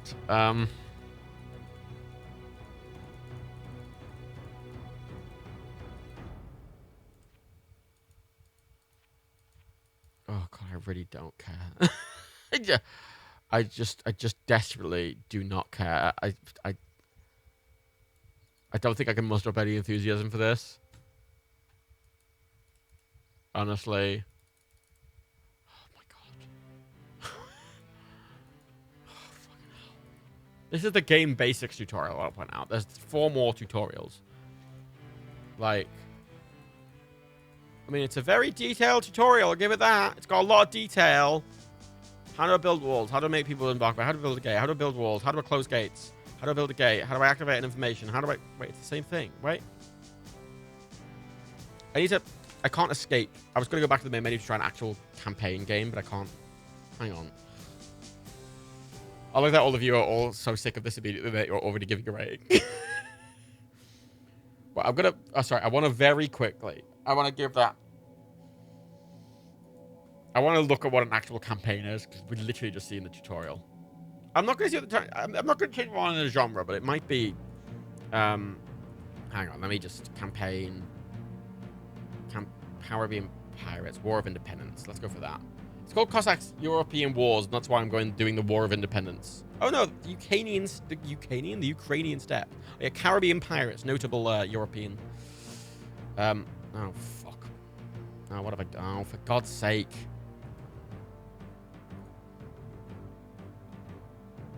Yeah, I just want to... I want to... My rule is I want to play an actual bit of the game before I actually rate it, even if it's crap. I don't feel it's fair to just rate that after only playing, barely looking at the tutorial. Proceed to the village in the west. I've got a lot of Ukrainians.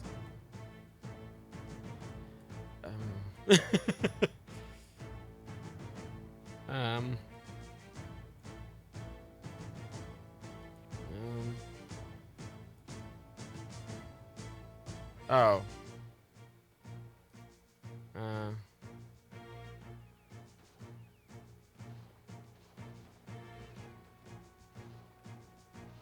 feel like the game's running too fast. Have I...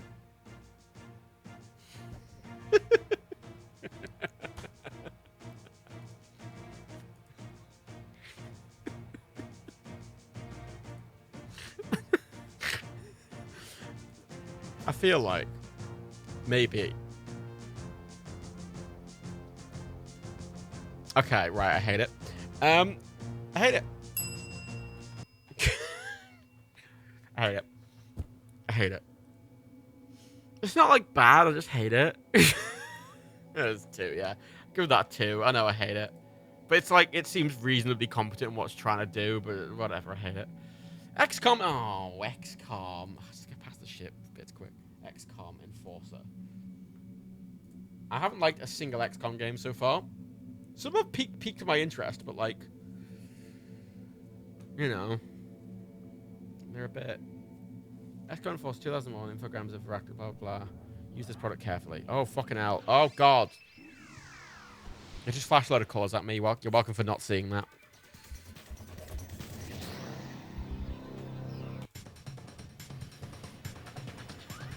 I mean, I always like the look of XCOM, and I've never liked a single XCOM. Even the new XCOM game I don't like. It's not my kind of game.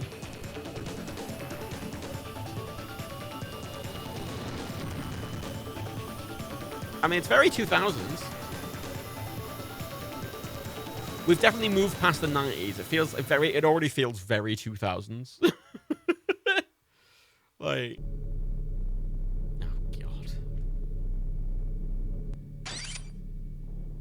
Alright, right. Oh, fuck. Oh, look, you can see how low res it's running based on how big that's... yeah, 480. Yeah, I'm not gonna fuck with these. Minimum desired frame rate, 60, please. Thank you. Gore level. Oh, normal and reduced. I'm not gonna fuck with those because they're gonna break everything, I imagine.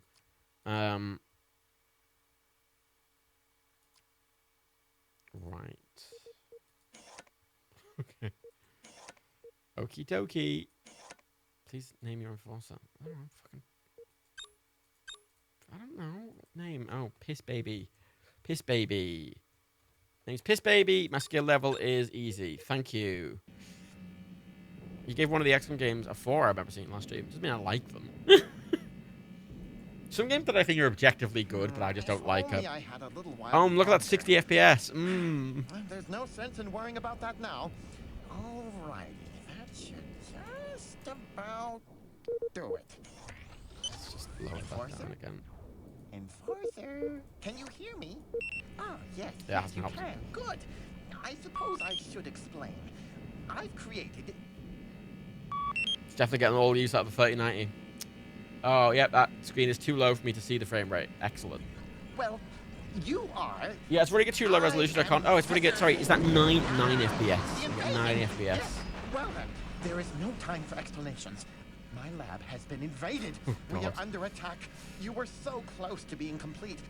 And though you've yet to undergo a full subsystem stress test,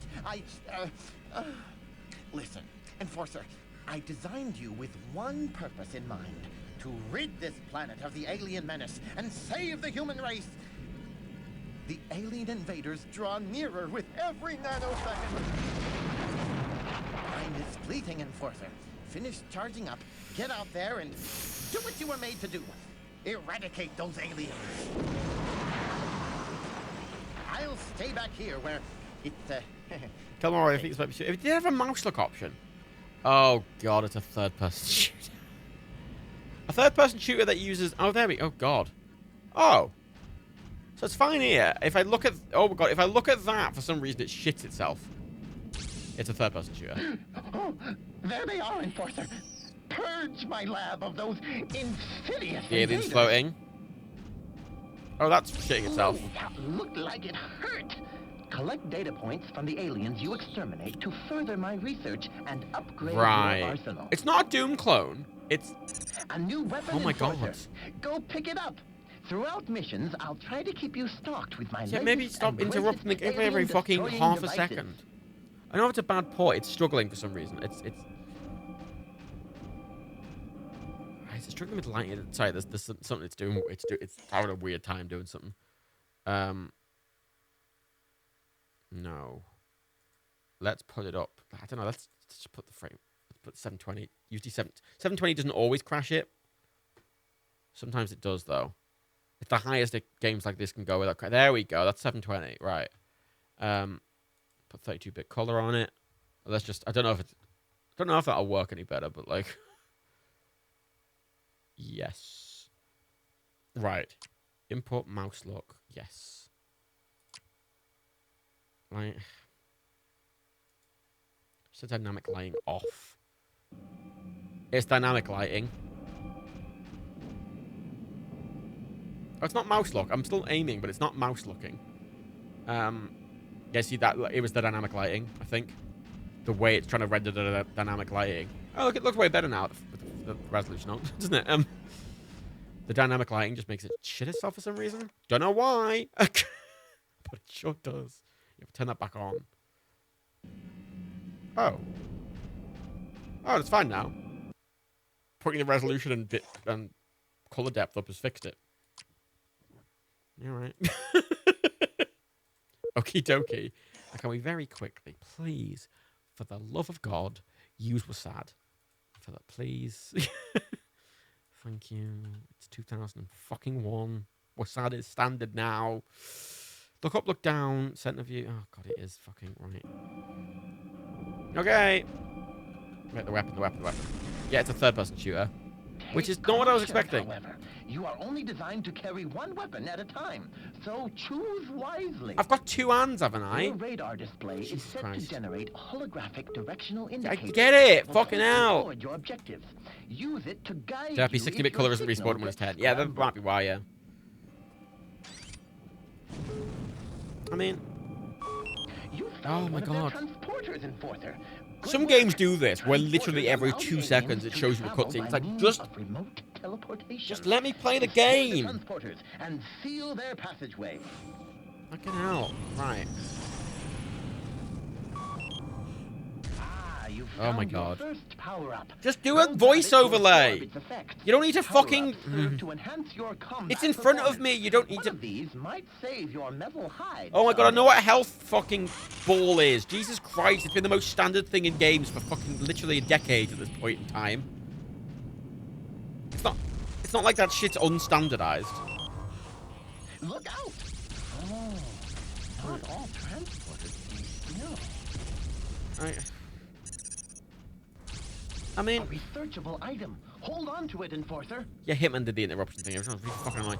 I kind of gave Hitman a pass because it was doing a lot of unique things for the first time. This is a shooter. It's not, you know... At this point, shooters have been around for decades and very standardized. Like... I mean... Amazing. It's fine. I don't know why it's third person. Mouse look doesn't seem to make you mouse look. It's for some reason looking down instead of forward. I don't like that. Like the angle's like a bit too low. 4 transporters left, Enforcer. Right.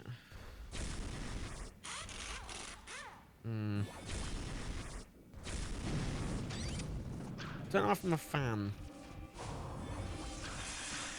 Okay. I mean... I'm picking up a new gun every fucking 3 seconds. They're all kind of shite. Trying to be really arcadey and... The shooting's not satisfying. The movement's kind of floaty. It's trying to do the I mean...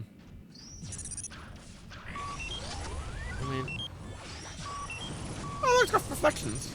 Oh, it's the fake reflections where they're just rendering the game twice. I'm assuming that's one of the devs. Right, I just...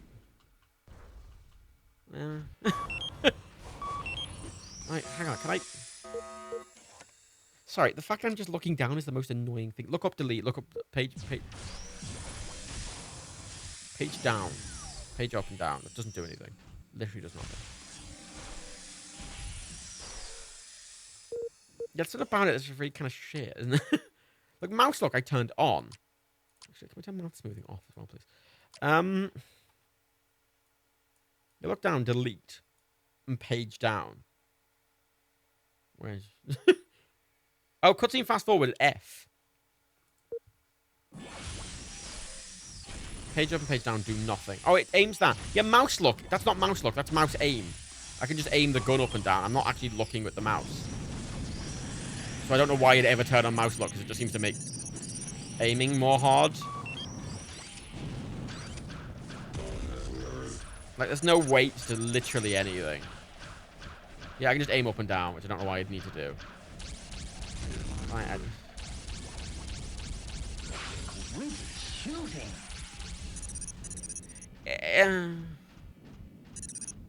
Yes. No. Alright.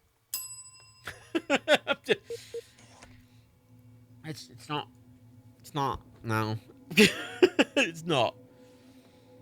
It's not very good. We're getting 1s for that. 1s and 2s. Yeah, I guess the thing with that makes that less excusable is that if that came out in 91 or whatever, like shooters at this point in time are pretty well established. Like Serious Sam just came out. I mean, what with Doom has existed at this point for like a decade, right? Like, Team Fortress is already fucking out. Half-Life's already out. Counter-Strike's already fucking out. It's a bit, at that point in time, it's a bit late, isn't it? And it's not really XCOM either. Like, it runs okay, and the shooting's not the worst. I mean, is that a 1 or a 2? Getting 1s and 2s. I mean...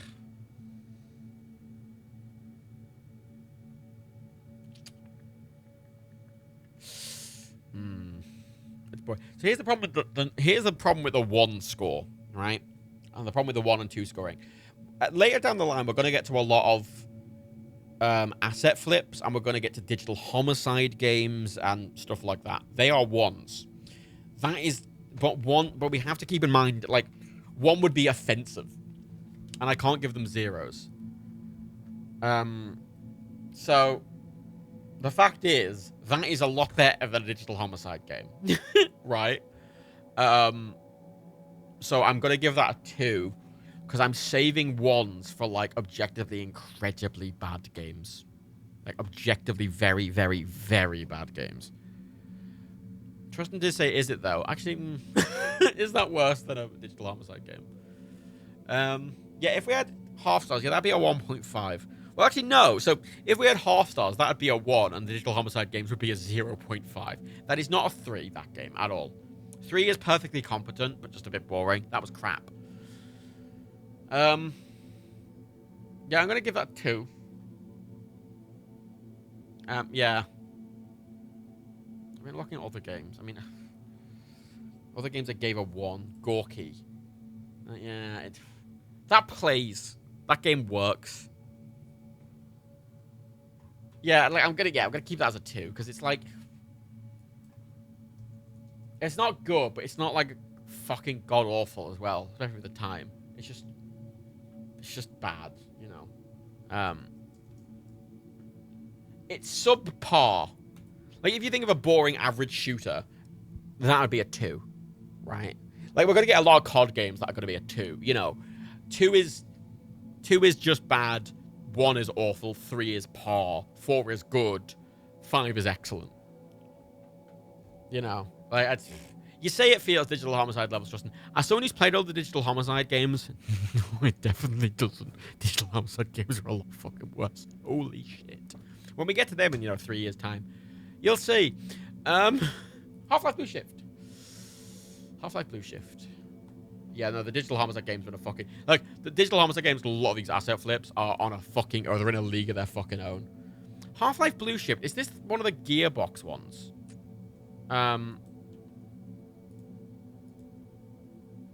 Like, I don't... Is Blue Shift one of those weird Gearbox shooters? The mouse isn't working. What's Digital Homicide game? Digital Homicide, Expooj. They are a company infamous for the rest of it. They're the one who tried to sue Jim Sterling after the slaughtering grounds. It's a big case. I can't... The mouse doesn't work on the menu of this game for some reason. Hang on. Yeah, those wankers. And they make a lot of very, very, very, very, very, very, very... I might do Digital Homicide as a special. I mean, I did years and years and years ago. I did a stream where I did every Digital Homicide game in the stream. But I think for posterity, I may, yeah, doing that again isn't the worst idea, I think. Servers... What the fuck is Half-Life Blue Shift? Hang on.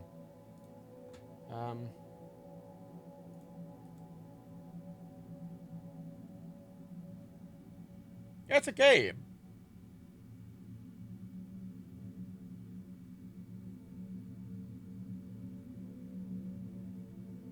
It's a Half-Life game.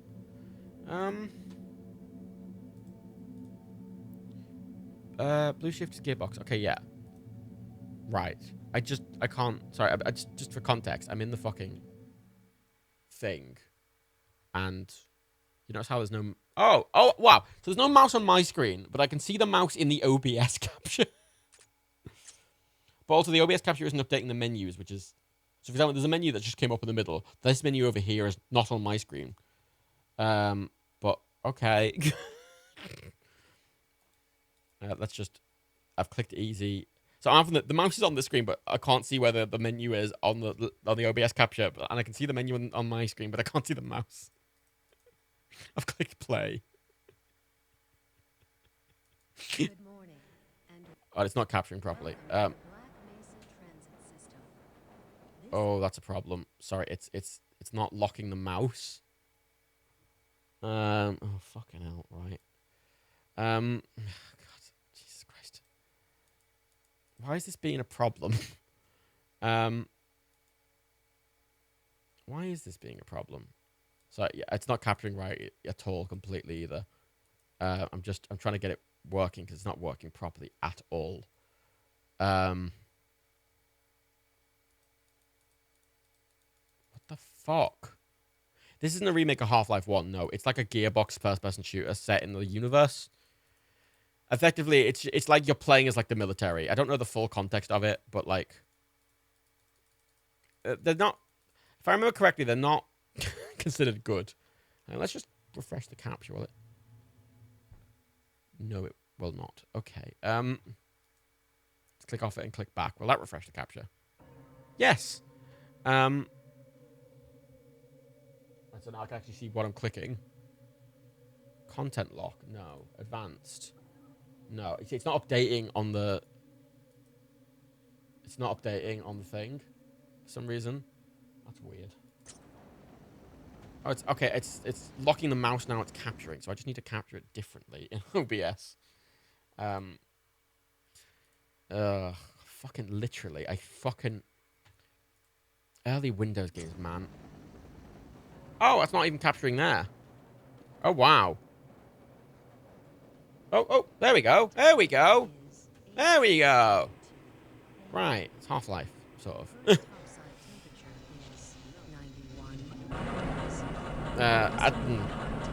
I played it. What was the Half-Life game I played that wasn't? There was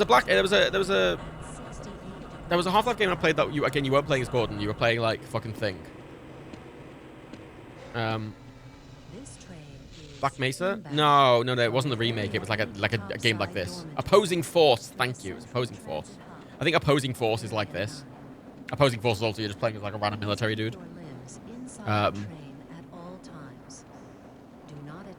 There's a 15-minute intro boost. Oh, fucking hell.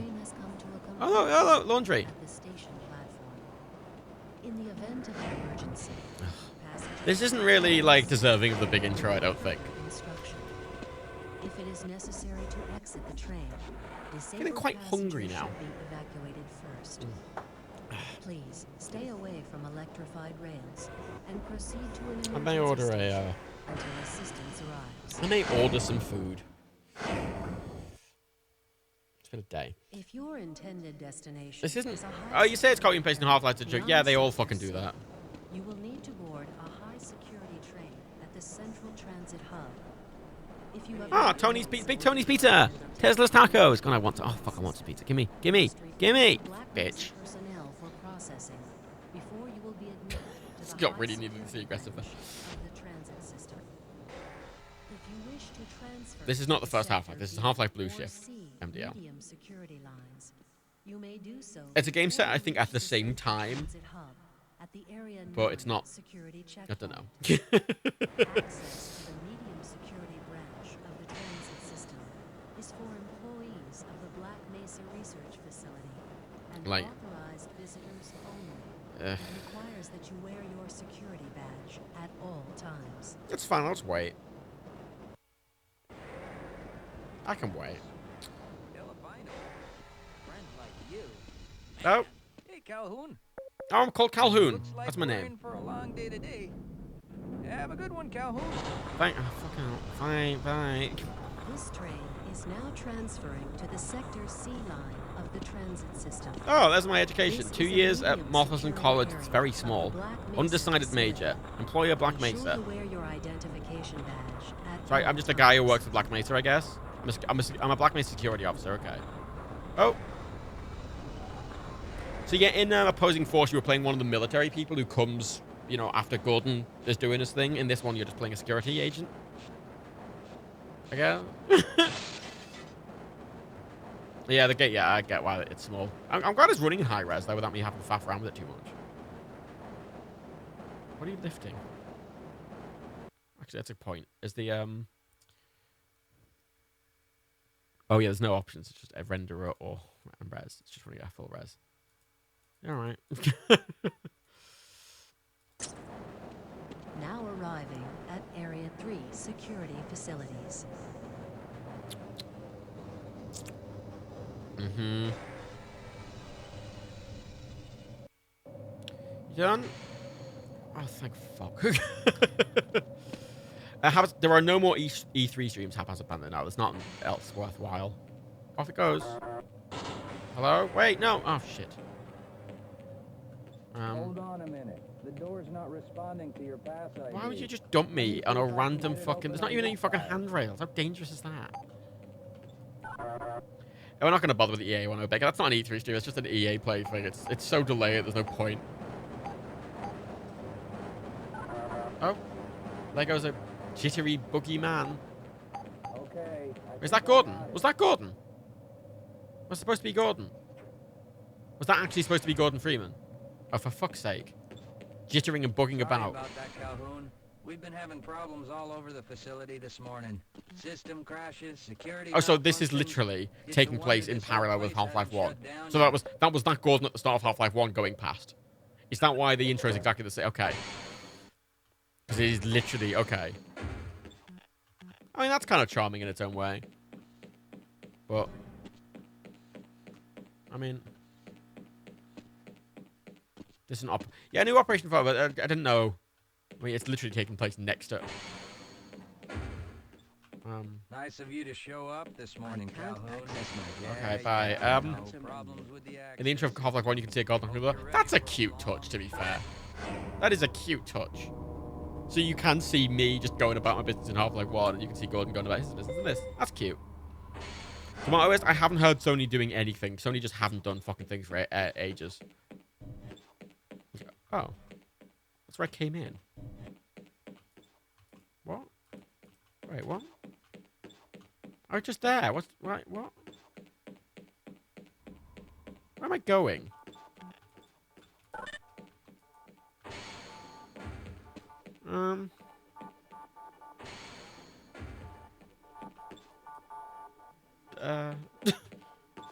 What am I meant to be doing?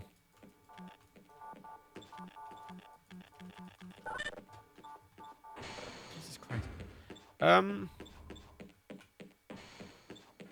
How I skipped past... Oh, for God's sake. Yeah, the front desk guy probably did tell me, but I ignored him. Give me a gun. Give me a gun. Give me How's it going? I don't know. I feel like I'm probably meant to get a... Go, Calhoun. Oh. I know you're not on the schedule for a couple more Thank days, you. but if you want to squeeze in a few shots in the range, there's plenty of room. Okay, thank you. Thank you. Thank you. Thank you. You're gonna wish you hadn't done that. Yeah, all right. How's it going? Look, you have to try it. It's the law. You have to try it. On the schedule for a couple more days. You have to try it. Squeeze in a few shots in the range, there's plenty of room. Right. So the thing is, right, in Half-Life 1, you can use the HD models from these two Gearbox games. You see, the gun models and the character models and stuff are all a different type of model. And you can set Half-Life 1 to use them. Which I think is kind of cute. Oh, a donut. Bang. Bang. Bang. Bang. Bang, bang, bang, bang, bang, bang, bang, bang, bang, bang, bang, bang, bang. I did it. I shot your target in the head like 70 times, mate.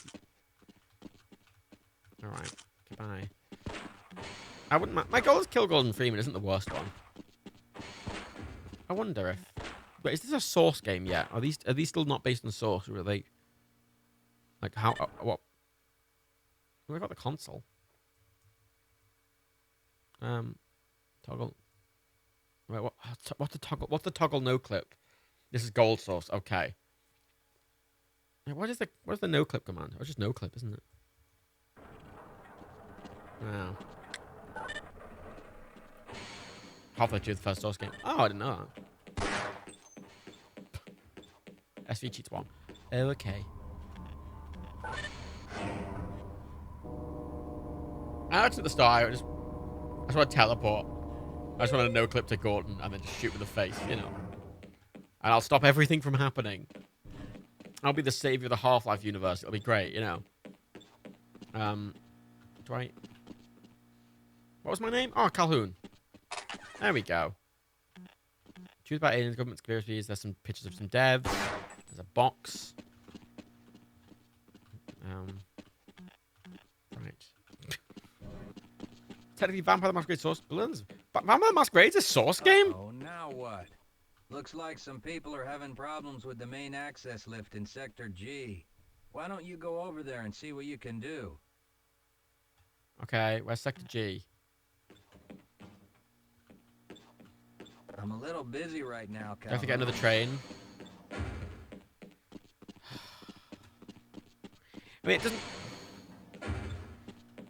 I mean, I don't care like I did with Half-Life 1. I gave a fuck with Half-Life 1. I kind of don't here. Have a good one, Calhoun. Okay, I go through here. Fucking hell. Jesus Christ. I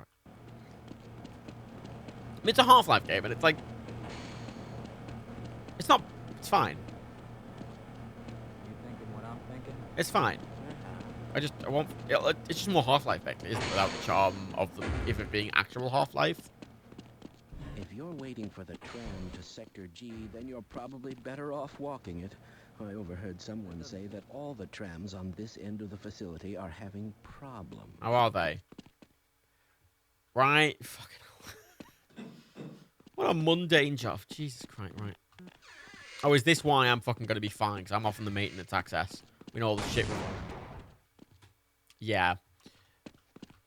When all the shit's going down. I'm off on maintenance. Oh shit, what's the torch button? Light. T.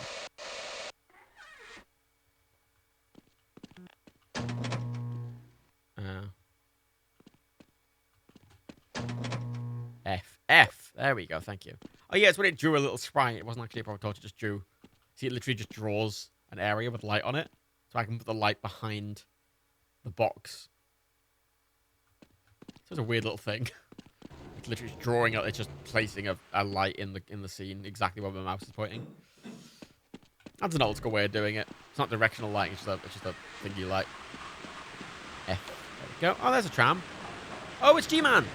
G-Man! G-Man! G-Man! G-Man! G! Son of a bitch. I mean, I tried. You can't say I didn't try.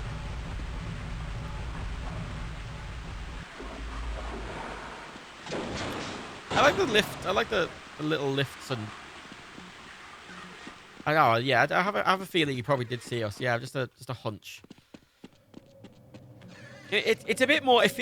This feels a little more involved. Wait, isn't this... Well, it's about time. We don't pay you people to mosey around at your own... What do you mean, you people? Make this thing work so we can get on with this miserable day. I don't know why all the characters are jittering. They're not having a good time. I mean, I'm more into this than the other one purely because this feels like it's actually related. The other one just felt like not Half-Life 2, whereas this is actually clearly happening in Black Mesa and it's involved. It's probably those anomalous materials people again. Always pushing their equipment too hard. Yeah. Dabbling in who knows what. I'd be surprised if there's one good brain among them. Can I? I'm a bit worried about shooting them now because I wanted to fucking... Oh, there it is. There it is. That's it. Gordon's just fucking done the thing.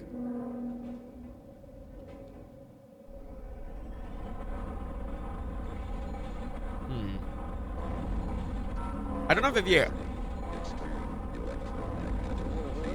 Yeah, the experiment's happening right now.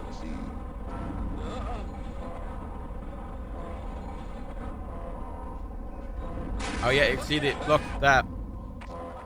Yeah, Gordon's just done the... Oh, fuck.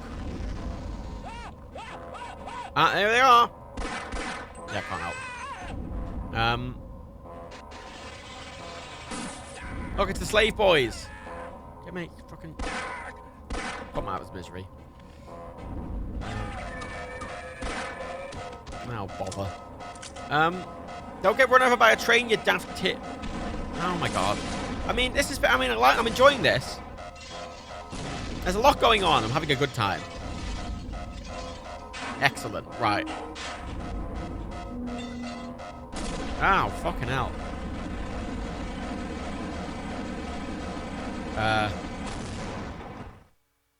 Alright. Julian, are you playing Half-Life on your 3DS? You're playing Half-Life 1 on your 3DS. No, oh, I like I can shoot. I can still shoot. Even though... Okay.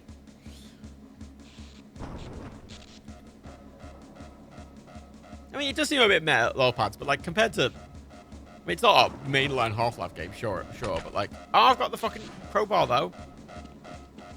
I mean, it's still just... It's just another bit of Half-Life. Like, it doesn't have the same story beats as the proper Half-Life, but like, it's just... Half-Life, isn't it? Just more Half-Life game. This isn't the worst thing in the world, you know. Like, I'm not against just Half-Life stuff. You can't rewatch the Nintendo VOD, I'm afraid, because we had to delete it immediately because Nintendo are issuing DMCA claims against people who fucking restreamed it, so we had to delete it. Soz. Someone downloaded it though. I think I've put a link to someone download if you want to do that. Thanks Nintendo. Love that. Love that. Classic.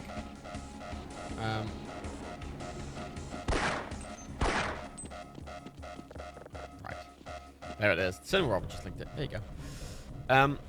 Yeah, Nintendo were weird. They've been really, really weird with it for some reason. I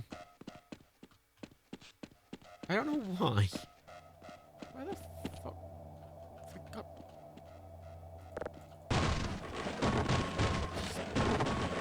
Why would you just have all these boxes just floating around the place, you know? Oh, for fuck's sake. Oh, I didn't want to do... Oh, for fuck's sake, right. I guess that opens the door because... Alright. Is it... No? Okay, fine. What's the point of that? What's that done? What the... Turn off the alarm. I mean, yeah, that's something. But, like, I'm not really... Yeah, there's probably a second one somewhere, for fuck's sake.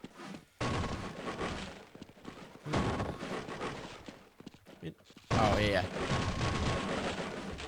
No, it's dead end, alright. Oh, God, I really hate this fucking torch. It's fucking jittery as shit and annoying me. Yeah, it's really disorientating because obviously it can go like that doesn't really make any logic sense in my brain. I don't know if Nintendo ever should take that notice of that, but I have legitimately no idea. It's green. But oh, for fuck's sake, I had to just click it like 7 times in a row.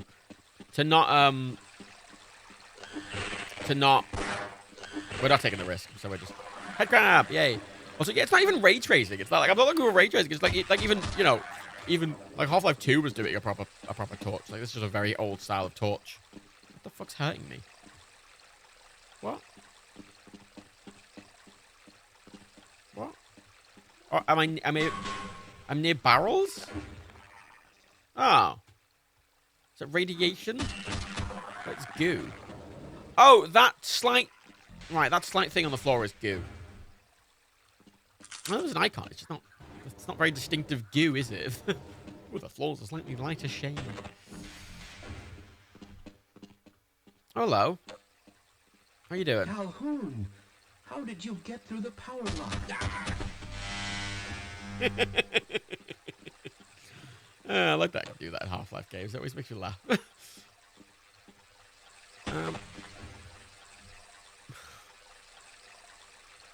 I don't think that fall would kill me, I'll be honest.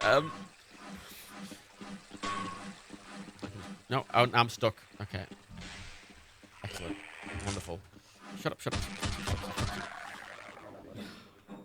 That was a fucking tiny ass fall. I'll listen to you this time. Hi. How did you get through the power lock? Well, it doesn't matter. The only other way out of here is through the canal. If you do make it to the surface, don't tell anyone I'm down here. I think they're trying to kill us all. Now get out of here. The canal is where you want to be. The canal, thanks, mate. I thought, yeah, that was 30 health, that. The canal. The canal?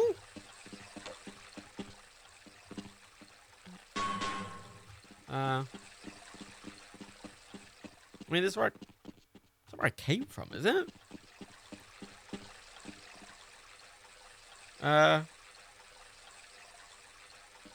Oh yeah, I don't have a HEV, so that is a valid point. But I mean,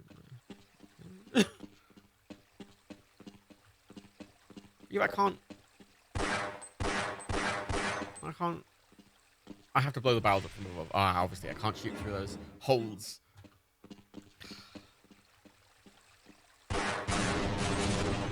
Ah, yes, obviously, the holes were indestructible holes. I forgot. All those dastardly indestructible holes with their invisible shields in. Oh, fuck. No, I missed. Oh. I mean, it's Half-Life. I'm going to call it that. It's just Half-Life set at the same time. Like, what are we feeling on that, chat? It's Half-Life, but you're not playing as Gordon. It's Half-Life. What did I give the other one? I'd happily sit and play that. It's Half-Life. Blue Shift. Opposing Force got a 3 and Half-Life 1 got a 5. I mean, it's better than Opposing Force. Since he says Blue Shift, not better than Opposing Force. I really like Opposing Force. I like the perspective this one gives you, where it's like happening in tandem when you're inside the thing, but Fog is very good. I mean, I didn't get to either. I've not played them enough to really.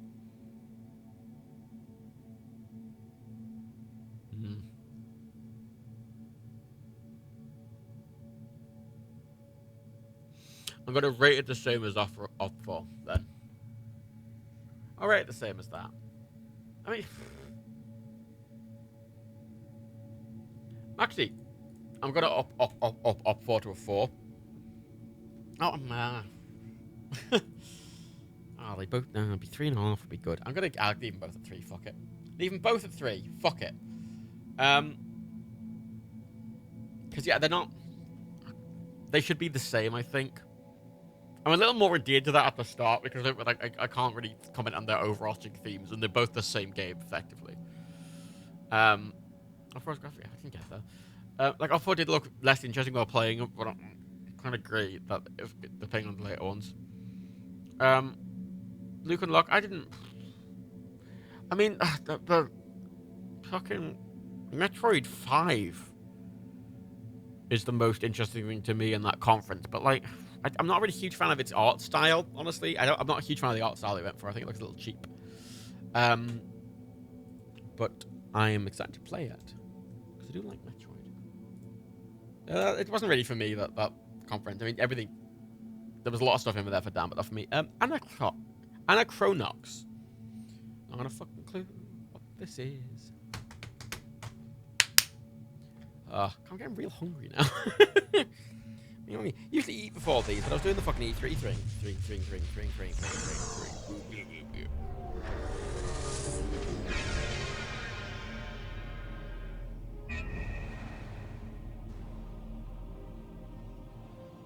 Alright. Oh, I might get... I'm just literally looking at Uber Eats. I do have a rumbly tum-tum.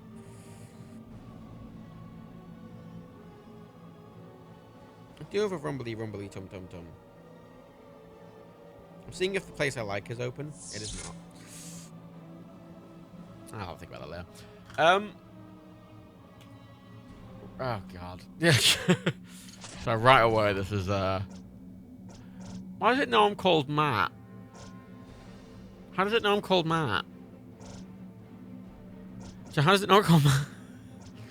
So how does it know I'm called Matt? So how does it know I'm called Matt? I don't like how it knows I'm called Matt. Windows account name? Really? I've never seen a game use that before.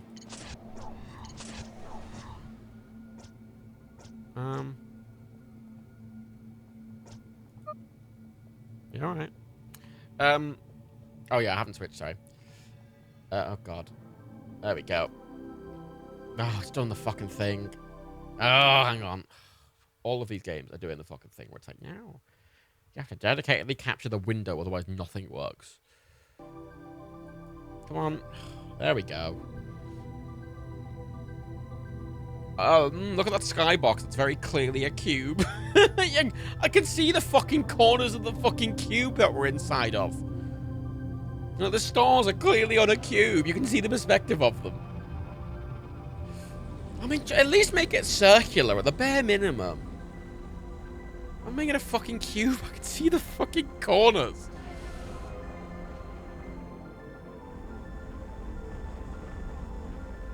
It looks alright. Looks pretty enough.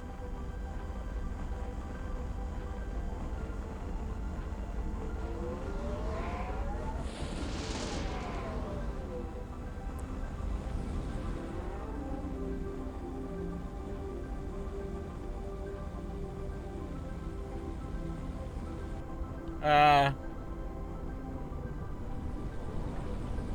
mean, we did do the big space city with moving components for some reason.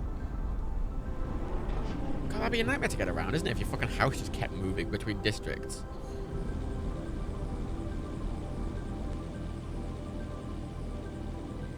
Is it a racing game?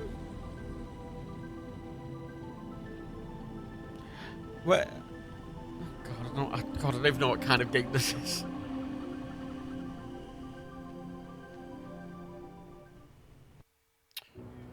Right. Oh God. It's an RPG, okay. I get rowdy, I get it, because he's being rowdy by getting punched in the face repeatedly. Oh.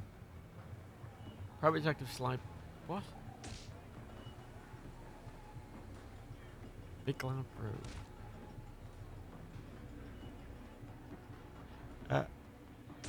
Can we just... Okay. It's really enjoying its camera angles. I think it's very... Oh, God, look at... Oh, God, look at that face. Jesus Christ.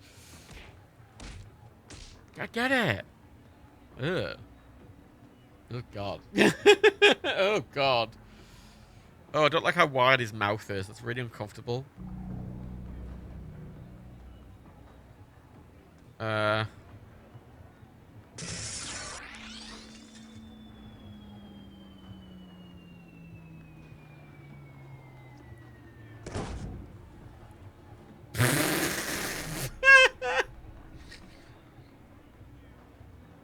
Yeah, the camera is... Money, Boots. Or next time, I mix and match. Jesus Christ. Yeah, its camera's just going a bit mad, isn't it? It's really... It's like, oh, shit, I'm a filmmaker. Hit me. Hasn't there been enough of that? Have a heart. Right. You want to dead as kids? Anyone else throwing me out of windows lately? Come clean with the debt, Sly. Dead is no slouch, and he's got muscle. He'll collect one way or the other. Hey, money's tight. As soon as it rains, I'll pour some. I'd suggest a job if I thought you'd take it. Try me. The key to my cellar's missing. Oh, yeah? Where's the job part come in? When you find it, and I pay you. Man, I need a real case. Man! I need a challenge worthy of my deductive and pugilistic skills. But I've got a bouncer. Cute. You want some real advice? Find a job. It's amazing how many of your problems it'll solve. You think? Fatima! Oh, God. What the fuck's happening? I was so worried she was going to be naked then. I was so worried she was going to be naked.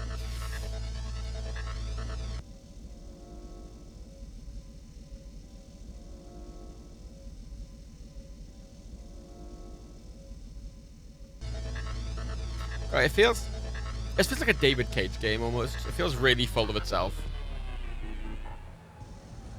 It feels really full of itself. Anything on SenderNet? Nothing you're sober enough for. I'm just waiting for business to pick up. What's with the attitude? For one, I'm sick of being dead. And second, I'm tired of watching you drink your life away. When did you become such a bum? I'm not a bum. Prove it. Bums don't have offices. An office isn't a storage room in a cheap bar, Boots. Hey. It's time for a new line of work. Forget it, sweetheart. I'm a detective. It's what I do. Then go out and do it. I'm always here if you ever get off your butt and make useful. Let me play the fucking game!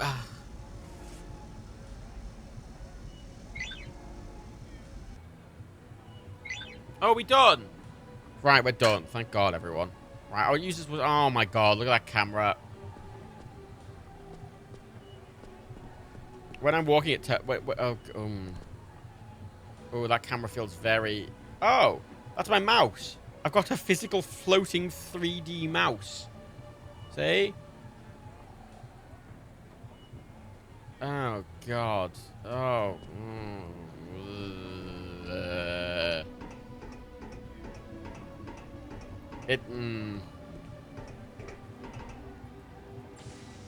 I click stuff with my little 3D mouse to interact with it.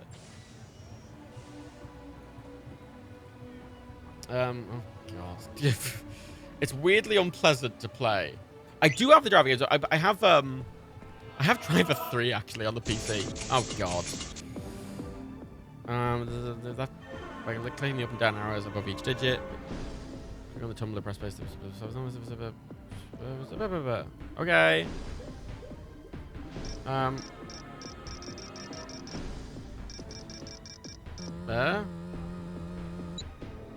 What? What the? What? Ah! What? Bruce, the guy who made this game, went on to help make the first Red Faction game, but his most recent game was a mobile game called Gordon Ramsay Dash. Great, right. I don't know what I'm doing.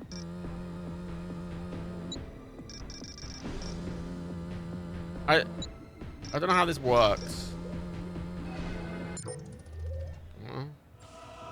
So why do I have to pick a lockpick in my own office? It's my own fucking room. Okay.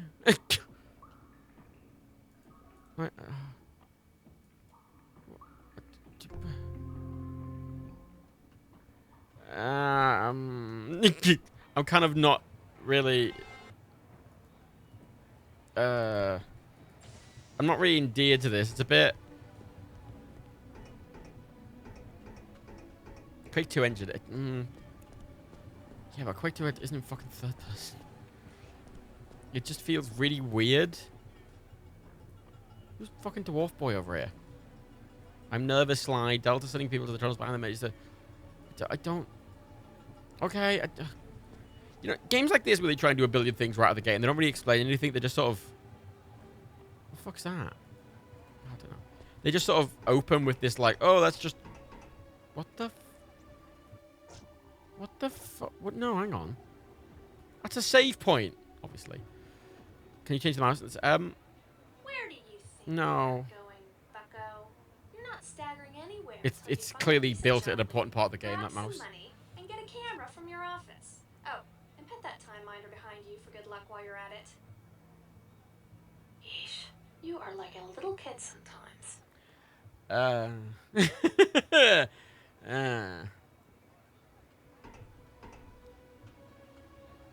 Yeah, the mouse thing, this little flyer thing is the thing that's literally physically in the world. And it's like it's doing something very specific with it, which I'm not... I don't know, it's a bit weird how it's working as well. Because, like, it appears to have gone. Oh, and that's back. I need a what camera? Oh, fucking hell. Space, delete photo, take photo. Press F11 to use the camera. Yeah, it looks a bit... Oh, I've got a camera. It's not the worst thing to control, I will say. It's not like... Interactive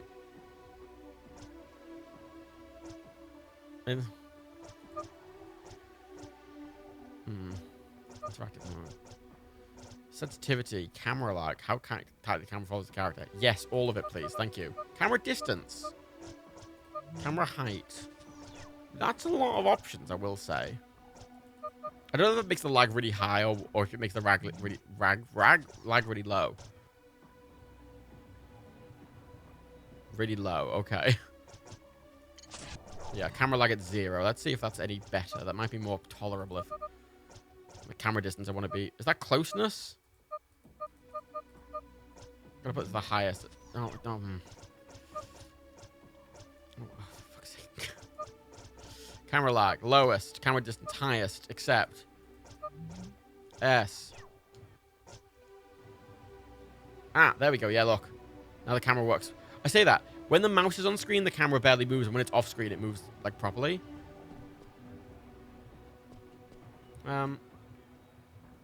It's a bit weird still. Well, actually, there's the... So, there's explore mode, which is what I'm in. So I wanted the camera like to the lowest as well, and that one, and camera distance to the highest. Except... Yeah, this feels like a game that's really... I mean very, really, really up its own arse. Yeah, so, oh yeah, I can change the camera distance when I'm moving around versus when I'm clicking things. I know it's an odd controls game, but it's clearly done with a very specific intent, which is why I don't really hate it. It's weird, but it's clearly done with intent. And... Oh, God. Oh, for fuck's sake, you didn't tell me. Oh, my God, I know I'm going. Jesus Christ. It's just a bit... It feels very up its own ass. Just go for a paperweight, sell it. Hold on. Okay, thanks. Okay, bye. Like, it's trying to be... It's got that annoying... Oh, God. Right. Learning your chops at the White Master... Okay. But he just told me to go talk to another... Oh, I'm not immediately endeared to it, I'll be honest. Especially since I was voice acting for some stuff and then just not for others. Like... You? I've talked to everyone now.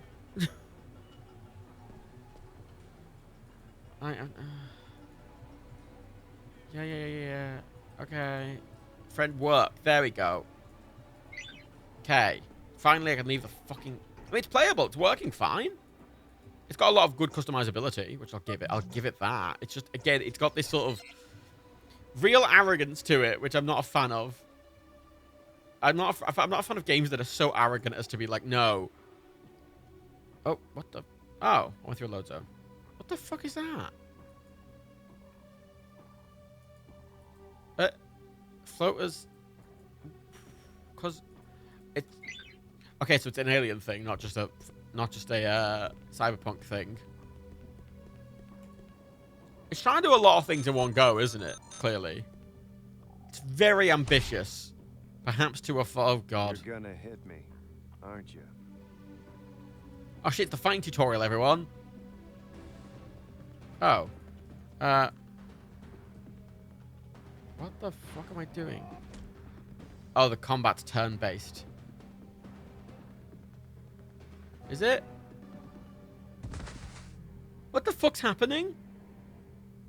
Was it something I said? Yeah, to my sister.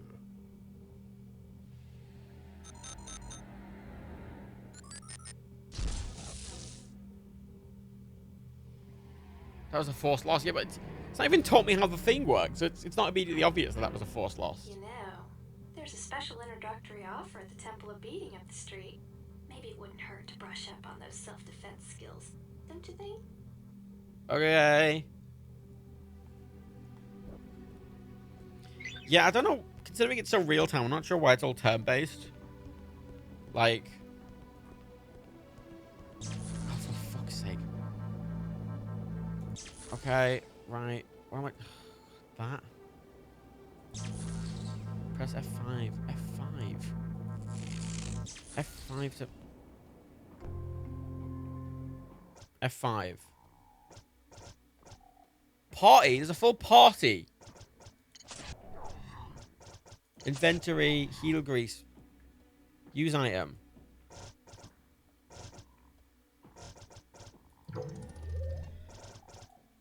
Okay.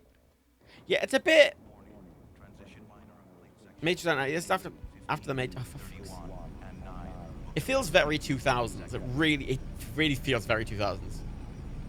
Oh, there's people walking upside down. That's fun. Please keep area clear. The district of South Anachronox is not liable for injury or death resulting from pre-transition. Stand by. I mean, this feels like a game that would be better if it came out, you know, now.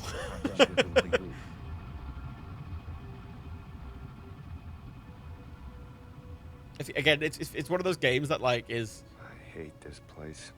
Kind of feels like a bit before its time. Is that Matt Mercer? Grave was death. Blah blah blah. So. Oh, it was a guy. Thought it was death. See, look at like people. That's cool. I've not really seen that before. Where like the artificial gravity is different. So like there's people literally just walking along the street upside down over there. Like that's a fun little thing. It's not Mercer. Who is it? Oh. If I hold control, it does that.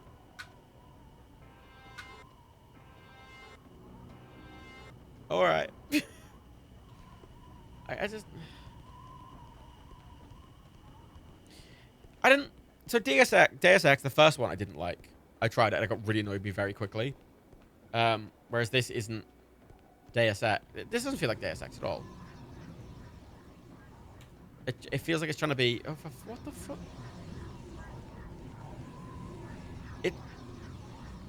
Right. Oh god. Right. Can't get past that guy. I'll be honest. Yeah, I do appreciate how this is doing kind of something weird, and I'm into that. But also, I don't know what it's supposed to be. I don't get it. I don't get it. To hit or not to hit? To hit? Oh. Villain. What the? I don't know. I'm kind of not in. I don't like it. I don't hate it, but I don't like it.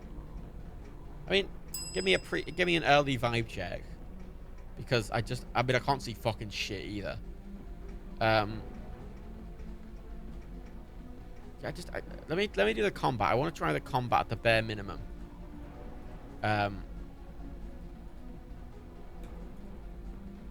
Before I give it a proper rating. We've got a vibe on the world. We've got a vibe on the other stuff. In the cards, physically powerful you are in a fight. Agility, your agility what makes you fast. Yeah. Dodge, blah, blah, blah, blah, blah. Wisdom.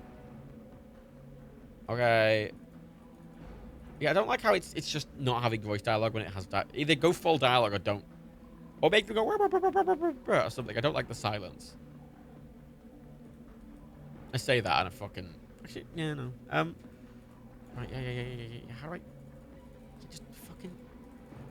Oh, fucking hell. If a fucking game needs that many fucking screens to tell me how to do combat, it's... Oh, God. It is turn-based, yeah. Right. Oh, my God. Right. Yeah, because it's turn-based, it's made me like it a lot less. Yeah, I don't...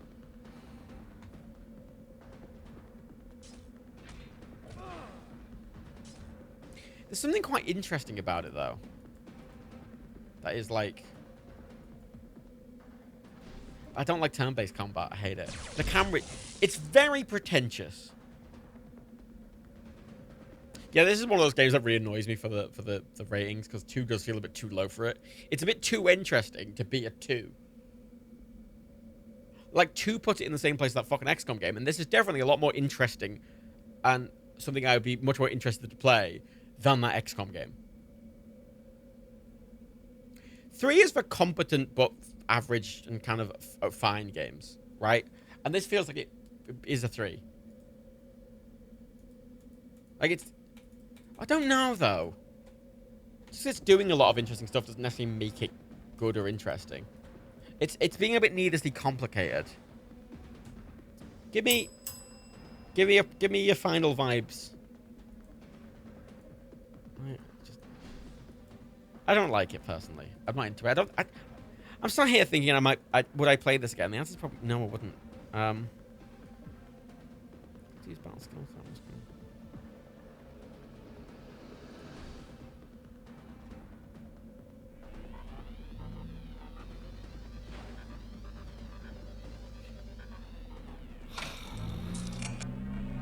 Thing is, there's a lot of games I've played that I've been quite curious about.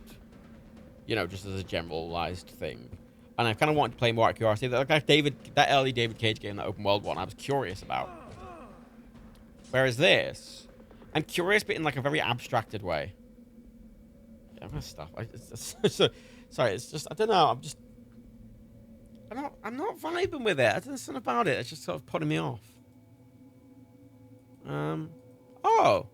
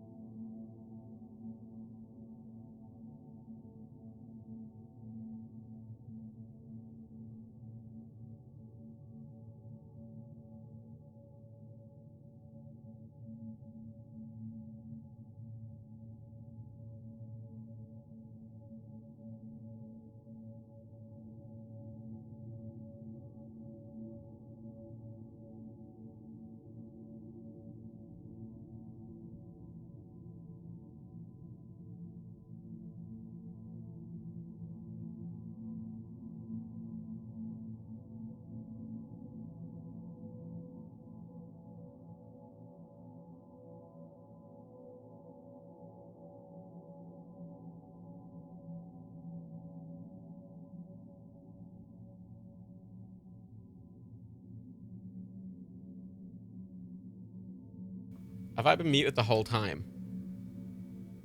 Yeah, I have. Okay. Okay, so what happened there is that I quit the game and OBS crashed. It also left my middle monitor as a tiny resolution. Usually it goes back. No, it left. I had to go into my Windows settings and put my monitor back. So I just broke everything. That was quitting the game caused OBS to crash. I caused my middle monitor fuck up, which endears me to it slightly less. What I'm gonna do, it's not a 1, but I was trying to decide between a 2 or a 3, and it's a 2. It's getting a 2. A game that does that to my computer gets a 2. Basically, it gets a 2. What's left? We've got Deathmatch Classic, Max Payne. What time is it? I'm gonna do 2 more. I'm gonna do Deathmatch Classic, and I'm gonna do Max Payne. I'm gonna do this other half of the year next time. Yeah, I'm gonna do August to November next time. It's been a bit of a long one. So I'll do Deathmatch Max Payne. I'll finish on July, and then I'll do August to December next time. I'd keep going, but I'm really hungry.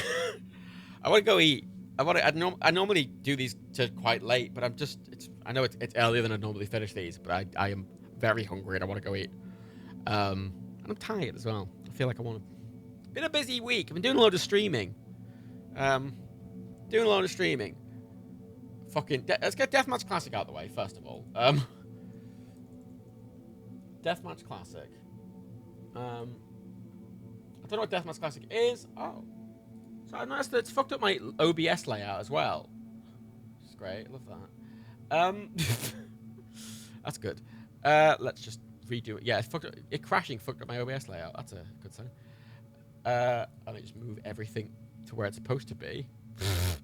Deathmatch Classic is Half-Life 1's multiplayer. Okay. Yeah, it wasn't 8 hours straight, but it was 9 hours MDL. It was 9 hours. Plus all the other streams. And I've been editing all the fucking videos. I'm writing all of them. It's a busy fucking week. It's been a busy week. I'm tired and I've got a vaccine tomorrow, so I don't want to stay up too late. I've got to get up in the morning. Alright, here it is. Alright, so, yeah, this is one of... Oh, God. Okay, it's doing the mouse thing, and it's also online-only game. So... let's just... I'm going to create a server quickly. Just to try it.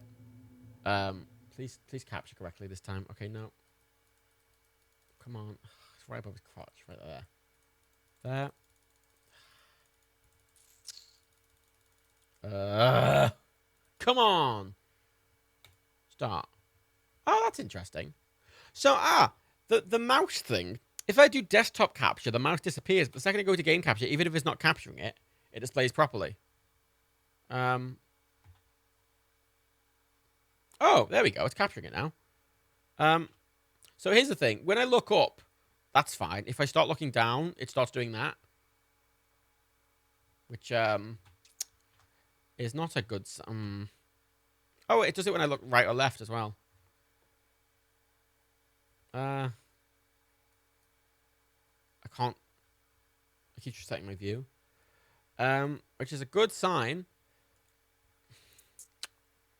It's a good sign. Try auto... Let's try raw mouse input. Will that work better? Yes, there we go. Fixed it. So obviously this is supposed to be this is a multiplayer mode. And it's, you know. Now, since it's one of these games, it doesn't... You could run your own server for this and it wouldn't, like... I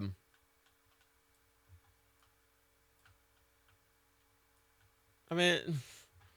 I obviously can't test this properly because much like I couldn't test Team Fortress Classic properly either. Oh, that should be sound. Sorry, I haven't. Yeah, the sound muted when I there we go.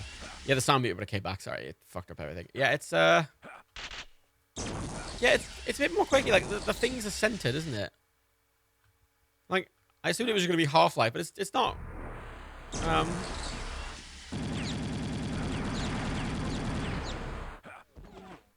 I mean. Quake.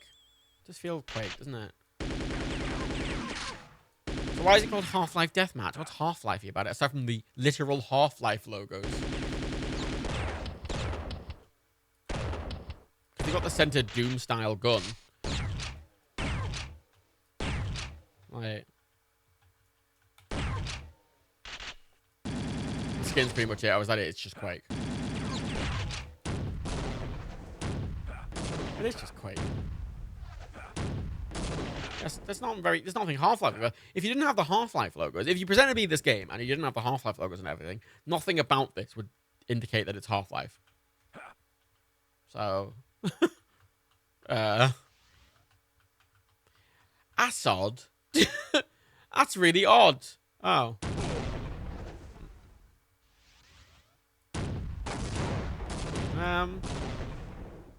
Right.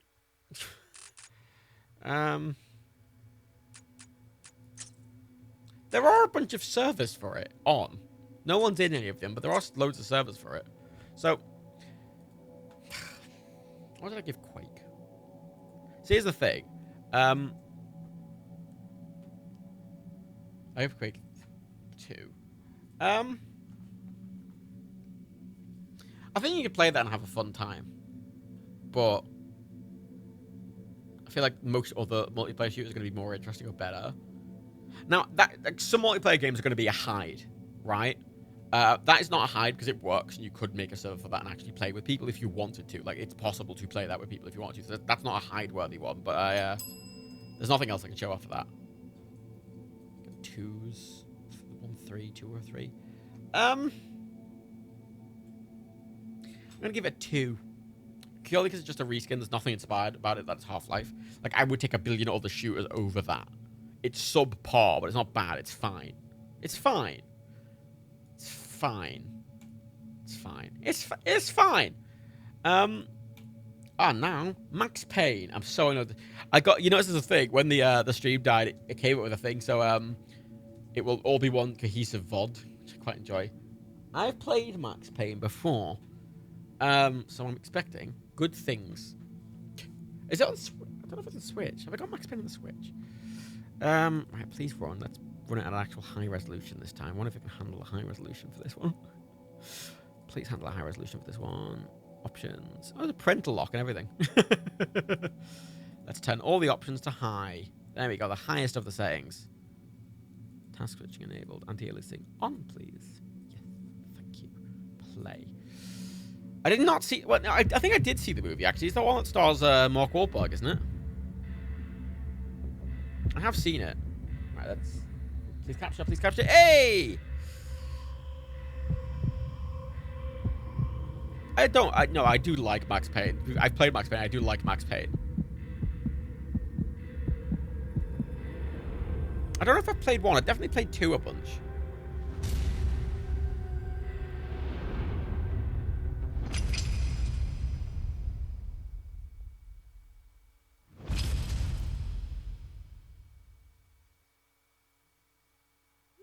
Oh, stretch. Like the stretch. Just have it. But I know how to play Max Payne, so let's just go into new game. Fuck it. Oh. Oh, you have to beat... Oh, it's one of those where you have to beat the base mode to do the harder ones. I never liked that in games. Let me play... If I fucking want to play a harder mode, let me play a fucking harder mode. I don't want to play a harder mode, but I want the option to, you know.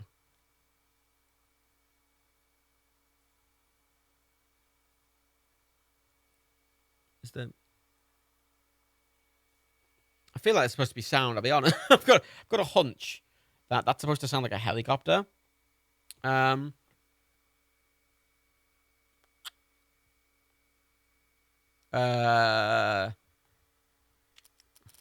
the sound of the menu.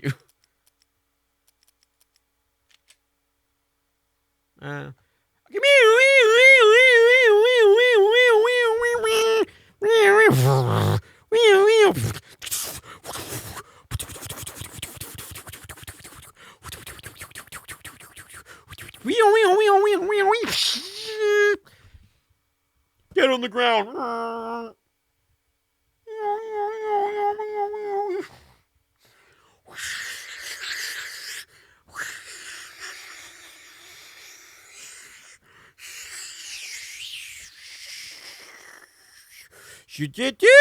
Papa Max Payne.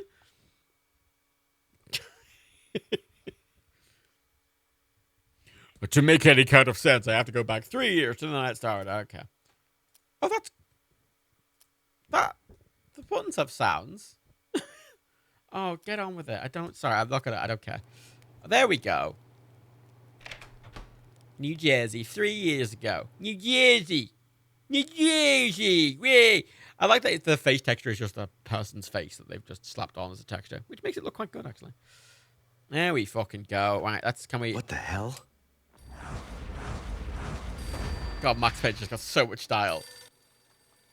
It's got needless style. Wait, how do I... What's the slow-mo button again? Oh, shit, what's the slow-mo button? There it is. Pew, pew, pew, pew, pew. Excellent. How do I... There we go. That's terrible. Oh, my God, that's awful.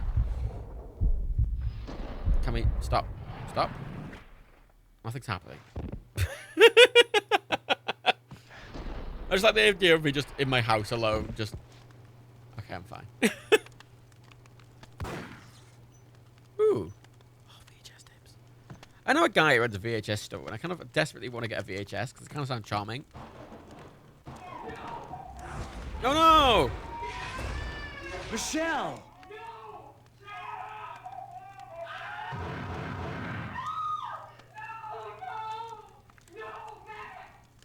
There's something vaguely traumatic about those noises. NYPD, drop it! Coming! You're gonna die! Pew, pew, pew, pew, pew, pew, pew, pew. Oh, shit, it's the same man. I thought this was my house. No. No. Oh, shit, it's a dead baby. God, no. Well. Every game starts off with a dead baby. Doesn't let me shoot the baby. 0 out of 10.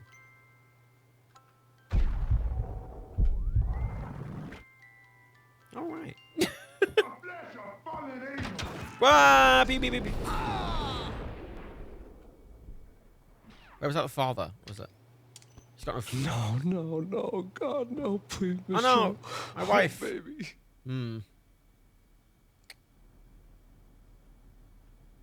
I mean, this started out very dark, which I'm into.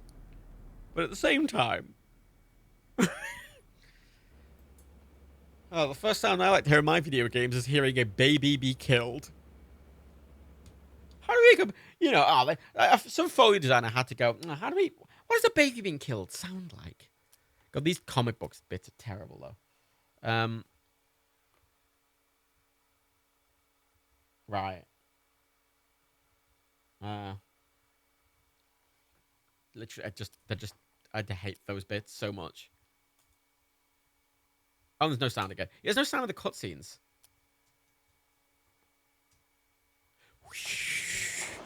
Oh, there we go. Look sadder, Max. Look sadder. You look like you're just grinning all the time, and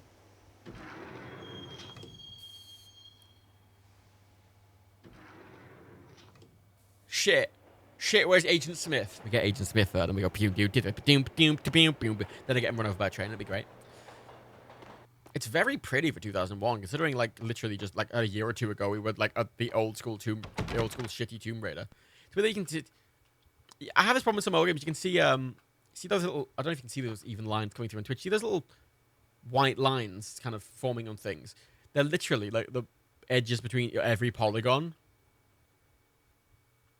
And that's like an aliasing issue, I think. Oh, I can go into the train track. Yeah, the fucking tech's really cool. And yeah, there's no... Oh, fucking hell. Shit! Mate, look sadder. Look sadder. Yeah, where's Denzel Washington when I need him? Oh, fucking, what was his name? Oh, fucking the other one of them on honey. I can't remember his name. Like, help.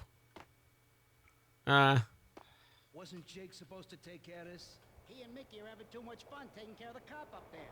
Oh, what's the plan? Simple. Gun down every mother-loving bastard. Hold it. Pew pew pew pew pew pew pew pew pew pew.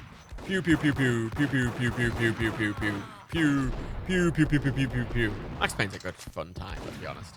Like that stupid as shit. Pew in the head. Missed. I thought the idea that I missed and I just slipped into the train tracks and got hit by a train. Well, there we go. God, this is so good. This is so good for 2001 as well. Like, considering the games we had coming out in 2001, this is such a fucking higher level. Uh-oh. I'm out of ammo. Alright, let me... Excuse me, sir. Can we just... Excuse me. Pardon me. Hit him. I had no right to win that fight, I'll be honest. Yeah, the graphics look really good. I mean, partially that's... Part of the reason is because I'm running it at an actual modern resolution, which helps a lot. Guys, hey, we're getting around. You hear me? Oh.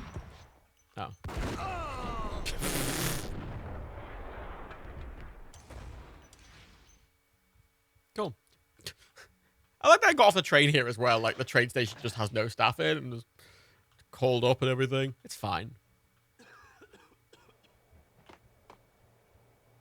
Hey! Pew, pew, pew, pew, pew. Oh, God, I'm fucking embarrassing myself. Whoa, no. I wanted to slow-mo get ran over by a train, I'll be honest.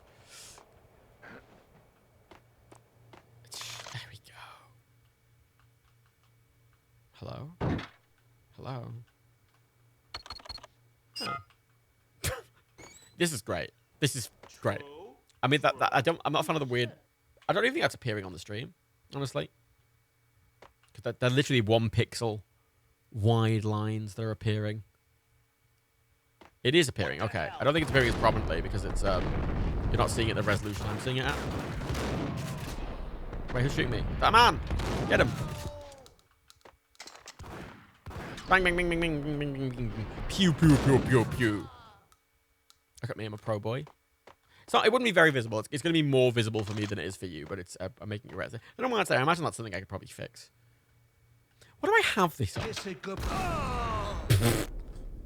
There's a system I have this on. You saved me, man. What's going on?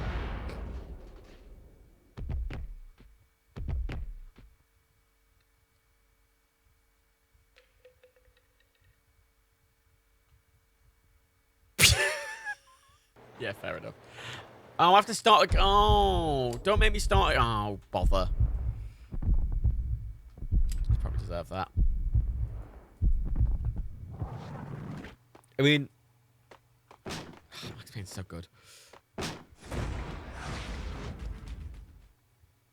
I think I'm going to call it that because it's Max Payne. And I fucking love Max Payne. I played with Max Payne. This is just mwah, mwah.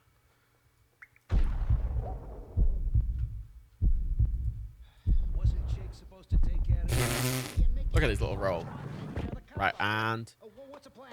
Simple. No! Wait. Slow-mo. Slow-mo.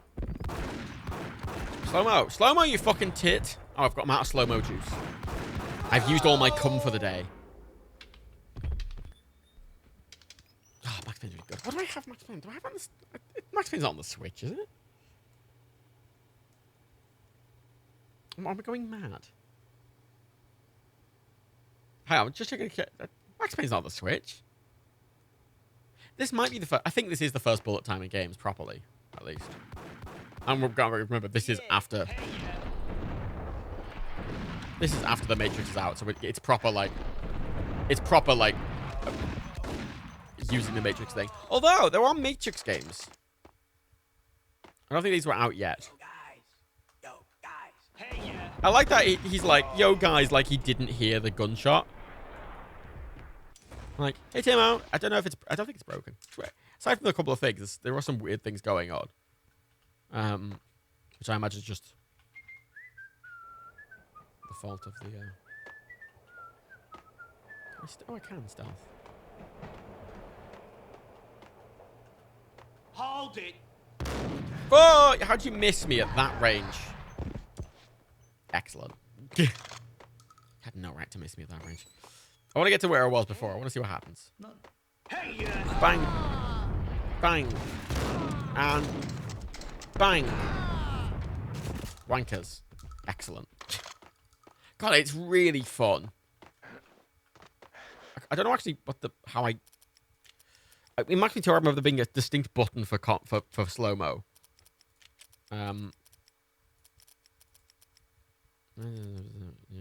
Bullet time. Mouse button 2 or shift. Okay.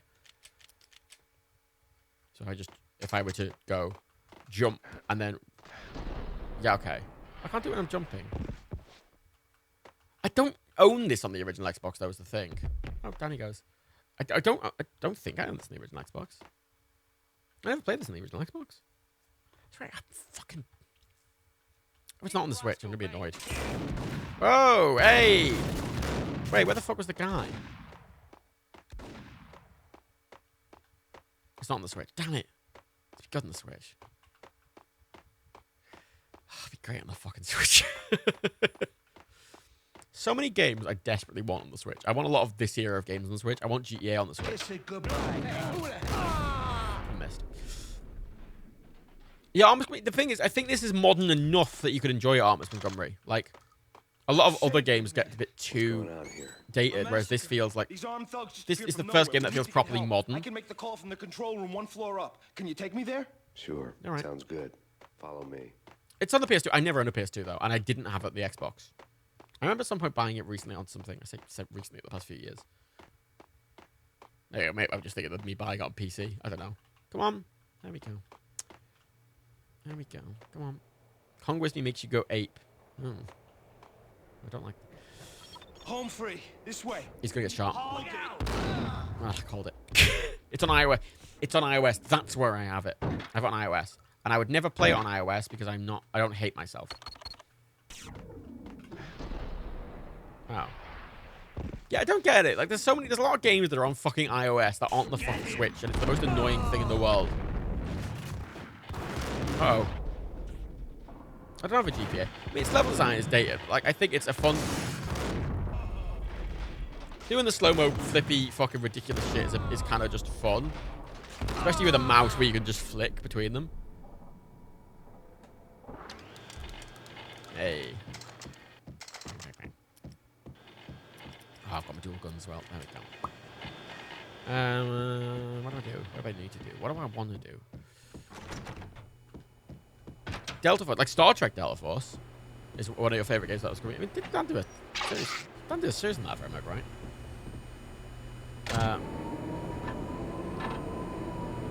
All right. Oh. That's where I was earlier. I guess I can go down there now. It's not Star Trek. Okay. Oh, it's Star Trek Elite Force. Okay. Yeah, loads of people like the game. I don't at all. I honestly don't like it. I don't like anything Star Trek that's really like action oriented, because I think that's sort of not Star Trek at all. Like Star Trek is, to me, it's quiet and diplomatic and, you know, thoughtful. And Elite Force and similar games like that aren't any of those things. Like, so do I have to get in the trader? Guys, look at that fucking big caboose.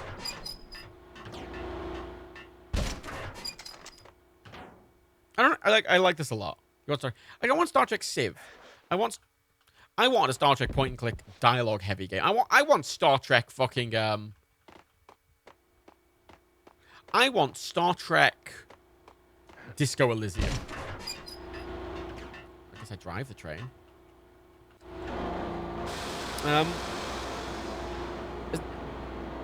There is a Max Payne movie, Timo. It's got fucking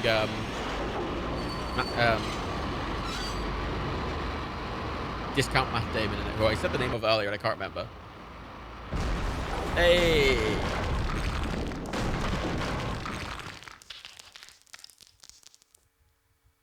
Thing is, like, in Star Trek, combat is like a very rare thing, and it's always like a very specific thing you use in emergency against certain factions. For the 99% of Star Trek is like mysteries and diplomacy and talking, right? And that's what Disco Elysium just is. I want that. Oh, it's here. Okay. Mark Wahlberg, thank you. Marky Wahlberg. Marky Boston Wahlberg, as he's known. You know, and he's like, forget about it, as people in Boston say. Season 5 to 7 of DS9 is war, and it's DS9 is the darker one that's focusing on war, yeah. But all of TNG is there's wars in them. They're fighting the Borg, they're fighting the fucking Dominion, you know, even fighting the Klingons or the Romulans at some point. But the whole thing, while there's conflict in Star Trek, it's always the last resort, at least by the Federation. And a lot of Star Trek games are just combat. Solo combat. And I'm like, I don't mind a game with a bit of combat in, but like, again, I want Disco Elysium in space. Wanker. Mark, I beat Minorities. What? Yeah, like, yeah, DS9 is about strategy, but like a strategy Star Trek game, I think, works. But again, a lot of Star Trek games, you could reskin as a Battlestar game and it would also work. Or even a Star Wars game and it would still work. But if you could reskin it as Battlestar or Star Wars and it still work, then I don't think it's Star Trek enough, because Star Trek is inherently very different to those shows. And again, if you can just reskin it, then I'm like, eh. I've honestly, Gilmore, I've not played any real Star Trek games. Like, I've seen loads of them. And most of them don't really do what I want them to do. What the fuck is happening? Oh. Oh no! Oh. Stop humping in my presence, little rats. Hold on here. Give me the detonator. Whack! Oh no, that was the town rat! What was his name? What's the town rat's name? Wow, shit, what was the town rat's name in the Joel Javier sketch? Okay, fellas. The police are on their way. Oh, they're breaking into a bank vault. I've got no gun ammo. No, I was going to say gun juice then. You're missing me point blank with shotguns. There are 4 of you. I'm in an enclosed space with no cover. And you're still somehow... Shit. They can't slow down time though, which is a valid point. I always like as well that they never seem to be able to hear the commotion in the next room over. Oh. Oh, look at his face. Looks like he's just come. That's really good. That's really, really good. That's really, really good. What's a vibe? What's a vibe, chat? A lot of 5. Yeah, that's... I think that Max Payne 1 deserves a 5. Deserves a 5. Yeah, I'm gonna call it there today. Just because I am very, very hungry for some reason. Usually I don't. I'm just very... I need to go eat food. Thanks for coming. Especially if you're a first-time viewer and you came for the Neki ones. I do this every Tuesday at the same time. I'm just hot and tired. Fuck, I'm hungry. So, yeah, I'll be GTA 3 and stuff like that. I'll next time I do this, next week, I will do GTA 3. Even though it's rated. Like, any ones that's rated, I'll look at very quickly still. Like, you know, San Andreas and Sims 2, I will look at quickly, you know, Half-Life 2. I'll open them and look at them quickly. You know, but they're already rated. But some I might open and go, oh, actually, I want to rate it higher or lower, so I'm going to look at every single game. I need to get my Xbox fixed by next week so I can do Amped. To do Amped. Halo is... I've got on the PC because I've got that collection with all the Master Chief games in. And I've added it manually so I can rate them individually. But then Amped I've only got on the original Xbox. So I've got to get my Xbox fixed. So that'll be fun. Maybe it'll break forever. And if not, if it just... I can't get it working, I'll stick it on a 360 and I'll just use the 360 back compatibility. Resident Evil. I swear I already played Resident Evil. Oh, that's the remake. That's the remake of Resident Evil. Which I also have. Which I'll rate again separately. Any remakes I'll rate separately. So yeah, I've got the remake on the Switch, which is it's considering it's a full remake, I think it deserves a different rating because I will probably like it more than the original. And I don't know why I'd ever play the original over that, for example. Stuff. So yeah, I always say remakes I treat separately. Remasters I consider the same game basically. If a remaster is just, oh look, it runs at high resolution, it's fucking like the graphics are prettier. That's a remaster. Something that they've remade totally. It's separate games. Oh yeah, I've got Buffy the Vampire Slayer on the Xbox. And then we got Tomorrow Sunshine. Got the original Mafia. Fucking Chase Hollywood Stunt Driver. I've got that on the original Xbox. Blinks the Time Sweeper on the original Xbox. You can see, yeah, I've got one in 2001. That's the original Xbox game. But then once we get to 2002, we start getting a bunch of original Xbox games. Then we get fucking... I've got Wind Waker there. Wind Waker HD, I'll be playing for that. Because it's the same game. Rise of Triad, the Dark War.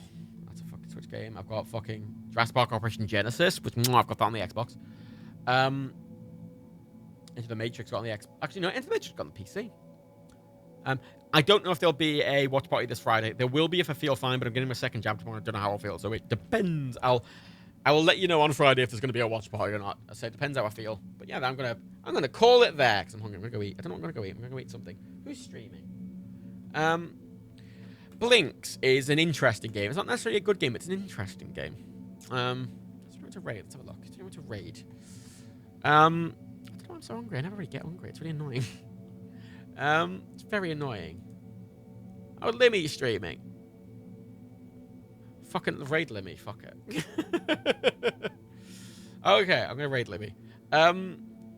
I'll speak to... fuck. I don't know if I'll speak... Again, I don't think I'll be streaming tomorrow either. Because I'm just going to take the evening off the vaccine. So I'm going to take it easy. I'm going to take it easy. I'll be fully vaccinated next time I do these, which will be amazing. Holy shit. Thanks for coming, everyone. Kiss.